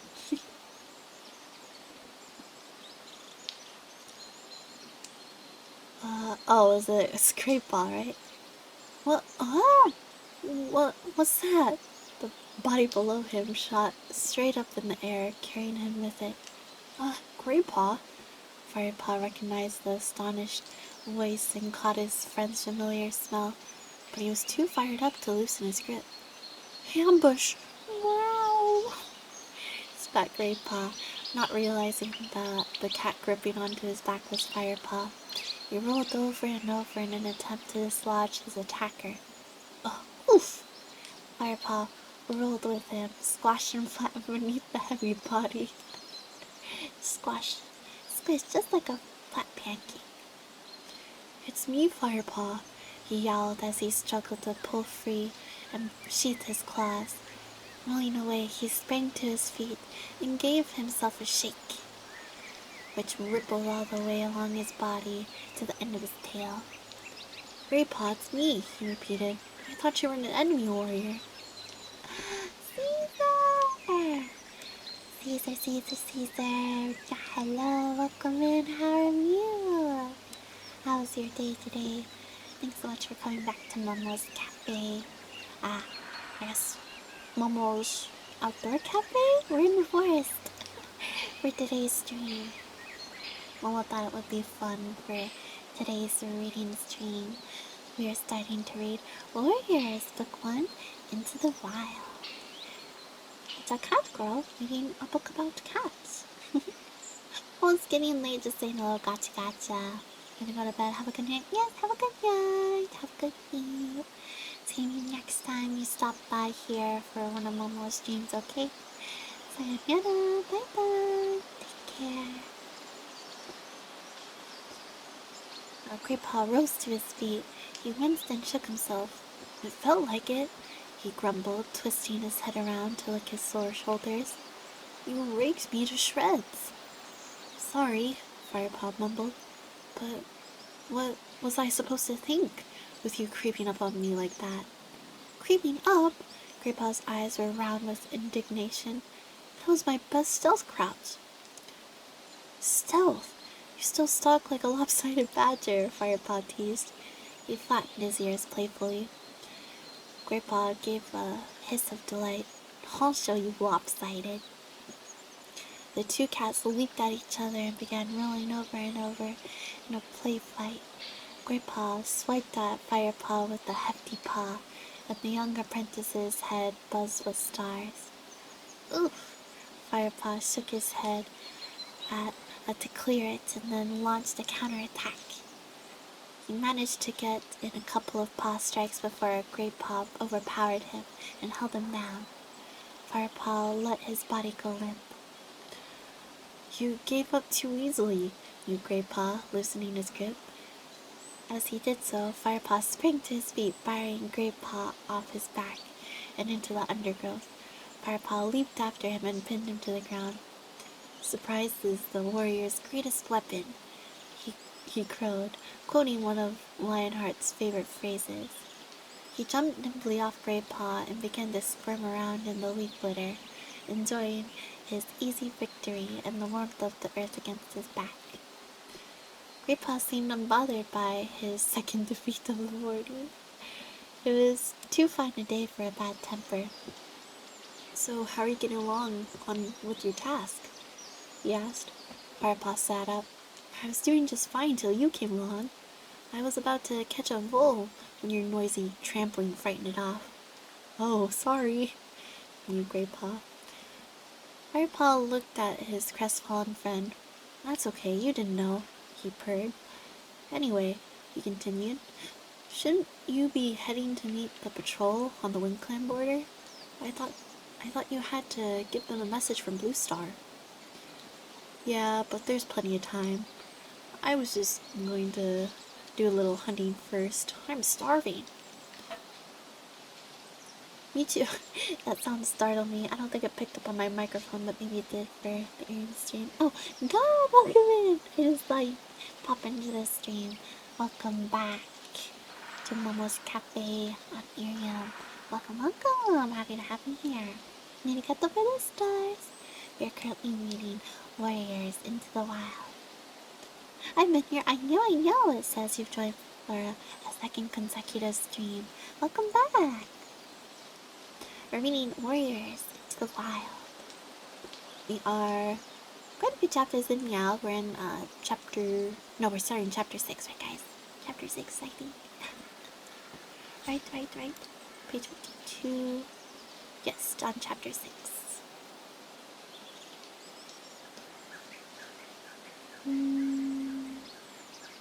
Let's see, I'm starving.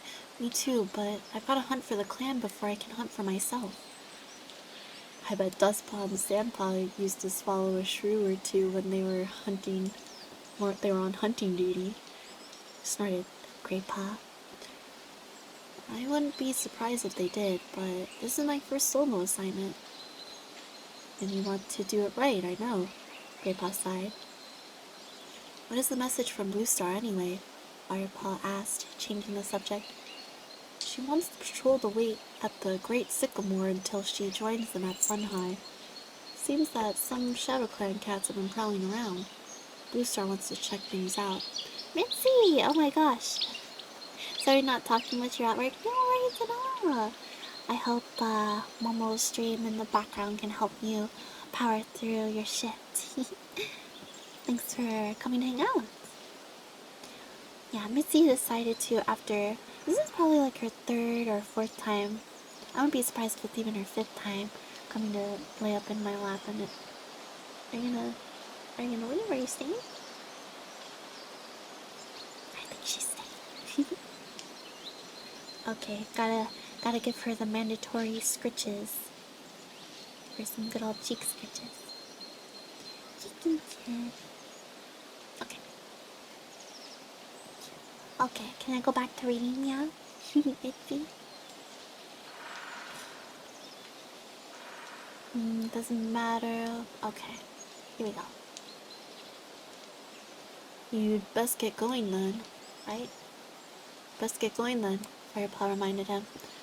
Winclan hunting grounds aren't too far from here.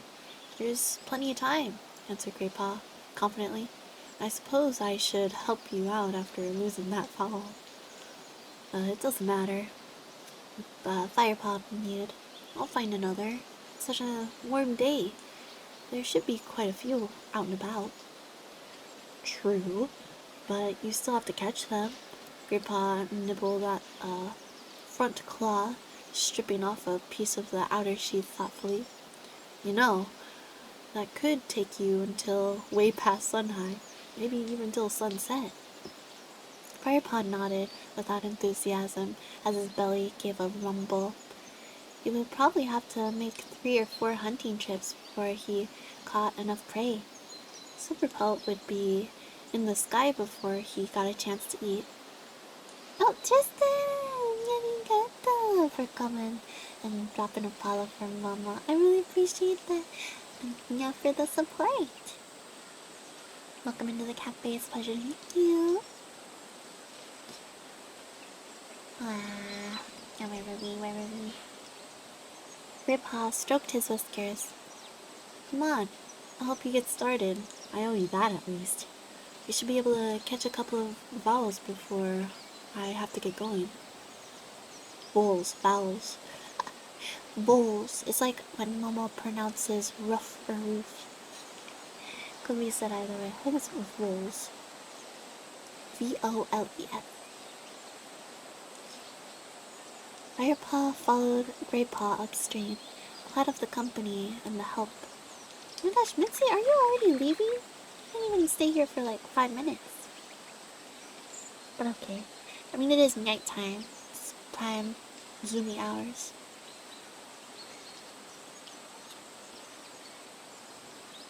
Arigato! Oh, annyeong. So many new blessing buds have come into the cafe tonight. Let's see. How should I pronounce your name? Exi Iro? By the way, arigato. Thank you so much for the follow. My goodness. So happy to have so many new customers coming on in. It's a pleasure to meet you. I'm Momoko Sakurai, a share about some Catgirl idol. I run a cat cafe called Positively Perfection Pastries, so if you'd like, please take a seat and enjoy the stream. Tonight we have left the cafe to come sit in this nice comfy forest so we could read Warriors into the Wild. Book 1, we are on chapter 6. And Mama's been narrating and reading the story up to this point, so I hope you enjoy. But other than streams like this, Momo usually plays games. Mom has a Nintendo Switch, I have Steam of course, and a PS4, so maybe tomorrow we'll probably go back to gaming, but tonight, Momo thought it would be fun to read. It's nice to get super extra comfy cozy every once in a while. But yes, arigato for your support. Thanks for supporting this Catgirl idol. Firepaw followed. Okay, yeah, Firepaw followed Greypaw upstream, glad of the company and the help. The fog stench was still in the air, but suddenly it smelled stronger. The stream has cleansed myself from the degenerate ways for now. But Momo was happy that she could cleanse your palate until you go back to your degeneracy. Yeah, no problem. Thanks for stopping by Momo's stream and dropping a follow. It means so much. Firepaw paused. "Can you smell that?" he asked. Graypaw stopped and sniffed the air too. "Fox, yeah, I smelled it earlier." "Doesn't it smell fresher to you now, though?" Firepaw asked. Graypaw sniffed again, opening his mouth slightly. "You're right," he murmured, lowering his voice. He swiveled his head and looked across the stream at the bushes in the woods beyond. "Look," he whispered. Firepaw looked. He saw something red and thick-haired moving among the bushes. It stepped into a clearing in the undergrowth, and Firepaw saw a low body, glinting red in the dappled sunlight. Its tail was heavily furred, and it had a long, narrow snout. "So that's a fox?" Firepaw whispered. "What an ugly muzzle!" "That's so rude, Firepaw." "You can't—" Oh, I thought Graypaw was like, "You can't say that," but he said, "You can say that again," agreed Graypaw. I was following one of those when we first met," whispered Firepaw. "More likely it was following you, idiot," hissed Graypaw. "Never trust a fox. Looks like a dog, behaves like a cat." Too true. "We must warn the queens that one has strayed into our territory. Foxes are as bad as badgers when it comes to killing young kids. I'm just glad you didn't catch up with—" I think that's a typo. "I'm just glad you didn't catch up with—" Oh, I see. "I'm just glad you didn't catch up with the one you saw last time. He'd have made a mouse meat out of a tiny scrap like you." Grandpa looked a little put out, and Grandpa added, You'd stand a better chance these days, though. Anyway, Blue Star will probably send a warrior patrol to scare it off. Put the queens' minds at rest." Man, I don't know why those sentences are so hard to read. Maybe the streamer foggy brain is starting to get the Momo. Usually between 5 to 6 hours in, Momo tends to stumble over her words more easily. Welcome into the stream. Thanks so much for stopping by. Almost staying around area. How are you? Currently reading Warriors into the Wild, around chapter 6.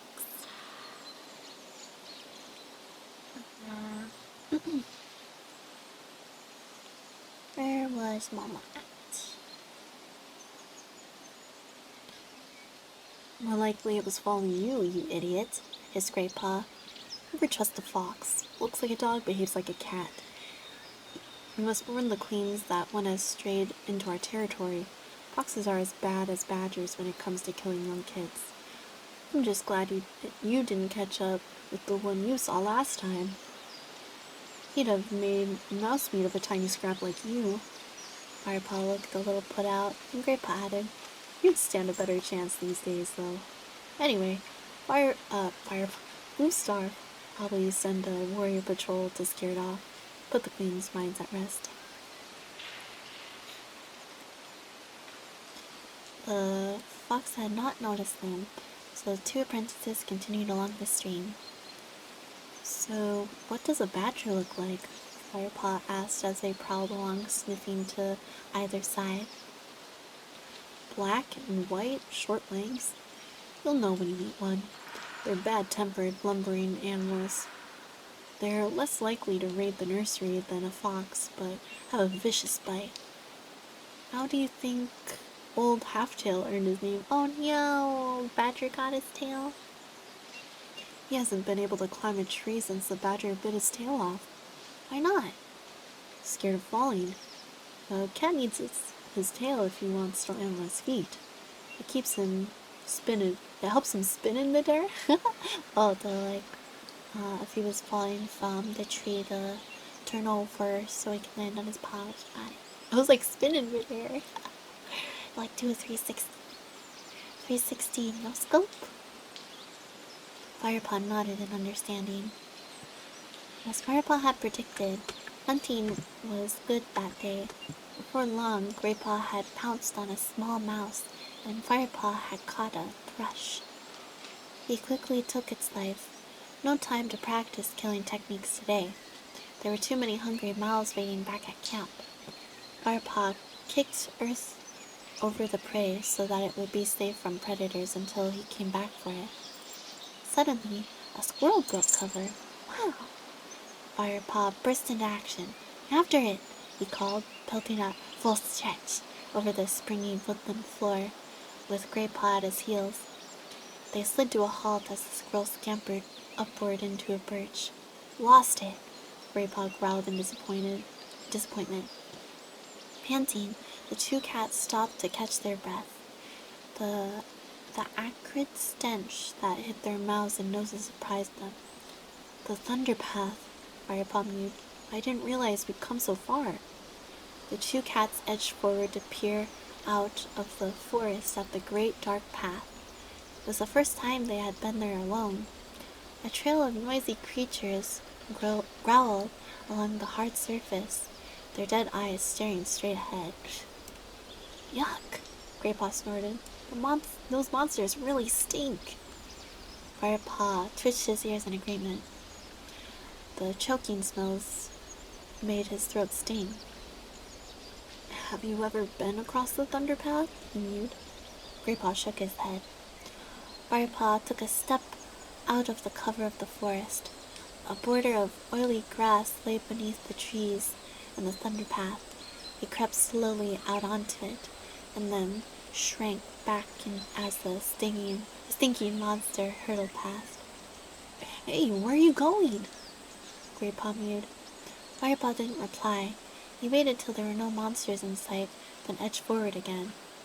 Across the grass, right to the edge of the path. Cautiously, he reached out a paw to touch it. It felt warm, almost sticky, heated by the sun. He looked up, staring across the thunder path.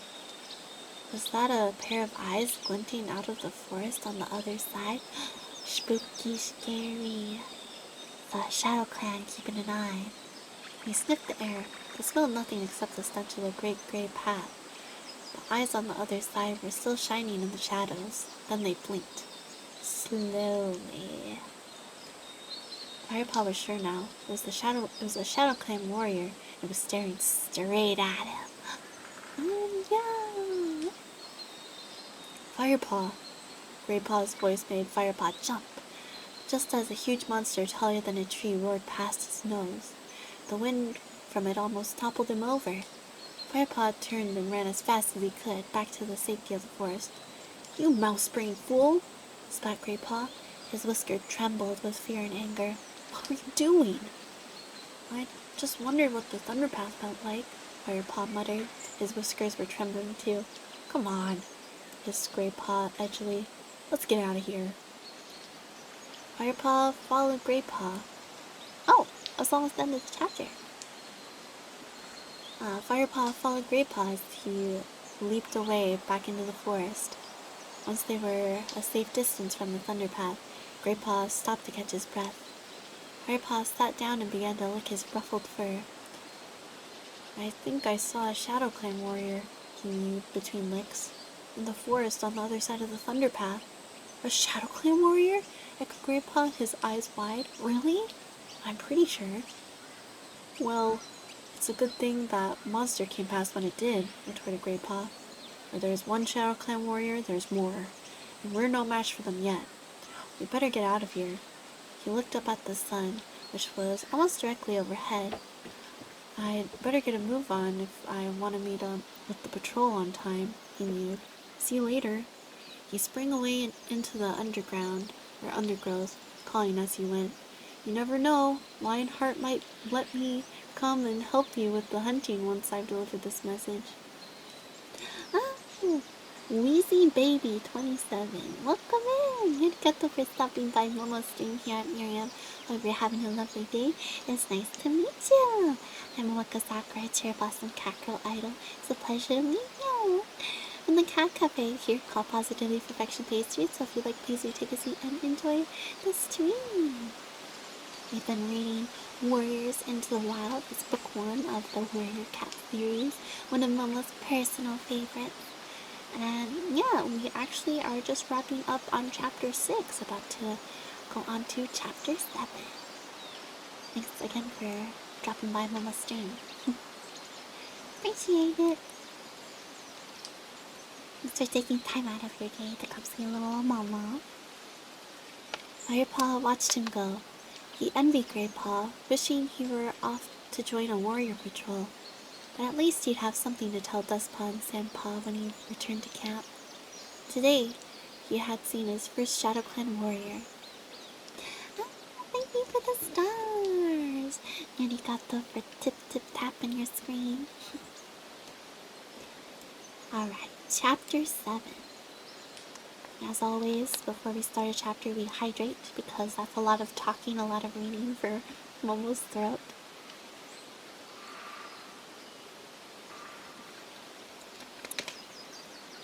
Okay. Also, Mitzi decided to come sit back in my lap again. She can't decide whether or not she wants to lay in my lap or... Well, she's kind of harassing Kilala, my other cat. She's like, do I play with her and make her annoyed, or do I come lay in Yummy Momo's lap and get petted and curl up? Okay. Firepaw retraced his steps and headed back toward the stream. He thought of those eyes burning from the darkness of the Shadow Clan territory. Suddenly, he caught a faint smell on the breeze. A stranger, perhaps that Shadow Clan warrior. Instantly, a growl rumbled in Firepaw's throat. The scent message told him many things. The stranger was a she-cat, not young and definitely not from ThunderClan. ThunderClan. She carried no distinct scent from any of the clans, but Firepaw could tell she was tired, hungry, and sick, and she was in an ugly mood, oh no. Dropping low, Firepaw moved forward, heading toward the scent. Then he paused in puzzlement. The warrior scent was fainter now. He sniffed again. Suddenly, with a lightning movement, a snarling ball of fur burst from the bushes behind him. Firepaw screeched in shock as the she-cat slammed into him, knocking him sideways. 2 heavy paws clamped down onto his shoulders, and iron jaws closed around the back of his neck. Meow! He grunted, already thinking fast. If the other cat were to sink its fangs too deep, it would be all over. Oh my goodness! Choco Bitsy! Hiya! Oh my gosh! Hello, hello! Immediately following you over here. Welcome to my stream. It's been a while. I hope you've been well. I hope you've been having a great New Year so far. Arigato for the follow as well. We are so close. Oh my gosh, 2 followers away from 100 followers here on Ariam. That's so crazy. This is Momo. It's my 3rd stream? My 4th stream? Still very early on in my streams here on Ariam. So, yes. I can't believe we're already almost there. First big milestone. It has been. I did. It was good. Oh, good. How's yours? That's good as well. Yeah, Momo actually went on a trip to the Philippines. I was there for like 2.5 weeks. Or no, not 2.5 weeks. Yeah, no, 2.5 weeks. But it felt like a lot longer. Yeah. Oh my gosh, I had the most amazing time. Yeah. It was Momo's first time in the Philippines. My favorite spot we went to is probably the Mall of Asia. It was so big that we had to like get a hotel, and we went there for like 2 days in a row, 2 days straight, because there are so many places to go shopping. My favorite spot in there though was the Bandai Gashapon shop. It was so amazing. So many great gacha machines. I spent a lot of money there. They had a whole library keychain one, and I was able to get my Kamiyoshi Koyori. Yeah. Of course, we did loads more stuff. We went to like Manila, Baguio, Lingayen, we're in Tarlac, a whole lot of places, 100 islands. Yeah. But you know, when you travel across the world, it's good that you stay there for, you know, a good week or two. Enjoy your time there, right? And yeah, Momo, by the time it was like almost 3 weeks, Momo was like, I'm ready to go back home. I want to go see my fur babies and come back to my Blossom Bud community. I miss everyone so much. And yes, so that was Momo's New Year. And yeah, so many exciting new things are going on this year. Momo's streaming on Irium Meow. And what else? Oh, my 3-year anniversary is coming up next month, so we're gonna be having a 3D model debut, and I have a new song cover in the works with some of my VTuber friends, my VTuber group Love-Chu, and some of the Love-Chu alumni that have left the group. What else? More Love-Chu collabs coming soon.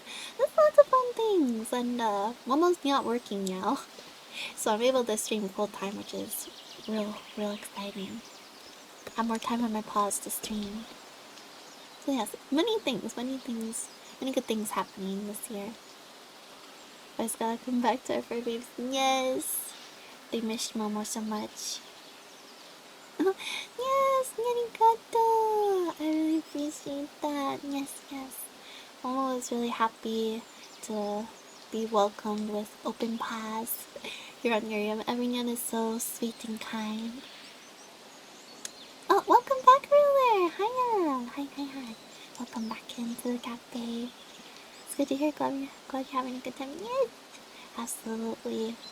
I am still on Annie Live, but I've forgotten who all I've told, but I haven't streamed on there since my debut because my model, there's something up with the tracking with the eyes that makes it so that it only tracks like one of my eyes movements, kind of, sort of. So it just looks a little silly, a little wonky, so I reached out to the team and said that I wanted to pause my streaming activities until it was fixed, but I know there's a lot of stuff going on with the app right now, with it going on hiatus and whatnot, so perhaps maybe once they come back and they reopen the app, it'll get touched on. They said they had a lot of backlog things to work on, so yeah, right now Momo streams on Irium. Gonna hop around, but I'll be back soon. Oh yes, of course, please do! Please go check out the other streamers and go give them your support as well. But tomorrow's the last day I see is eating. Yes, I've seen all of the Annie Livers posting about that.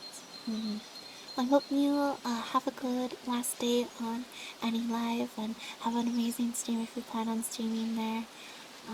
And like lots of good memories with your community. Oh, February 1st, closed down for renovation. Gotcha. Yes, arigato! Thank you so much, Chaka. Last day tomorrow, final stream. Oh, I see. Yes, have a good time. Bye. Wait, what I like to support? Annie Live. Annie Live is the other VTuber app that Momo knows of. I don't know if there's any others besides Annie Live and Irium right now. But yes, go over to Annie Live and follow Choco. Came back because I seen what you said. Then wait, what? What did Momo say? What did jog my memory? What did I say? Whether a ruler's dead. Oh, yes, Annie Live. Bipolar, welcome into the stream. Thanks so much for stopping by Momo's stream here on Irium tonight. How are you? Moving to Twitch till it comes back. Okay, good. So there's still somewhere that we can come and watch your streams. Greetings, yes, yeah, it's a pleasure to meet ya. Momo Sakura, I'm a cherry blossom Catgirl idol. It's a pleasure to meet ya. We're in a cat cafe called Positively Perfection Pastries, so if you'd like to use or take a seat and enjoy the stream. This evening we are reading Warriors into the Wild. I just realized, Arlo, you redeemed the head packs. Let me do that. Thank you. Thank you for the head packs. Yeah. Yeah, so be sure for all of the streamers on Annie Live, you know, for those of you that are here, go and support them, especially Choco here, that she's here in the stream. Go and support Choco, not only on Annie Live, but be sure to check out all of the other streamers' socials, like if they have Twitch or YouTube, so in the meantime, while the app is down, y'all can still watch their streams. I'm gonna apply there. Oh! Yeah, when it opens back up, if you're interested in streaming on there, definitely send in an application. Okay. Where? Oh goodness, where was Momo at? Hold your cat tail like it's blanket. I know. It's my favorite. Okay. So another cat just showed up out of the blue. I think Grey Paw went to go meet up with the hunting patrol, that group, and then he left Firepaw alone, and then of course all of a sudden, he was saying that he smelled another scent, but was that the fox, or was that another cat? I guess we'll see here. Yeah, Momo will have to re-download Annie Live, and I'll come and drop by your stream if I'm awake, depending on time zone. Nice! Nice! We love to support. We love to uplift each other. Let's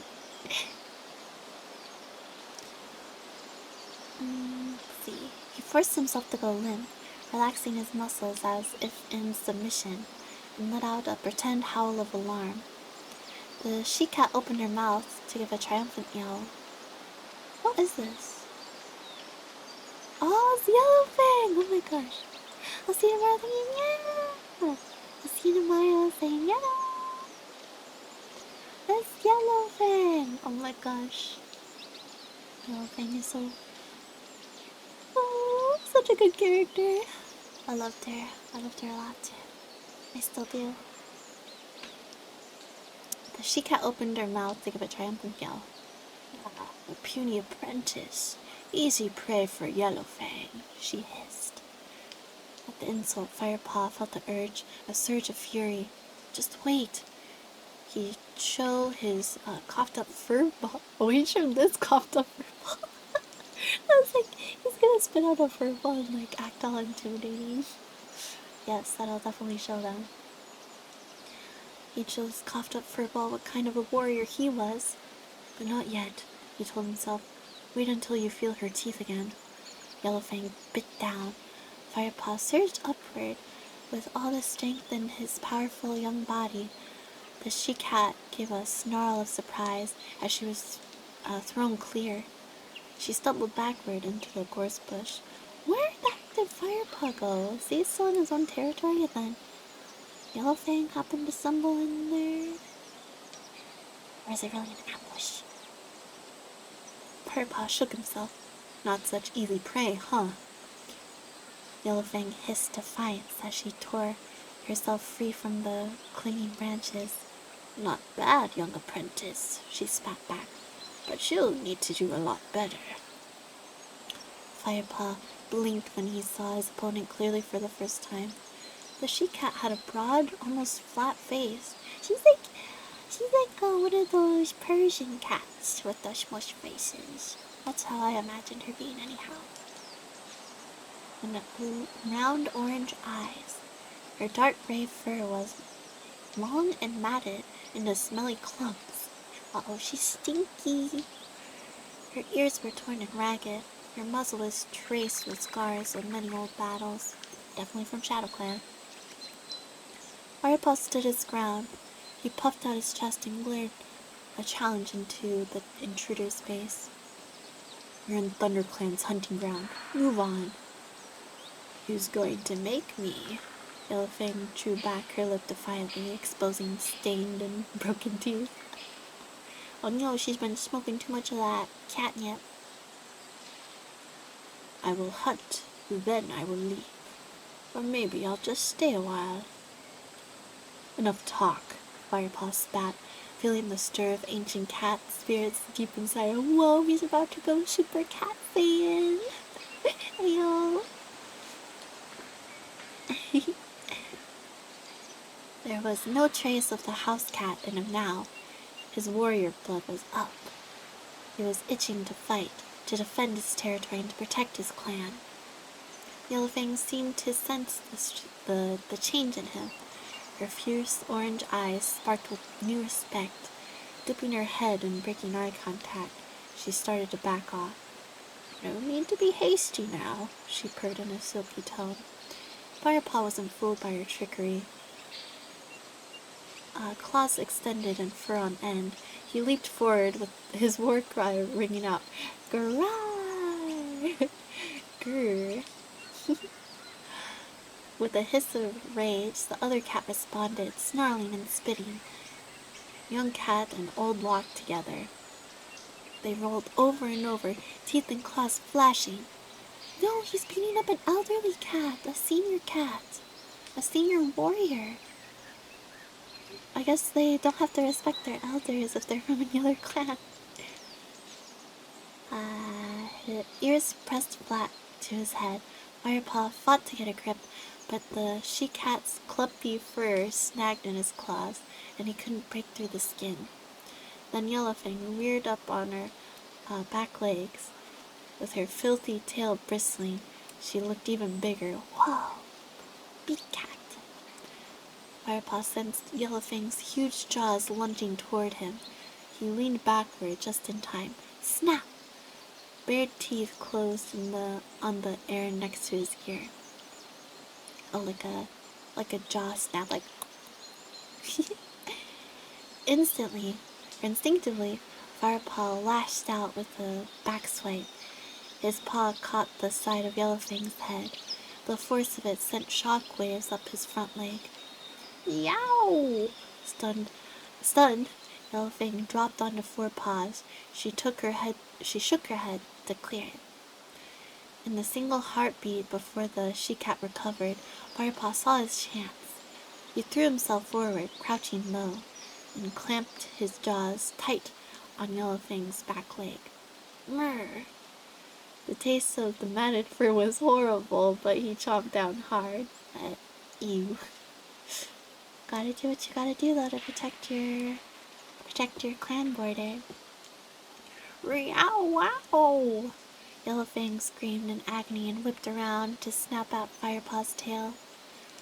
Her teeth connected, and pain lanced up Firepaw's spine, but it only made him angrier. He ripped his tail from his opponent's grip and lashed it back and forth in rage, like an angry kid. Yellowfang crouched, ready for a fresh attack. Her breath seemed to wheeze up from her foul-smelling lungs. The scent blasted Firepaw's nose. Up close, the message of desperation and weakness and the aching void of the she-cat's hunger was almost painful. Something stirred inside him, an unwarrior-like feeling he didn't want, pity. He tried not to dwell on this instinct. He knew his loyalty must be to his clan, but he couldn't shake free of it. You speak from your heart. Oh. Wait. Oh. I was like, wait, Lionheart's here? He's just having a moment of recap. You speak from your heart, young Firepaw. Lionheart's words echoed in his head once more. This will make you a stronger warrior one day. Then Tiger Claw's warning rang in his ears. Or it might... just nagging me. Or it might make him give into kitty pet weakness right at the moment of attack. Yellowfang lunged forward, and Firepaw jerked instantly back into aggression. The bigger cat tried to reach up onto his shoulders and get a killing grip, but this time she was hampered by her wounded leg. "Gar off!" Firepaw arched his spine, but Yellowfang managed to dig in her claws and hung on tight. The bigger cat's weight forced him to the ground. Firepaw tasted earth on his tongue and spat out a mouthful of grit. Pah! He twisted nimbly to avoid Yellowfang's thrashing back legs and the sword-sharp claws that were trying to rake at his soft underbelly. That's why they do the bunny kicks. Kick with their hind legs sometimes when they play with toys. It's so cute. Over and over they rolled, biting and snapping. Moments later, they broke apart. Firepaw was gasping for breath now, but he sensed that Yellowfang was weakening. The she-cat was badly wounded, and her back legs could barely support her scrawny body.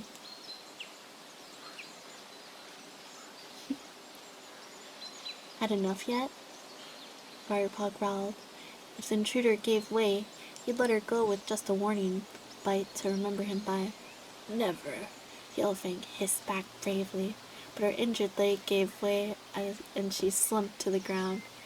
She tried to get up and failed. Her eyes were dull as she hissed up at Firepaw. If I weren't so hungry and tired, I'd have shredded you into mouse dust. The she-cat's mouth twisted in pain and defiance. Finish me off. I won't stop you. Firepaw hesitated. He never killed another cat before. Bro just got here and he's like already experiencing like so much, bloodshed for one. Lots of fighting. So much trauma already. And yeah, he's like, well, do I murder this cat in Minecraft? Perhaps in the heat of battle he would, but a mercy killing in cold blood? This was something very different. What are you waiting for? Yellowfang taunted. You're dithering like a kitty pet. Oh, I wonder if his kitty pet scent is still on him or not. Maybe at this point it's gone away after being in the clan for a little bit. Firepaw smarted at the she-cat's words. Could she smell... Oh, there it is. Could she smell the scent of two legs on him? Even now, after all this time? I'm an apprentice warrior of ThunderClan, he snapped. Yellowfang narrowed her eyes. I don't know. She'd seen Firepaw flinch at her words, and she knew she'd hit a nerve. Ah, she snorted. Don't tell me ThunderClan is so desperate they have to recruit kitty pets now. ThunderClan is not desperate, hissed Firepaw. Prove it then. Act like a warrior and finish me off. You'll be doing me a favor. Firepaw stared at her. He would not be goaded into killing this miserable creature. He felt his muscles relax as curiosity pricked him. How can a clan cat gotten in such a state? ThunderClan elders were looked after better than kids. You seem in an awful hurry to die, he meowed. Yeah? Well, that's my business, mouse fodder. Yellowfang snapped. Welcome in. Thanks so much for stopping by Momo's stream. We are reading Warriors into the Wild. We're on chapter 7.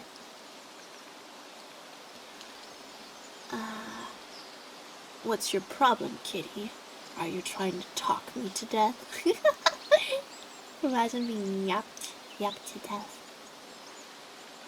Her words were brave, but Firepaw could smell the hunger and sickness that were coming off the other cat in waves. She was going to die anyway if she didn't eat soon, and she could hardly hunt for herself. Perhaps he should kill her now.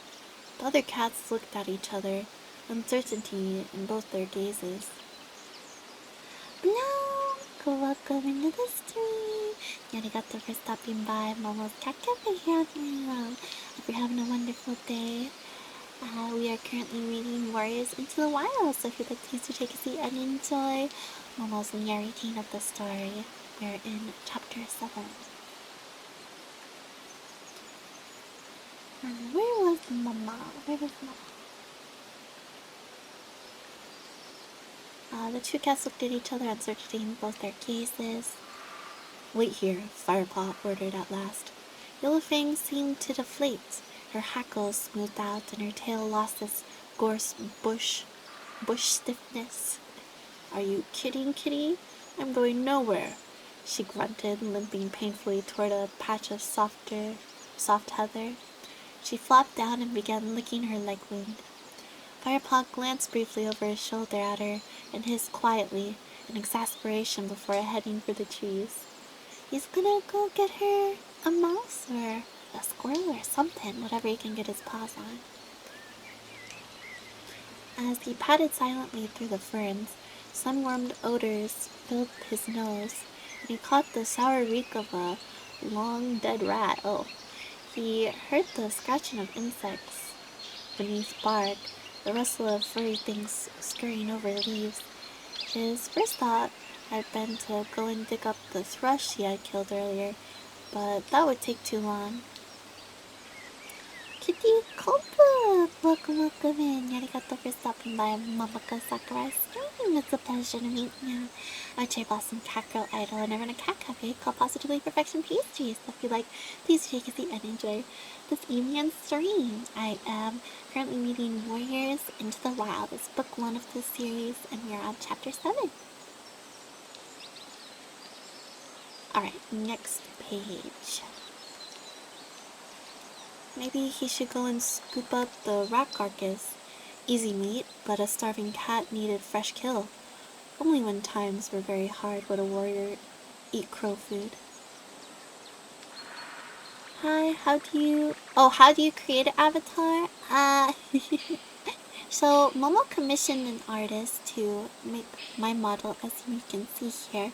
I commissioned an artist and then I signed up, I applied to Irium, had some interviews, and I was luckily able to come on here to stream. And so I had brought the model that I had already had onto the app. But if you are interested in applying, sending in an application with Irium, there is an option, if you do not have your own model, to have, like, if you maybe have like a concept art of something you like drawn, or just any ideas in general, you can request to have a model drawn. Yeah. Cute, thank you. And arigato, kitty, for the follow. I really appreciate that. Arigato. Appreciate the support. We are actually now 1 follower away from 100 here on Irium. That's gonna be like our first big milestone. Unless you count 50 as like the first, but definitely 100 will be, you know, a monumental step. Who are you, or how am I?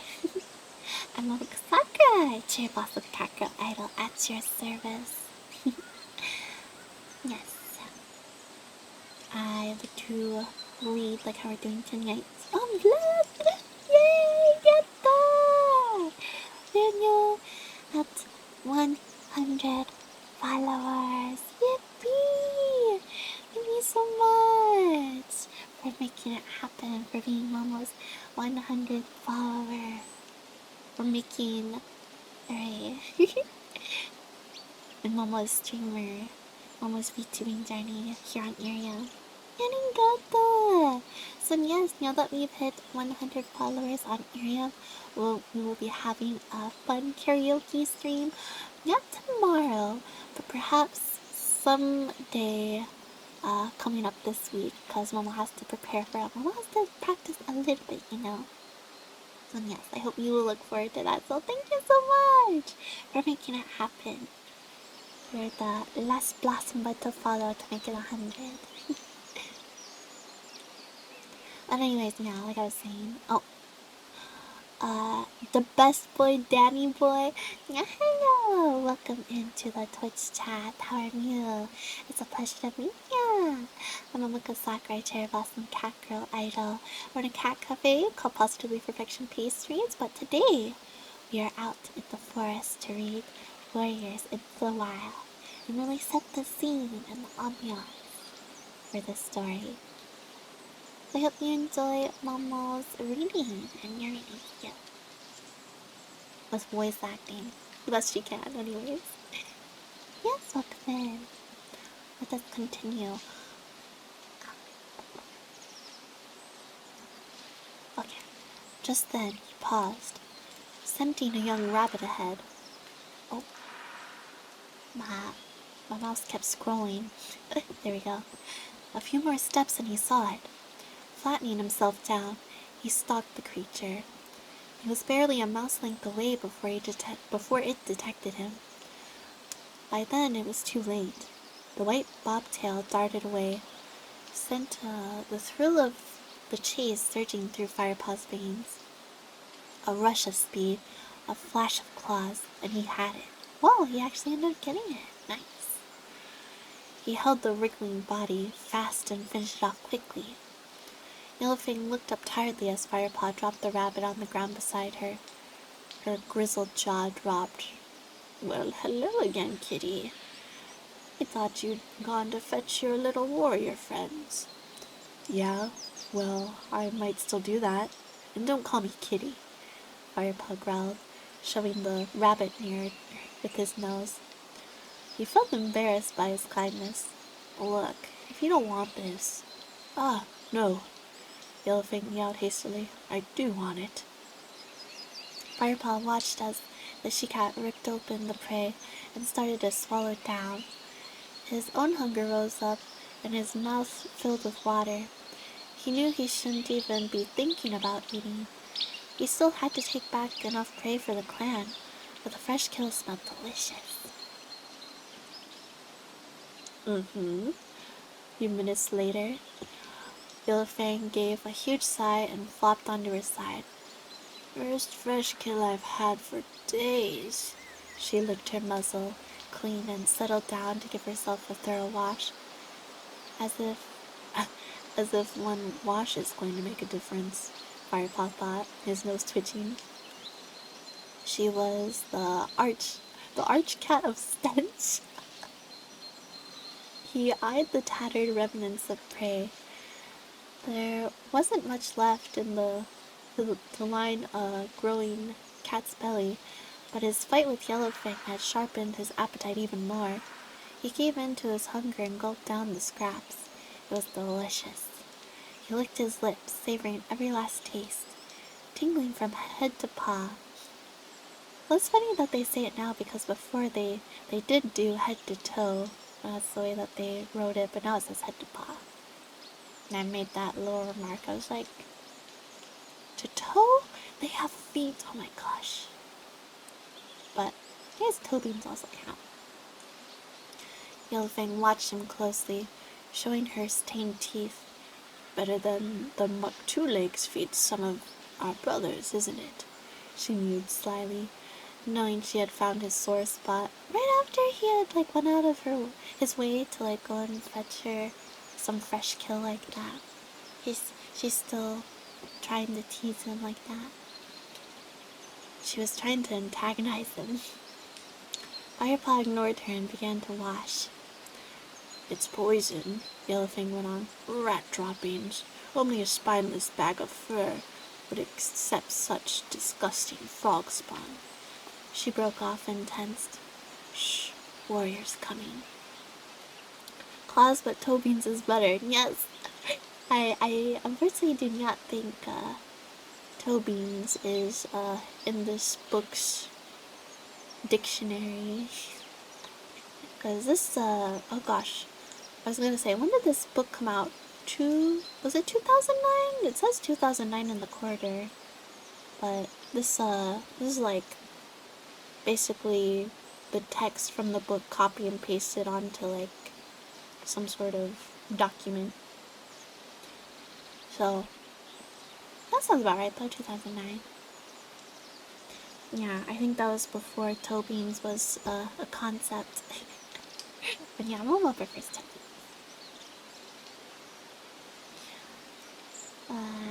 Firepaw was also aware of cats approaching. He could hear their soft paw fall on leaf litter and the sound of fur swishing through branches. He smelled the wind brushing against their coats. Familiar smells. These were ThunderClan warriors, confident enough in their own territory not to care about the noise they made. Firepaw licked his lips guiltily, hoping to wash away any traces of scraps he'd just swallowed. Then he looked at Yellowfang and the fresh pile of rabbit bones that lay beside her. The clan must be fed first. Oh, that's Lionheart echoing in his head again. The clan must be fed first. Lionheart's voice rang through his head once more.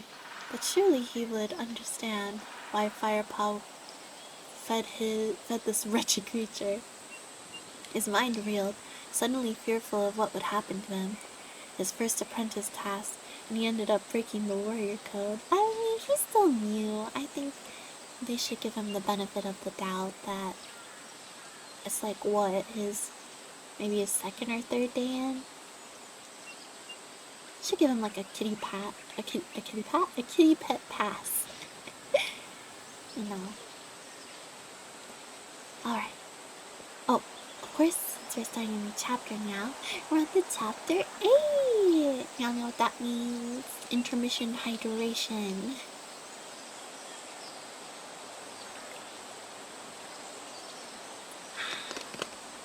You'll hydrate too, okay? Alright, so Momo always usually likes to stream for like at least 6 hours, and we are currently on, we're a little bit further in the Twitch stream, but on Irium we are at 5 hours and 12 minutes, so we're gonna continue on. We're gonna keep reading until we hit that 6-hour mark. So I was kind of hoping that we would maybe get to about chapter 10, because there's 25 chapters in this first book. I don't know if it's the same for the other books, but that way we can get a decent way through. So then maybe the next time we come to read this, we can read the other 10 chapters. We get to 20, and then like the next time we read, we can finish up this book and then move on to book 2. So we shall see, Okay, y'all ready? Chapter 8. Yellowfang growled in defiance at the approaching paw steps, but Firepaw could sense her panic. The she-cat struggled to her feet. So long. Thanks for the meal. She tried to limp away on 3 legs and then winced in pain. No, this leg stiffened up while I've been resting. Now it was too late for her to run. Silent shadows slipped out of the trees, and in a heartbeat the ThunderClan patrol had encircled Firepaw and Yellowfang. Firepaw recognized them. Tiger Claw, Darkstripe. Oh, Willowpelt. I don't think we talked about Willowpelt yet. Willowpelt and Bluestar. I think Willowpelt's one of the queens? All of them lean and hard muscled. They're really big, beefy cats. Firepaw smelled Yellowfang's fear at the sight of them. Greypaw followed close behind. Oh, Greypaw here's too. Oh, I guess it's the hunting/border clan patrol I was talking about earlier. So of course he's there. Greypaw followed close behind. He bounded out of the bushes and stood beside the warrior patrol. Firepaw mewed a hasty greeting to his clan, but only Greypaw returned it. Hi, Firepaw, he called out. Silence, Tiger Claw growled. Firepaw glanced at Yellowfang and groaned inwardly. He could still smell the fear scent on her, but instead of cowering in submission, the scruffy creature was glaring in defiance. Who's that? Oh, it's Bluestar. I was getting ready to read that as Yellowfang. Firepaw? Bluestar's question was cool and measured. What have we here? An enemy warrior? And recently fed by the smell of you both? Her eyes burned into him, and Firepaw dropped his head. Oh no. He messed up. She was weak and hungry, he began. And what about you? Was your hunger so bad you had to feed yourself before you had gathered prey for your clan? Bluestar went on. I assume you have a very good reason for breaking the warrior code. Firepaw was not fooled by the leader's soft tone. Bluestar was furious, rightly so. He crouched lower to the ground. Before he could speak, there was a loud hiss from Tigerclaw.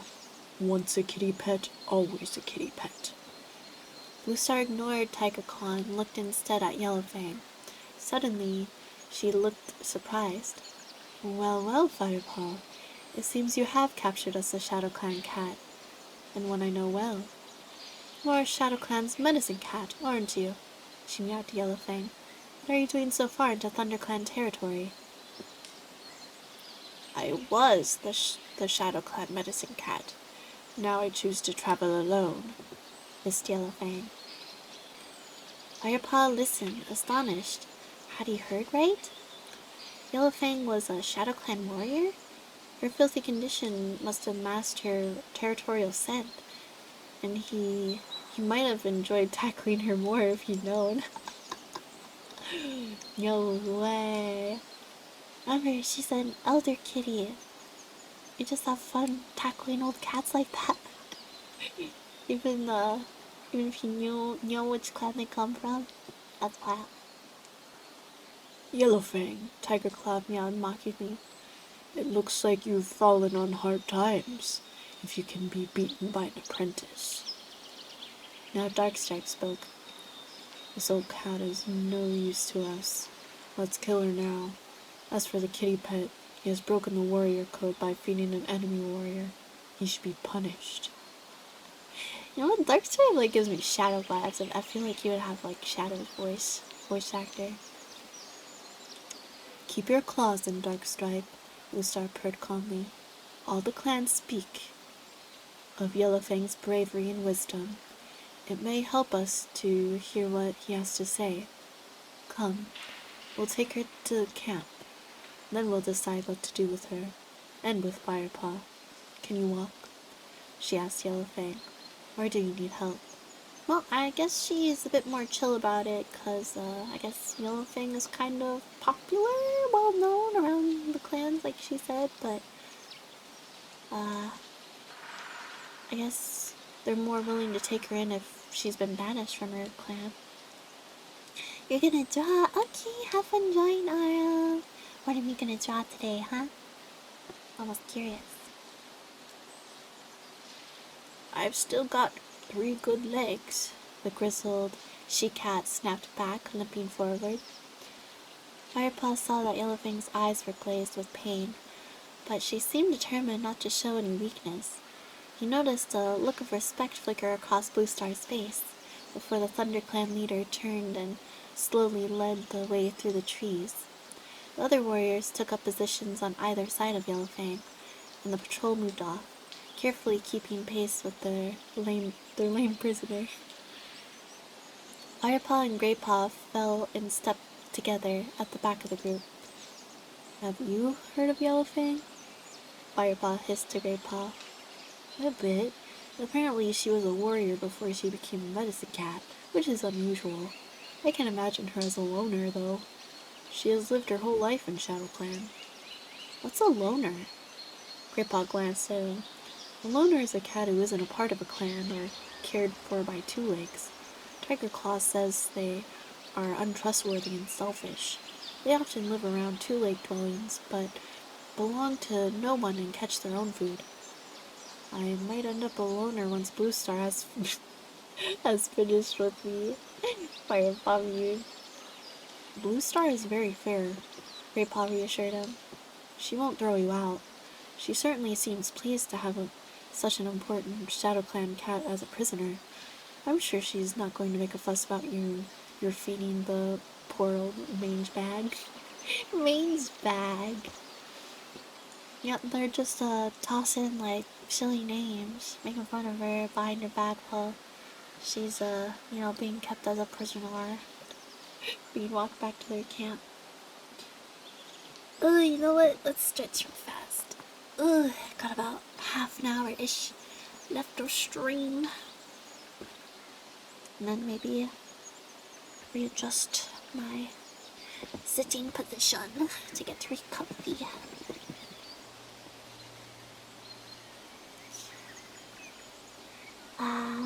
Where's Momo at? Okay. But they keep moaning about prey being scarce. Oh, why did I eat that rabbit? Firepaw felt shame burn through his fur. Well, yeah, Greypaw nudged his friend. That was mouse-brained. You really broke the warrior code there, but no cat is perfect. Firepaw didn't answer, but trekked onward with a heavy heart. This was not the way he had hoped his first solo task would end. As the patrol passed the sentries who guarded the camp entrance, the rest of ThunderClan came running to welcome their warriors home. Queens, kids, and elders crowded on either side. They peered curiously at Yellowfang as she was led into the camp. Some of the elders recognized the old she-cat.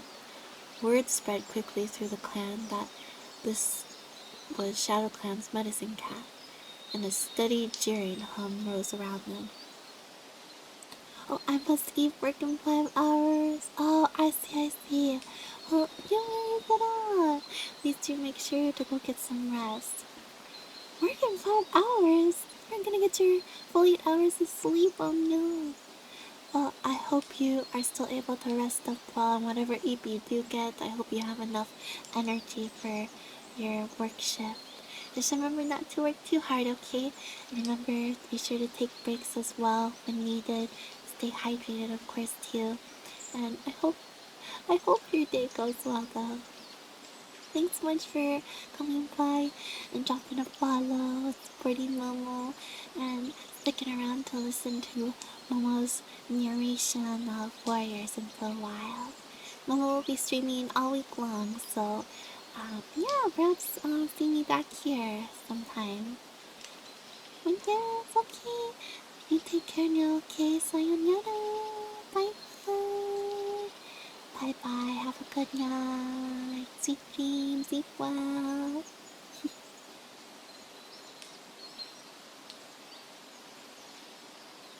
Queens, kids, and elders crowded either side. Did I read all that already?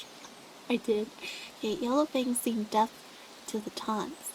Firepaw couldn't help admiring the way she limped with dignity through the corridor of stares and insults. He knew she was in a great deal of pain and hungry in spite of the rabbit he had caught for her. Welcome back, Kitty. Right, do you play Skullgirls? I do not, but I have seen gameplay of it before, and I've seen like the character designs. It seems like a fun game. But as far as fighting games go, Momo's favorite is definitely Blaze Blue. I love Blaze Blue a whole lot. What others? I don't really play Smash that often, but Smash can be fun to play, especially with a group of friends. Then this one, Zero, is on my list. It's on my list of games to play. But same thing with Skullgirls. I know a lot of the characters and how they look, and I often watch the trailers whenever new characters get released. That's definitely a game I really want to play sometime soon. Genshin Impact, yes! I love Genshin too. Yaimiko is my favorite. She is best girl. Although I haven't played in a really long time. I stopped on the Inazuma arc.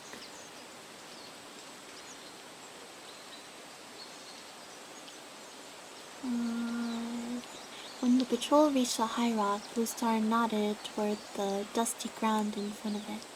Yellowfang followed the ThunderClan leader's silent command, sinking gratefully onto the earth. Still ignoring the hostile stares around her, she began licking her wounded leg. Firepaw noticed Spotted Leaf emerge from her corner. She must have scented the presence of an injured cat in the camp. She just knows as a medicine cat. It's her medicine cat senses. Anime Marker 2? Momo's not familiar with that one. I'll have to look that one up. What's that one about? He watched the crowd part to let the young turtle shell through. Yellowfin glared at Spotted Leaf and hissed. I know how to take care of my own wounds. I don't need your help. Spotted Leaf said nothing but nodded respectfully and stepped back. As one medicine cat to another. Some of the cats had been out hunting, and fresh kill was brought for the returning warriors to eat. They each took some food and carried it away to the needle patch to eat it. Then the other clan cats crowded forward to take their own share. How about Pixie? Momo doesn't know about that one either. Shall we? Momo plays a lot of Nintendo games, Steam games. I have a PS4 too, though it's been a while since I played on there.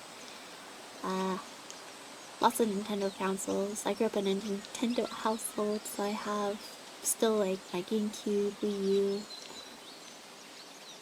Yo-Yo though? No, that doesn't ring a bell either, sorry.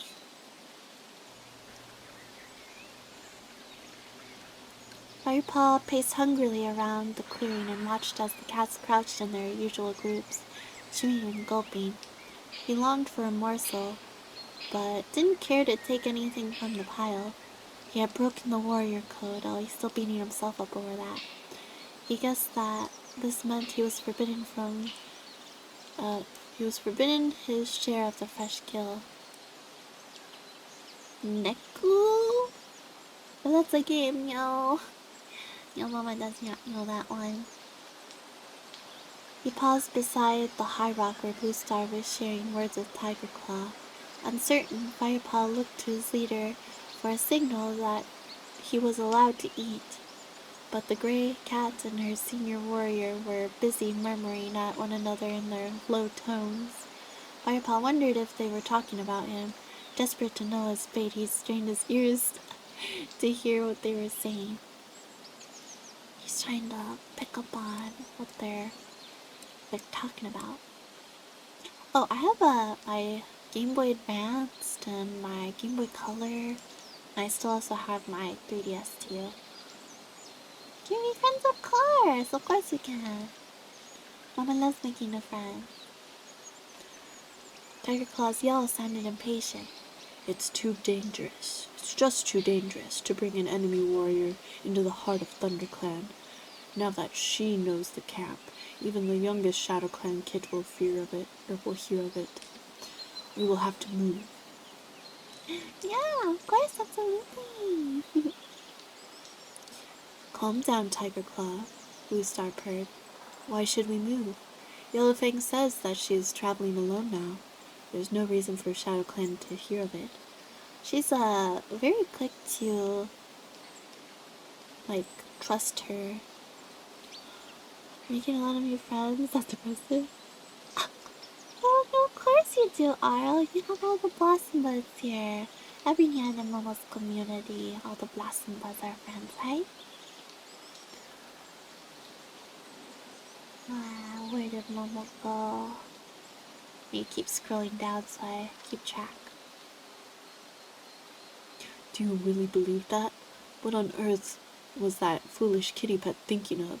Tiger Claw spat. I'm trying to say one word and then I'm reading the word that's already in front of it. But think for a moment, Tiger Claw, mewed Blue Star. Why would the Shadow Clan medicine cat choose to leave her clan?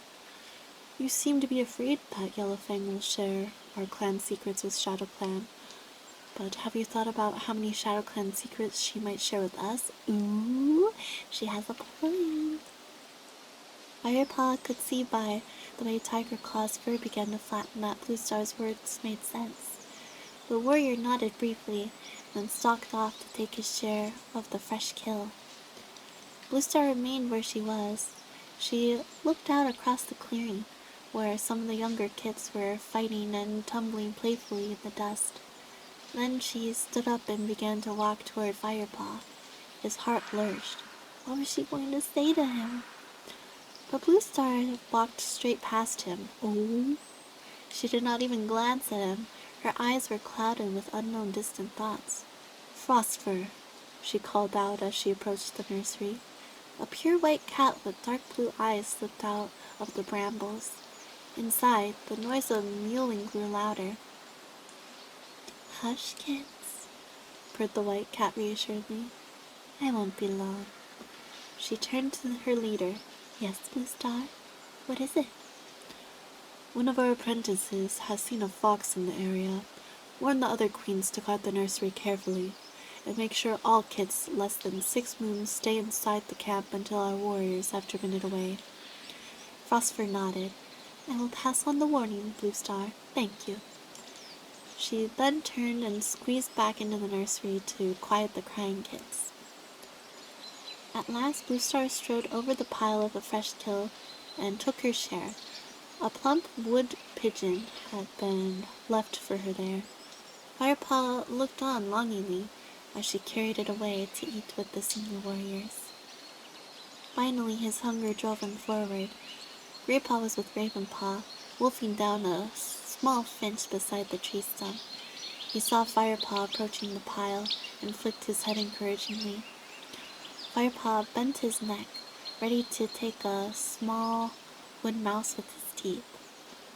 "Not for you." Tiger Claw growled, striding up behind him and pawing the mouse away.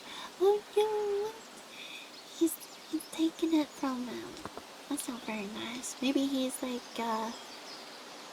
it's not his turn yet. Not everyone has gotten their fair share of things yet. A fresh kill." "You didn't bring back any prey. The elders will eat your share. Take it to them."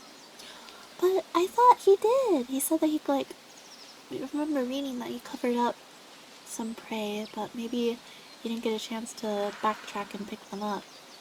Darn." Firepaw looked over at Blue Star. She nodded shortly. "Do as he says." Obediently, Firepaw picked up the mouse and carried it across the small ear. The delicious smell of it wafted up Firepaw's nose. He wanted nothing more than to crunch it up with his strong teeth. He could almost feel its life energy flooding his young body. With great self-control, he laid the prey down in front of the gray Tom, and then backed away politely. He expected no thanks and was offered none. Now he was glad that he had gobbled up the remains of the rabbit while he had caught for Yellowfang. There would be nothing else for him to eat until he went out hunting again tomorrow. That's rough. Oof, Momo would be big sad. Momo would not be able to do this rough warrior cat life living. That'd be too much of a kitty pet to be able to leave the 2-leg plates. Growing up with a nice warm bed, getting fed, without having to worry about hunting my own food. Oh man! Arigato for coming back to Momo's Dreams here on Irium. How are you? Yes, welcome back to the cafe. What can I get for you? And thank you so much for the star. You're good. I'm glad to hear it. I hope you've had a lovely day. Tonight, Momo is reading Warriors into the Wild. We have gone on to chapter 8, right guys? I think we're on chapter 8, yeah. We've been going at it for almost 6 hours now, so Momo will be live for a half hour more so we can hit a 6-hour mark. That's just Momo's personal preference for how long she likes to stream for. But plus it allows us to get a good couple of chapters in, so Momo's been doing a lot of narrating of the story and attempting to voice act the characters as best I can. There's a lot of cat. Where was I? There would be nothing else for me to eat. Oh yeah, I was talking about I would definitely not be able to be a warrior cat in the wild. Momo likes to have her pamperness. She likes to get attention and be fed. You don't have to worry about the scaries of the outside world. live with my 2 legs rent free. Alright. Firepaw wandered over to Greypaw. His friend had eaten his fill and lay with Ravenpaw outside the apprentice's den. He was stretched out on his side, rhythmically washing a foreleg. Greypaw saw Firepaw approach, and paused in his licking. "Has Bluestar mentioned your punishment yet?" he asked. "Not yet," Firepaw replied gloomily. Greypaw narrowed his eyes sympathetically and said nothing. Bluestar's call sounded across the clearing. "Let all those cats old enough to catch their own prey join together for a meeting of our clan."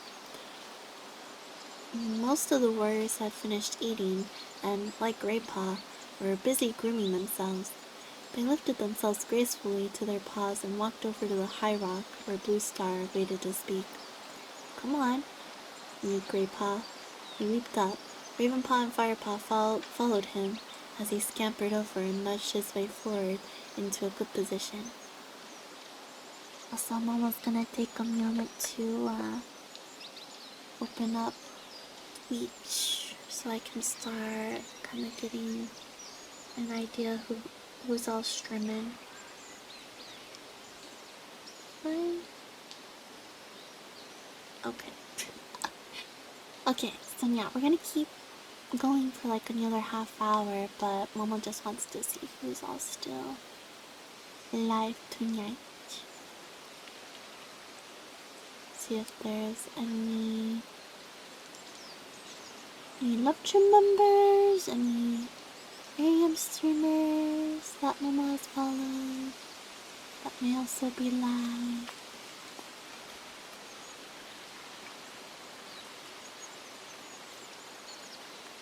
If I can find my scrolling thing.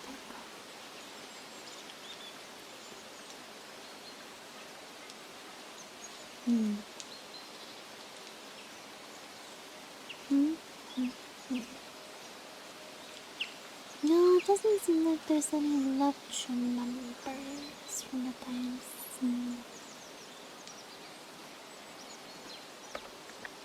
But there is a VTuber with mine that had a new model debut recently. She's playing Mario Kart 8 Deluxe, so I'll just have that raid message typed in. So when we are ready to go raid, we'll have that prepared. Okay. Maybe I'll work in her stream so that I have more audio that adds.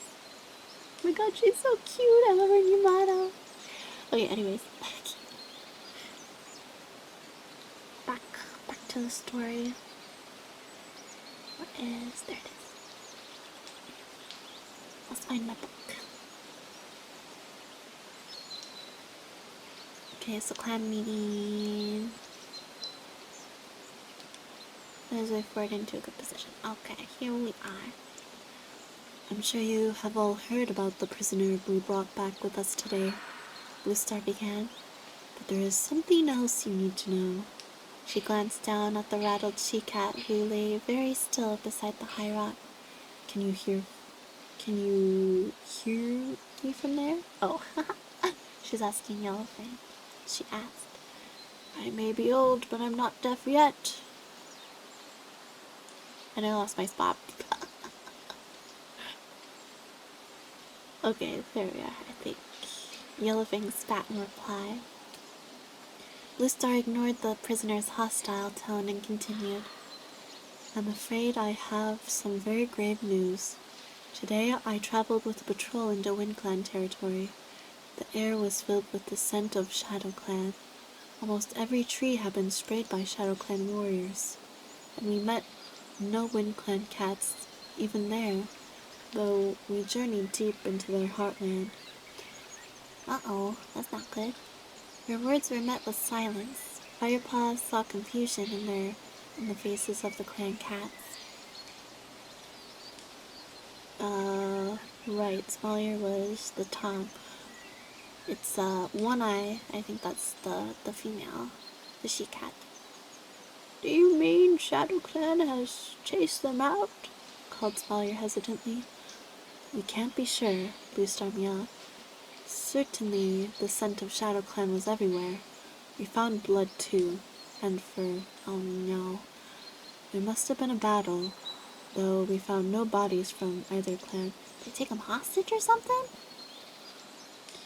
A shocked yell arose from the crowd in a single voice. I mean, wasn't that... Oh, I was gonna say, What about at that gathering? Did something happen at the gathering? How the clans came together? Firepaw felt the cats around him stiffen with shock and fury. Never before had one clan driven another from its hunting grounds. how can Wind Clan have been driven out? One Eye croaked hoarsely. Shadow Clan is fierce, but Wind Clan is many. They have lived in the uplands for generations. Why have they been chased out now? She shook her head anxiously, her whiskers trembling. I don't know the answers to any of your questions, meowed Bluestar. It is well known that Shadow Clan has recently appointed a new leader, following the death of Ragged Star. Their new leader, Broken Star, gave no hint to any threat when we met him at the last gathering. I was gonna see. Is there any tips, any hints at something that might have happened at the gathering? Perhaps Yellowfang has answers, snarled Darkstripe. After all, she is Shadow Clan. I am no traitor. Nothing would make me share the secrets of Shadow Clan with a brute like you, growled Yellowfang, glaring aggressively at Darkstripe. The Thunder Clan warrior... Oh, I started reading that as her. The Thunder Clan warrior moved forward, ears flat, eyes close to slits, ready for a fight. Stop, yelled Bluestar. Darkstripe immediately halted in his tracks, even though Yellowfang goaded him on with blazing eyes and furious hiss. That's enough. Hasta double! Arigato for joining in Momo's stream. How are you? Thanks so much for stopping by. It's a pleasure to meet ya. I'm Awaka Sakurai, Cherry Blossom Catgirl idol, and we're in a cat cafe called Positively Perfection Pastries. So if you'd like, please do take a seat and enjoy the stream. We have been reading Warriors into the Wild. Hello there, I'm alright, how are you? Pleasure to meet you. Oh, good. I'm doing well. Don't want to interrupt. Oh, no worries at all. I'm always happy to chat with you. That's, one of the big features here on Irium, of course. Mom doesn't mind stopping to read the chat. Of course, I gotta, say hi to anyone that comes in. Yes, thank you for the stars. Yes, we've been reading Warriors into Wild Book 1. We are on Chapter 8. I've been reading that for almost 6 hours. So we'll be continuing to read here up until we reach our 6th hour. So we'll be live for a couple more minutes. And then tomorrow we'll probably go back to gaming. Yeah, start reading, we're reading. And Yellow has to find where was. Okay, that's enough, Bluestar growled. The situation is too serious for us to be fighting amongst ourselves. ThunderClan must prepare itself. From this moonrise onward, warriors will travel in larger groups. Other clan members will remain close to the camp. Patrols will travel the boundary edges more frequently, and all the kids must stay in the nursery. Komaru, by the way, arigato! Here's a quick zoom out if you'd like to see. Momo's full arigato. Very heavily Lolita inspired. Momo loves Lolita fashion. That's good, cool, and cute. Thank you. My mama did such an amazing job, as did my Ricker. I'm glad you like it. The cats below her nodded in agreement. Bluestar continued. Our need for warriors is our greatest obstacle. We shall get around this by speeding up the training of our apprentices. They need to be ready even sooner to fight for our clan. Firepaw and Dustpaw and Sandpaw exchanged a thrilled glance. Greypaw was gazing up at Bluestar, his eyes wide with excitement. Ravenpaw just shuffled his paws anxiously. The black apprentice's wide eyes showed worry rather than excitement. Bluestar went on. One young cat has been sharing mentors with Greypaw and Ravenpaw. By teaching him, I shall speed up the training of all 3 apprentices. She paused and looked down at her clan. I shall take on Firepaw as my own apprentice. Wow, that's super awesome. The leader of ThunderClan is taking on Firepaw, this kitty pet. This cat that just showed up but decided to join their clan. She's taking him under her paw. That's pretty cool. Firepaw opened his eyes wide in amazement. Bluestar was to be his mentor? Beside him, Greypaw gasped, unable to hide his surprise. Oh, what an honor! It's been moons since Bluestar had an apprentice. Usually she only trains the kids of deputies. And a familiar voice rose from the front of the crowd. It was Tigerclaw. So Firepaw is to be rewarded, not punished, for feeding an enemy warrior when he should have been feeding his own clan. Firepaw's my apprentice now. I will deal with him, answered Bluestar. She stared into Tigerclaw's fierce eyes for a moment before lifting her head to address the whole clan once more. Yellowfang will be allowed to stay here until she has recovered her strength. We are warriors, not savages. She is to be treated with respect and courtesy. But the clan cannot support Yellowfang, Darkstripe protested. We have too many mouths to feed already. Yeah, Greypaw whispered into Firepaw's ear. And some are bigger than others. I don't need anyone to care for me, spat Yellowfang, and I'll split open anyone who tries. Friendly, isn't she? Greypaw murmured. Firepaw flicked the tip of his tail in silent agreement. There were muffled meows from the other warriors as they grudgingly recognized the enemy warriors' fighting spirit. Bluestar ignored the murmuring. We shall kill 2 prey with 1 blow, as it were, Firepaw. As punishment for breaking the warrior code, it will be your responsibility to care for Yellowfang. Ooh! You will hunt for her and tend to her wounds. You will fetch fresh bedding and clear away her dirt. Yes, Bluestar, meowed Firepaw, his head bowed in submission. Clear away her dirt, he thought to himself. Well, I think he means like whenever she has to use the nature litter box. Mocking yowls came from Dustpaw and Sandpaw. Good idea, hissed Dustpaw. Firepaw had better be good at cracking fleas. And hunting, added Sandpaw. That sack of bones is going to need feeding up. Enough, Bluestar interrupted them. I hope Firepaw will find no shame in caring for Yellowfang. She is a healer, and she is his elder. For those reasons alone, he should respect her. She shot up a sharp glance at Sandpaw and Dustpaw. And there's no humiliation in caring for another cat when it is unable to care of itself. The meeting is over. I would like to speak to my senior warriors alone now. With that, she jumped down from the high rock and marched toward her den. Lionheart followed her. The other clan cats began to move away from the high rock. 1 or 2 congratulated Firepaw on being chosen as Bluestar's apprentice. Others mockingly wished him luck out looking after Yellowfang. Firepaw felt so dazed by Bluestar's announcement that he just nodded blankly. Longtail padded up to him. The V-shaped nick that Firepaw had cut into the tip of his ear still showed. The young warrior drew back his whiskers into an ugly snarl. Well, I hope you'll think twice about bringing strays back into the camp next time, he sneered. Like I said, outsiders always bring trouble. Ba-da-ba-da-bum-bum.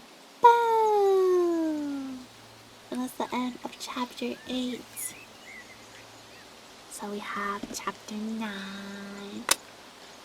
Okay, well, actually, the stream here on Twitch is about to hit its 6-hour mark. So perhaps we can start yapping and chatting about raiding, going to raid. Let's see. I forget how long the raid message lasts for. Maybe we'll just wait till we hit 6 hours. But yeah, I'm gonna send the raid off once we hit our 6th hour on OBS, and then I'm gonna yap with Luna since Luna is having her. Oh, did she end her stream? Oh, she ended her stream. Okay, actually, that's a good thing. We'll check. How long was she live for? I didn't see that. I have a really great day. Yeah, me too. Oh, but Momo isn't ending the stream just yet. I gotta find some other kitty to raid now. My plans have been foiled. Who else is streaming? I don't know if Ira. I feel like a lot of the times that I stream, Ira joins in, or she starts her stream like right after I'm done. She usually has some pretty late streams. Who's joining? Marceline is doing some just chatting. I don't think I see any Arian peeps. At least that I follow right now. Humma humma humma. Okay. Maybe we'll go ahead and read Marcy. Let's read Marcy.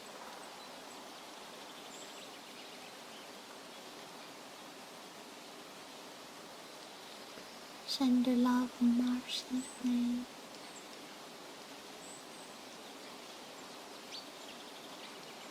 Sorry, Momo's very indecisive. What else did I see? Oh wait, I'm so silly. Celeste is streaming. We'll go and read Celeste. She's another Arium liver. Celeste. Okay. Okay. Well, you know what? No, we'll go ahead and end the stream when we hit 6 hours on Arium. We have like a little less than 10 minutes. We'll continue on. Yeah, no, chapter 10, sadly. We're so close. Should we just... Okay, you know what? Okay, we're on page 66. Let me just click and see how many more pages it is. Of course. Oh, I'm getting good. Oh, Asta for the follow. Yenta. Thanks so much for joining Momoko's café. You're now officially a blossom bud. This is very soothing, by the way. Thank you so much. I've been hearing so much of that tonight since we've been reading. Yeah, but like I said, since we've hit 100 followers on Arium, we'll be having a fun karaoke stream. Not tomorrow, probably not the next day, but definitely at some point this week. What day is it? Friday? Oh, okay. Well, I guess in the me week. So I hope you all look forward to that. Oh, did my model tracking? There you go, caliber T. Oh, there we go. Yeah. I'm looking forward to having more fun streams with y'all here. Okay, so anyhow, let Momo see. We are so close to chapter 10. So we're on page 66, so chapter 9. So there's 1, 2, 3, 4. You know what? If I just... There's a way for me to... There we go. Make it wider. I should have done this the whole entire stream. There's a way for me to, like, zoom in more. So 1, 2, 3, 4, 5, 6, 7, 8, 9. So there's 9 pages. Well, or like 8.5 pages in chapter. Or should we just... No, no. We're gonna go ahead and read it. We're gonna go ahead and read chapter 9. Because we are quite literally right there. We'll stop on chapter 10. We'll do it. We're gonna commit. We're already this close. You might as well. Okay, chapter 9. Okay, Great Paw's talking. I go and see to Yellowfang if I were you, whispered Great Paw. As Longtail strode away, she isn't looking very happy. Oh, yeah, you're right. Drink water. Thanks for reminding me, Momo. I almost forgot.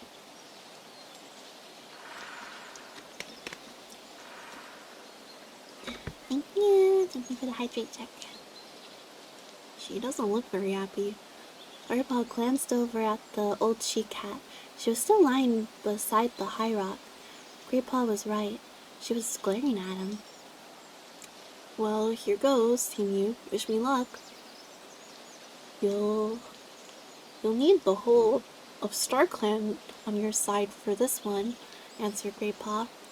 Call out if you need a hand, or a paw. If she looks like she's going to have you, I'll sneak up behind her and whack her on the head with a stiff rabbit. Wow. Guess that's one way to do it. Firepaw purred with amusement and trotted off toward Yellowfang. His cheerfulness quickly evaporated as he neared the injured queen. The old cat was clearly in a terrible mood. He hissed a warning and showed her teeth. Stop right there, kitty pet. Firepaw sighed. It seemed he was in for a fight. He was still hungry and beginning to feel tired. He longed to curl up in his nest for an afternoon nap. The last thing he wanted was to argue with this pitiful clump of fur and teeth. You can call me what you like, he mewed wearily. I'm just following Blue Star's orders. You are a kitty pet, though, aren't you? Yellowfang wheezed. She's tired, too, Firepaw thought. There was less fire in her voice, although her spite was strong as ever. I used to live with 2 legs when I was a kitten, Firepaw replied calmly. Your mother a kitty pet? Your father a kitty pet? Yes, they were. Firepaw looked down at the ground, feeling resentment burn inside him. It was bad enough that members of his own clan still viewed him as an outsider. He certainly didn't have to answer to his foul-tempered prisoner. Yellowfang seemed to take his silence as an invitation to go on. Kitty pet blood is not the same as warrior blood. Why don't you run home to your 2 legs now instead of looking after me? It's humiliating being fussed over by a low-born cat like you. Firepaw's patience ran out, he snarled. You'd still feel humiliated if I were warrior-born. You'd feel ashamed whether I was a precious she-cat from your own clan, or a wretched 2-leg that picked you up off the ground. He lashed his tail from side to side. It's the fact that you need to rely on any cat that you find so humiliating. Yellowfang stared at him, her orange eyes wide. Firepaw carried on fiercely. You're just going to have to get used to being cared for until you are well enough to look after yourself, you spiteful old bone hag. He stopped as Yellowfang began to make a low, harsh, wheezing sound. Alarmed, Firepaw took a step toward her. The she-cat was trembling all over, and her eyes had narrowed into tiny slits. Was she having some kind of fit?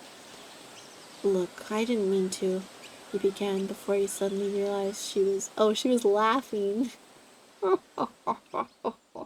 She meowed. Oh, also, I think our playlist is over.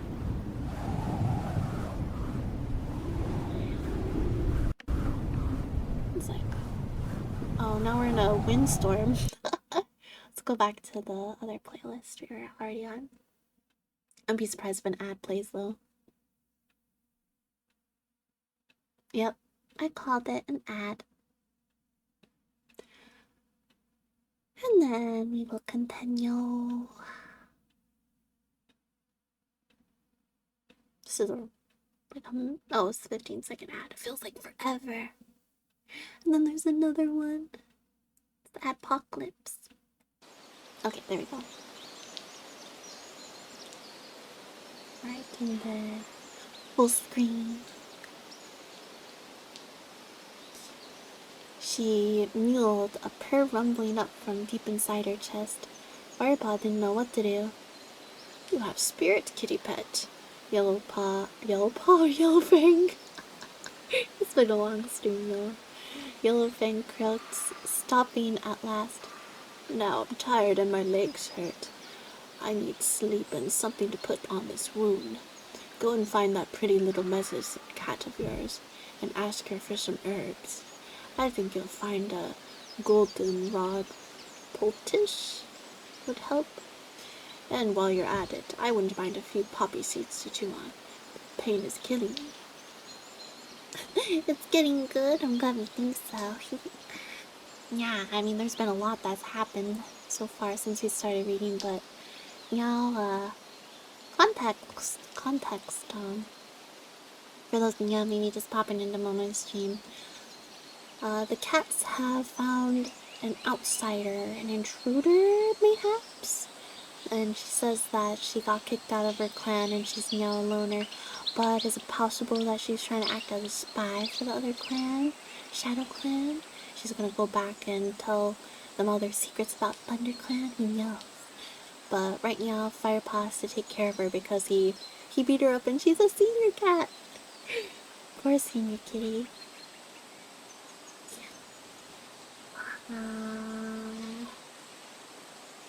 Nobody loses their spots so easily once I start yapping.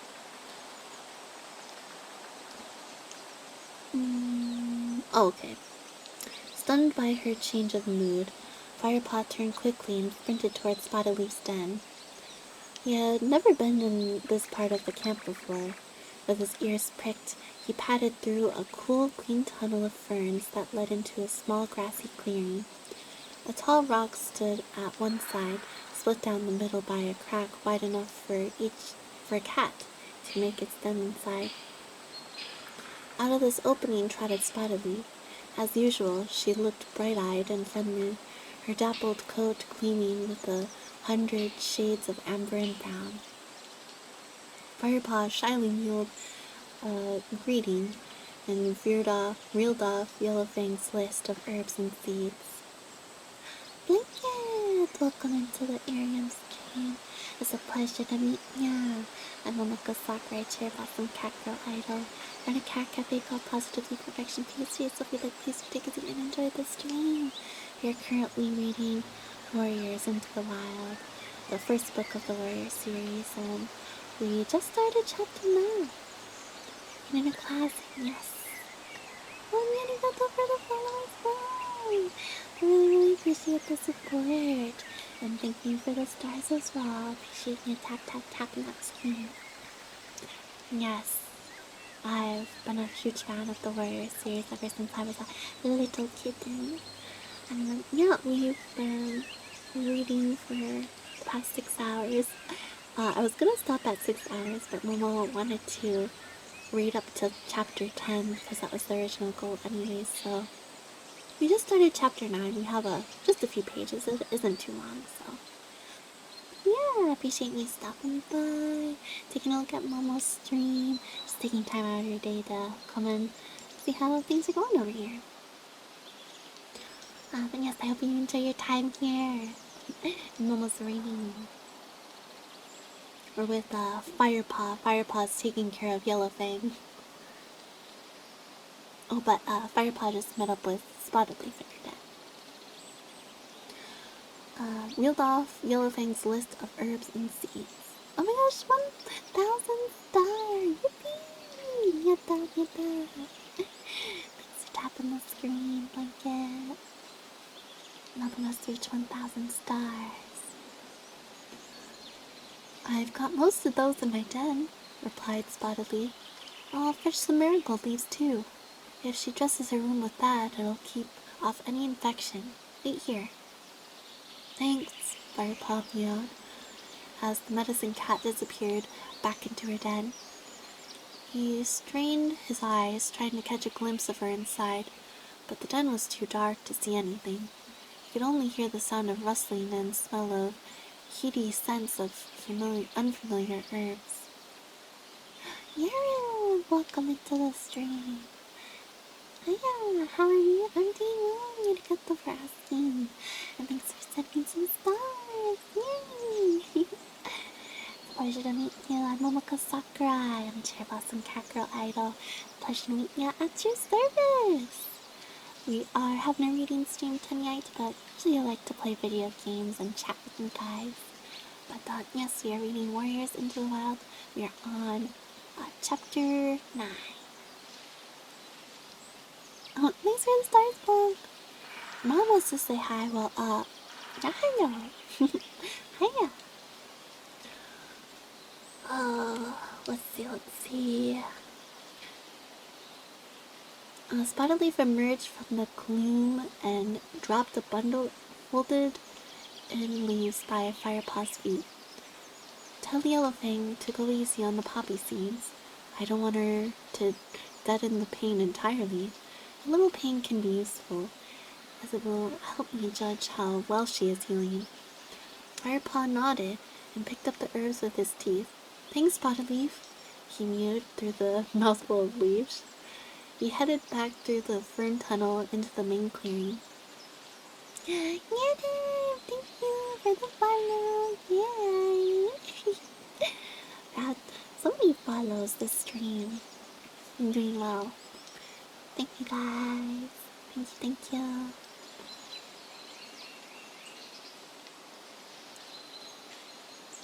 Tiger Claw was sitting outside the warrior's den, watching him closely.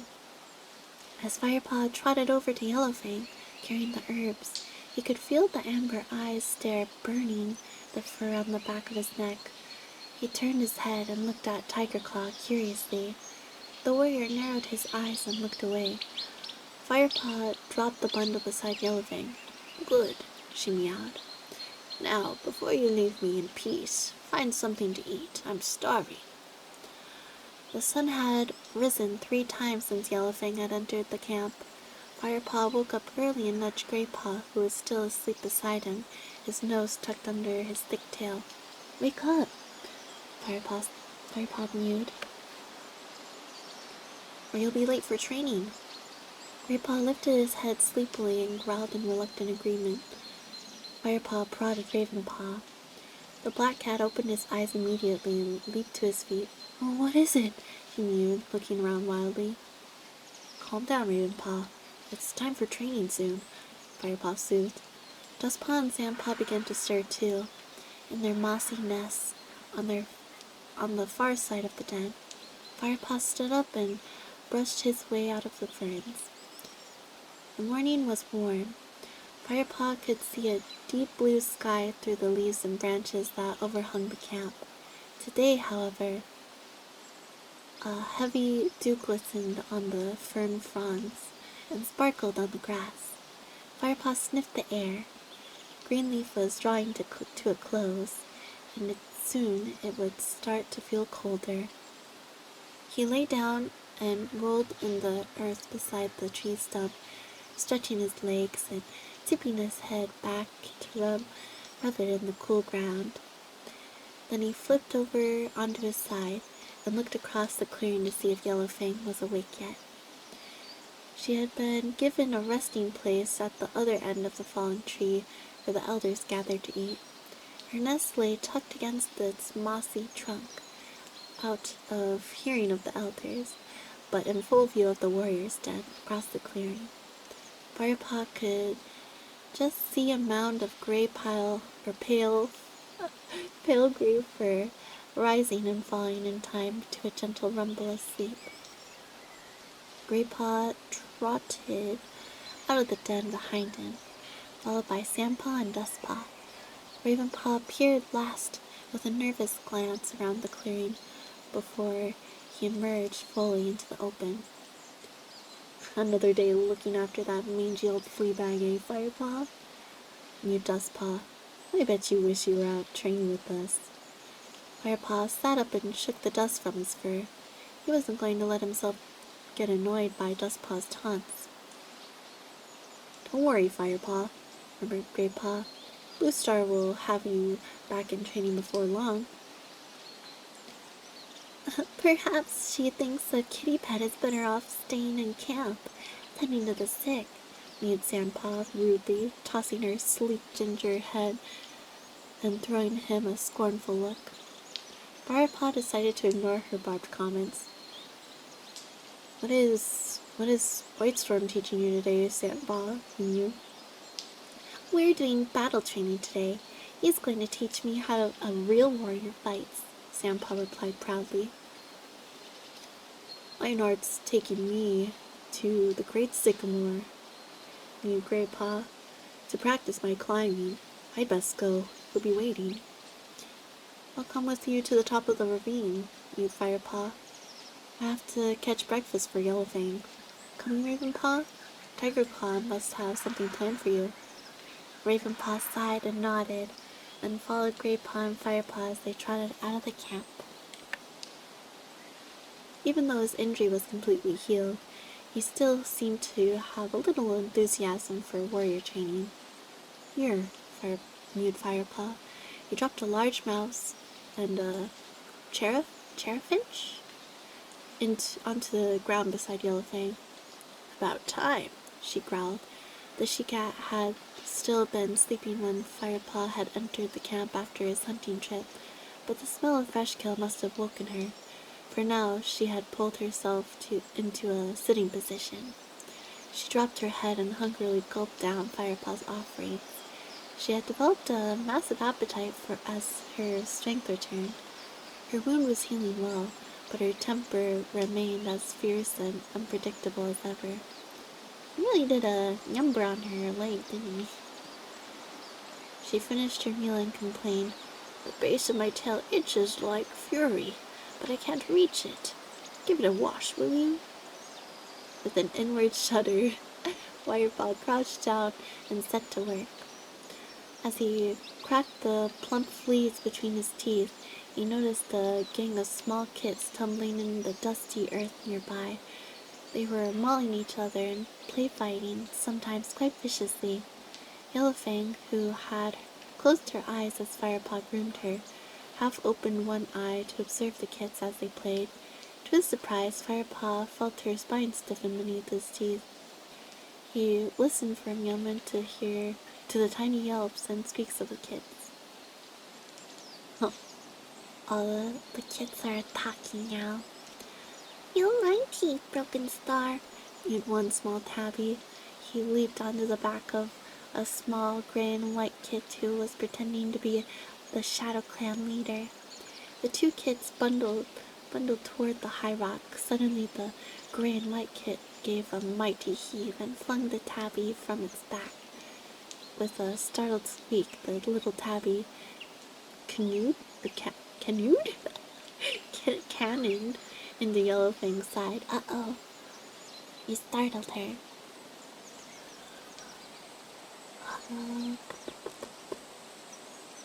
Instantly, the old she-cat leaped to her feet, fur on end, spitting violently. Stay away from me, you scrap of fur, she hissed. The tabby kit took one look at the ferocious cat, turned tail, and ran. He hid himself behind a tabby queen, who was staring furiously across the clearing at Yellowfang. The gray and white kit froze when he stood where he stood. Then, paw by paw, he cautiously backed away toward the safety of the nursery. Yellowfing's reaction had shocked Firepaw. He thought he'd seen her at her most vicious when they fought after their first meeting, but her eyes burned with a new rage now. I think the kids are finding it hard being confined to camp, he mused cautiously. They're getting restless. Hello! Hiya! Yeah, hello! I don't care how restless they are, growled Yellowfang. Just keep them away from me. Do you like kids? Firepaw asked, curious in spite of himself. Did you ever have kids of your own? Don't you know medicine cats don't have kids? Hissed Yellowfang furiously. But I heard you were a warrior before that, Firepaw ventured. I have no kids, Yellowfang spat. She snatched her tail away from him and sat up. Anyway. What's your username on Roblox? It's the same as my username on here. It's BT Momoka Sakurai. Or if you just type in Momoka Sakurai, you might be able to find it. And I pretty much look exactly like my avatar. I'm really cute and pink. And I have cat ears and cat tail. Her voice suddenly lowered and she sounded almost wistful. Accidents seem to happen to kids when I'm around them. Her orange eyes clouded with emotion. She laid her chin flat on her forepaws and stared ahead. Firepaw watched as her shoulders sank and she released a long, silent sigh. Firepaw looked at her curiously. What could she mean? Was the old she-cat being serious? It was hard to tell. Yellowfang seemed to swing from mood to mood so quickly. He shrugged to himself and went on with the grooming. There are a couple of ticks I couldn't pull out, he told her when he had finished. I should hope you didn't even try, you idiot, snapped Yellowfang. I don't want any tick heads embedded in my rear, thank you very much. Ask Spotted Leaf for a little mouse bile to rub on them. A splash of that in their breathing holes, and they'll soon loosen their grip. I'll get some now, Firepaw offered. He was glad of a chance to get away from the grumpy cat for a while, and it was certainly no hardship to go and see Spotted Leaf again.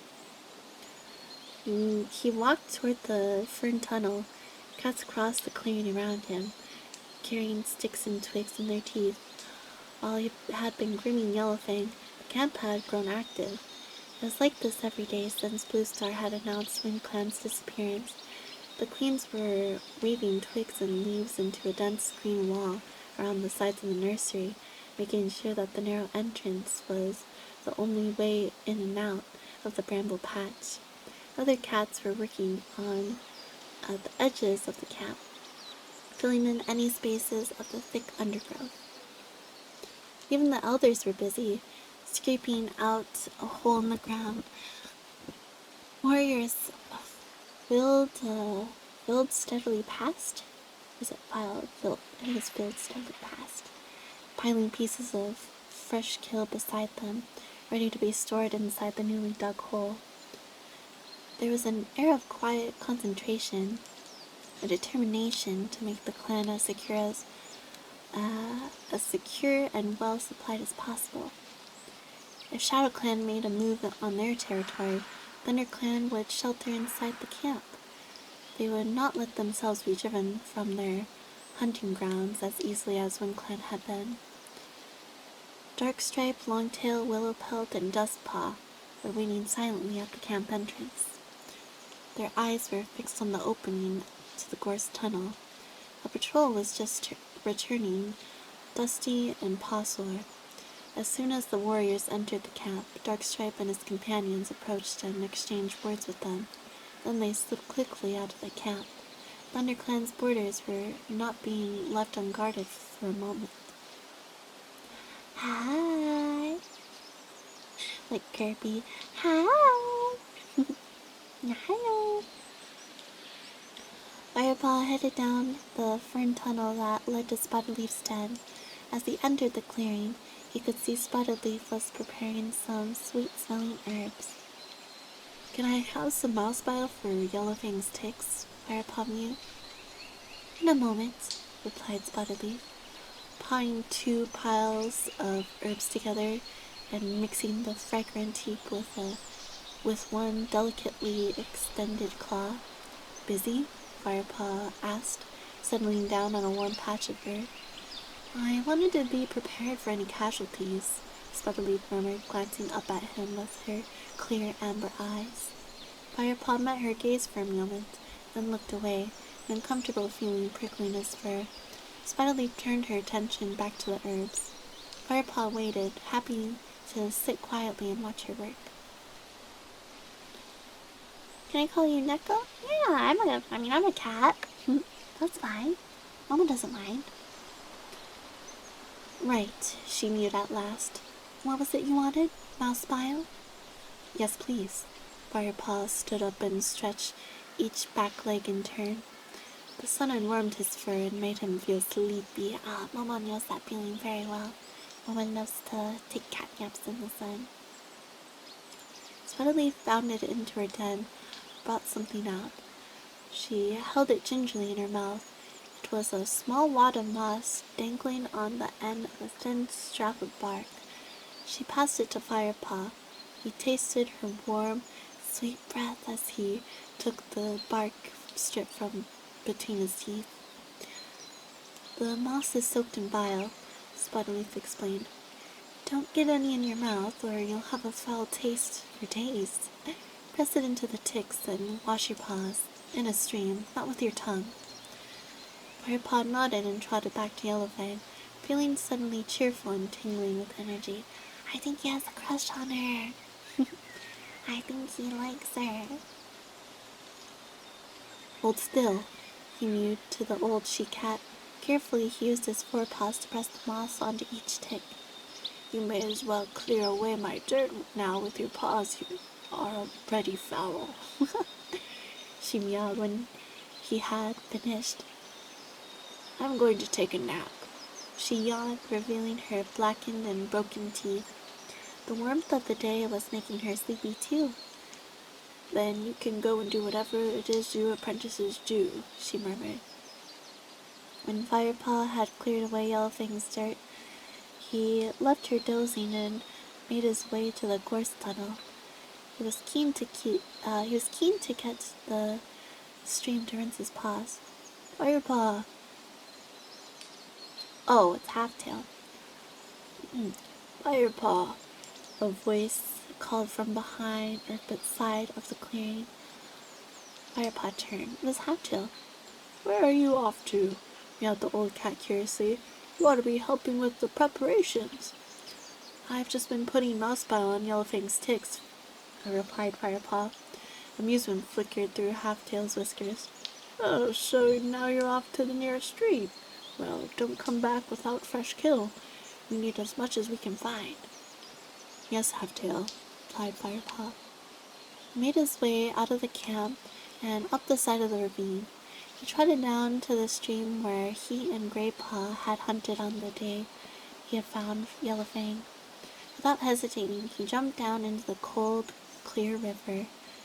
It came up to his haunches and wet his belly fur.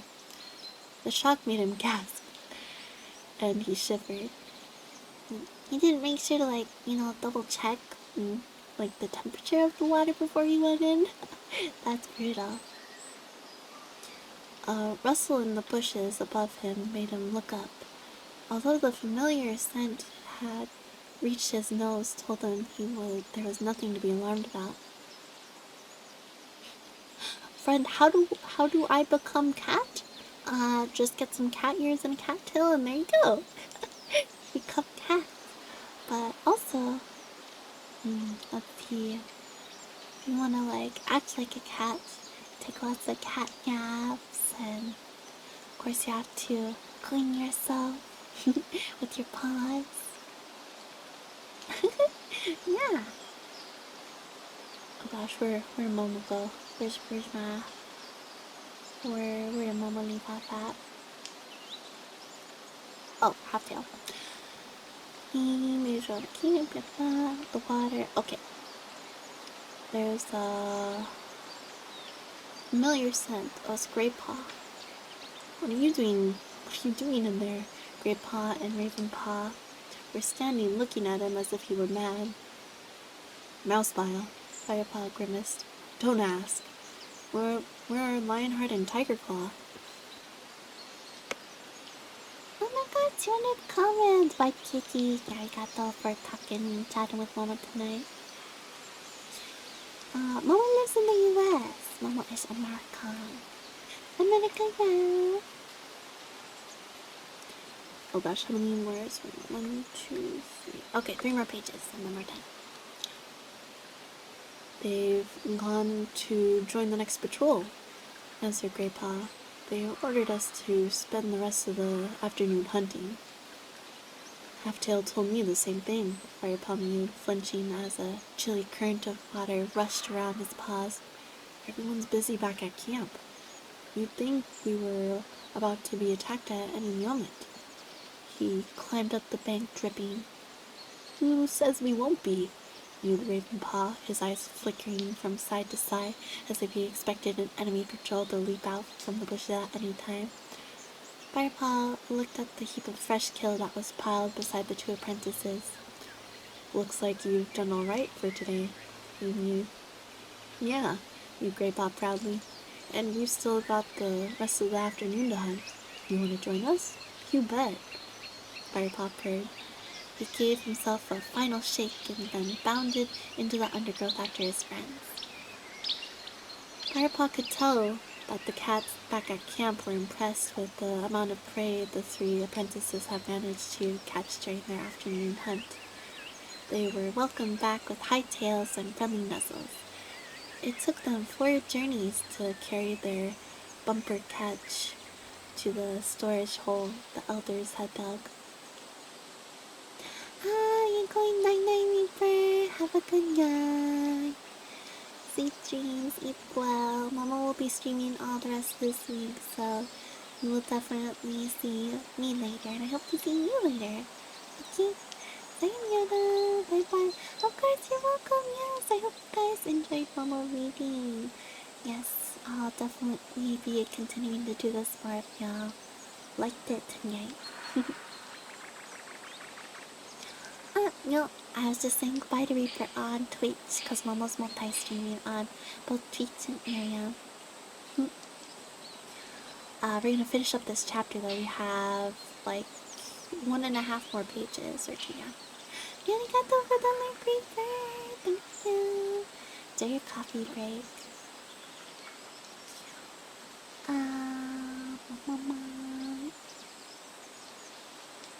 Lionheart and Tiger Claw had just returned with their patrol as Firepaw, Greypaw, and Ravenpaw carried their last load into the camp.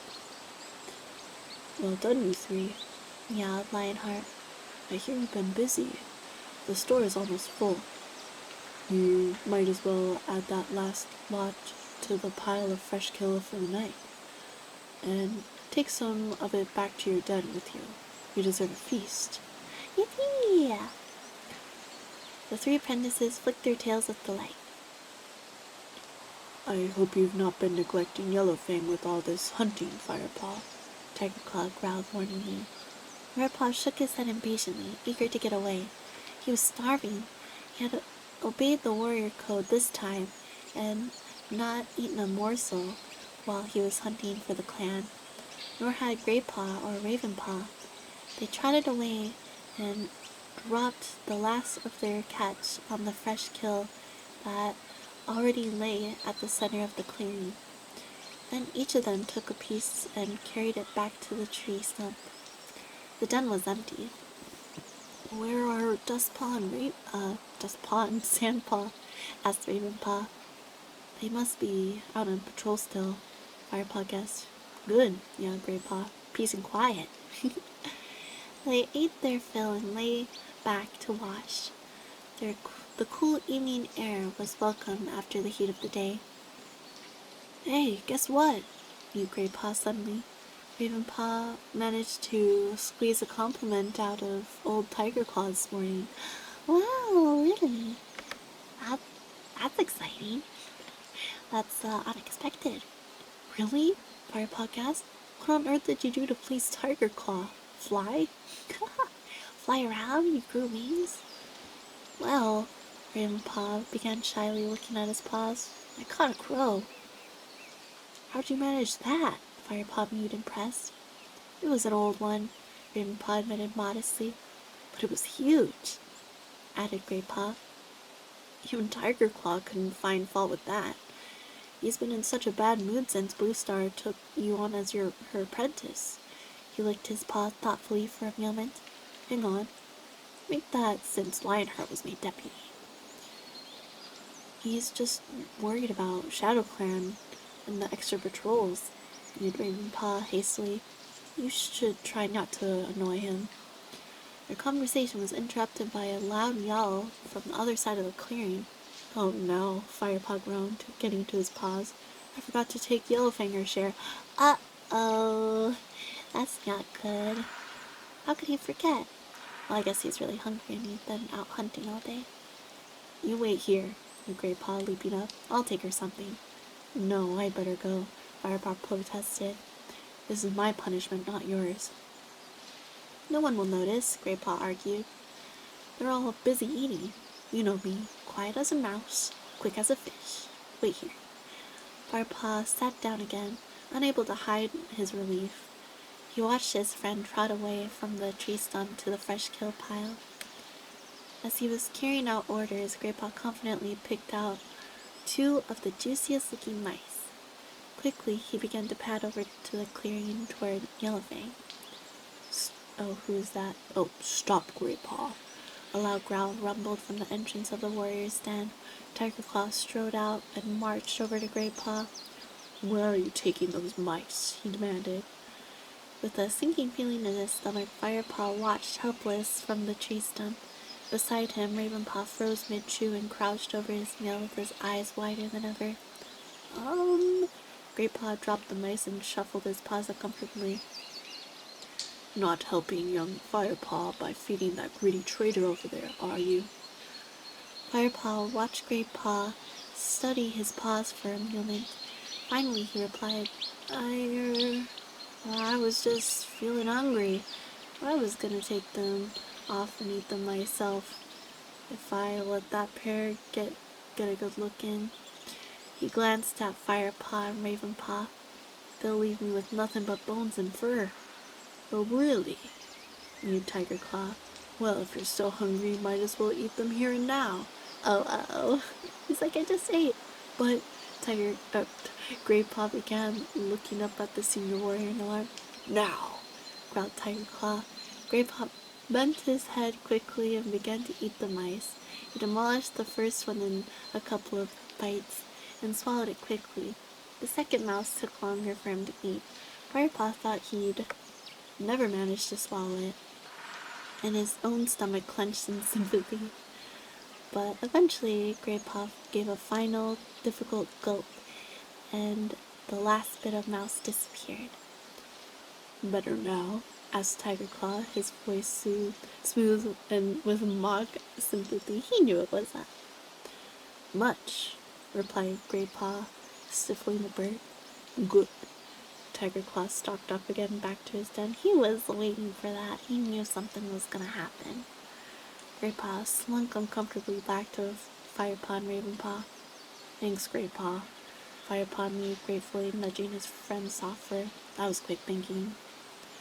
The noise of Yellowfang's yowl rose into the air once more. Firepaw sighed and got to his paws. He would make sure he took her enough to see her through the night. He wanted to turn in early. His stomach was full and his paws were tired. Are you okay, Greypaw? He asked as he turned to leave. Meow, moaned Greypaw. He was hunched in a low crouch, squinting in pain. I've eaten too much. Go and see Spotted Leaf, Firepaw suggested. I'm sure she'll find something to help. I hope so, mewed Greypaw, tottering slowly away. Firepaw wanted to watch him go, until another angry yell from Yellowfang sent him sprinting across the clearing. And that is where we will end our stream tonight, everyone. We are officially on chapter 10 of Warriors into the Wild. Let me double check that Celeste is still streaming, then I'll get my raid message sent. Oh, no, Tantan! Oh my gosh, Tantan is streaming. She rated Tantan. Tantan. YouTuber. I cannot believe Momo was not already following Tantan. Okay. Now that we have that set up, we'll wait for the raid message, the raid countdown to go on through. If some of y'all are just popping into the stream, so sorry you're catching the end of the stream, but still be sure to please join in on the raid so we can send the love over to another lovely VTuber. And y'all be sure to follow Tantan as well because she is also a streamer here on Arian. Oh my gosh, she's playing Love in Deep Space. No way. Momo loves that game so much. But yeah, like Momo said, we will definitely be streaming tomorrow and leading into the new week. So yeah, be sure to tune back in here to both Twitch and Arian. I'll be multi-streaming most likely each day. And yeah, we'll eventually have a karaoke stream. We'll be sure to practice that. But tomorrow we'll more than likely be going back to gaming. Not sure which game yet, but I'll let you know if that is. Okay. Alright, everyone. I'll see you later. Let's go right downtown, okay? Bye bye. Good night, Twitch chat. I'll see you tomorrow. And bye bye, Ariel. Sayonara. Bye bye. Bye bye.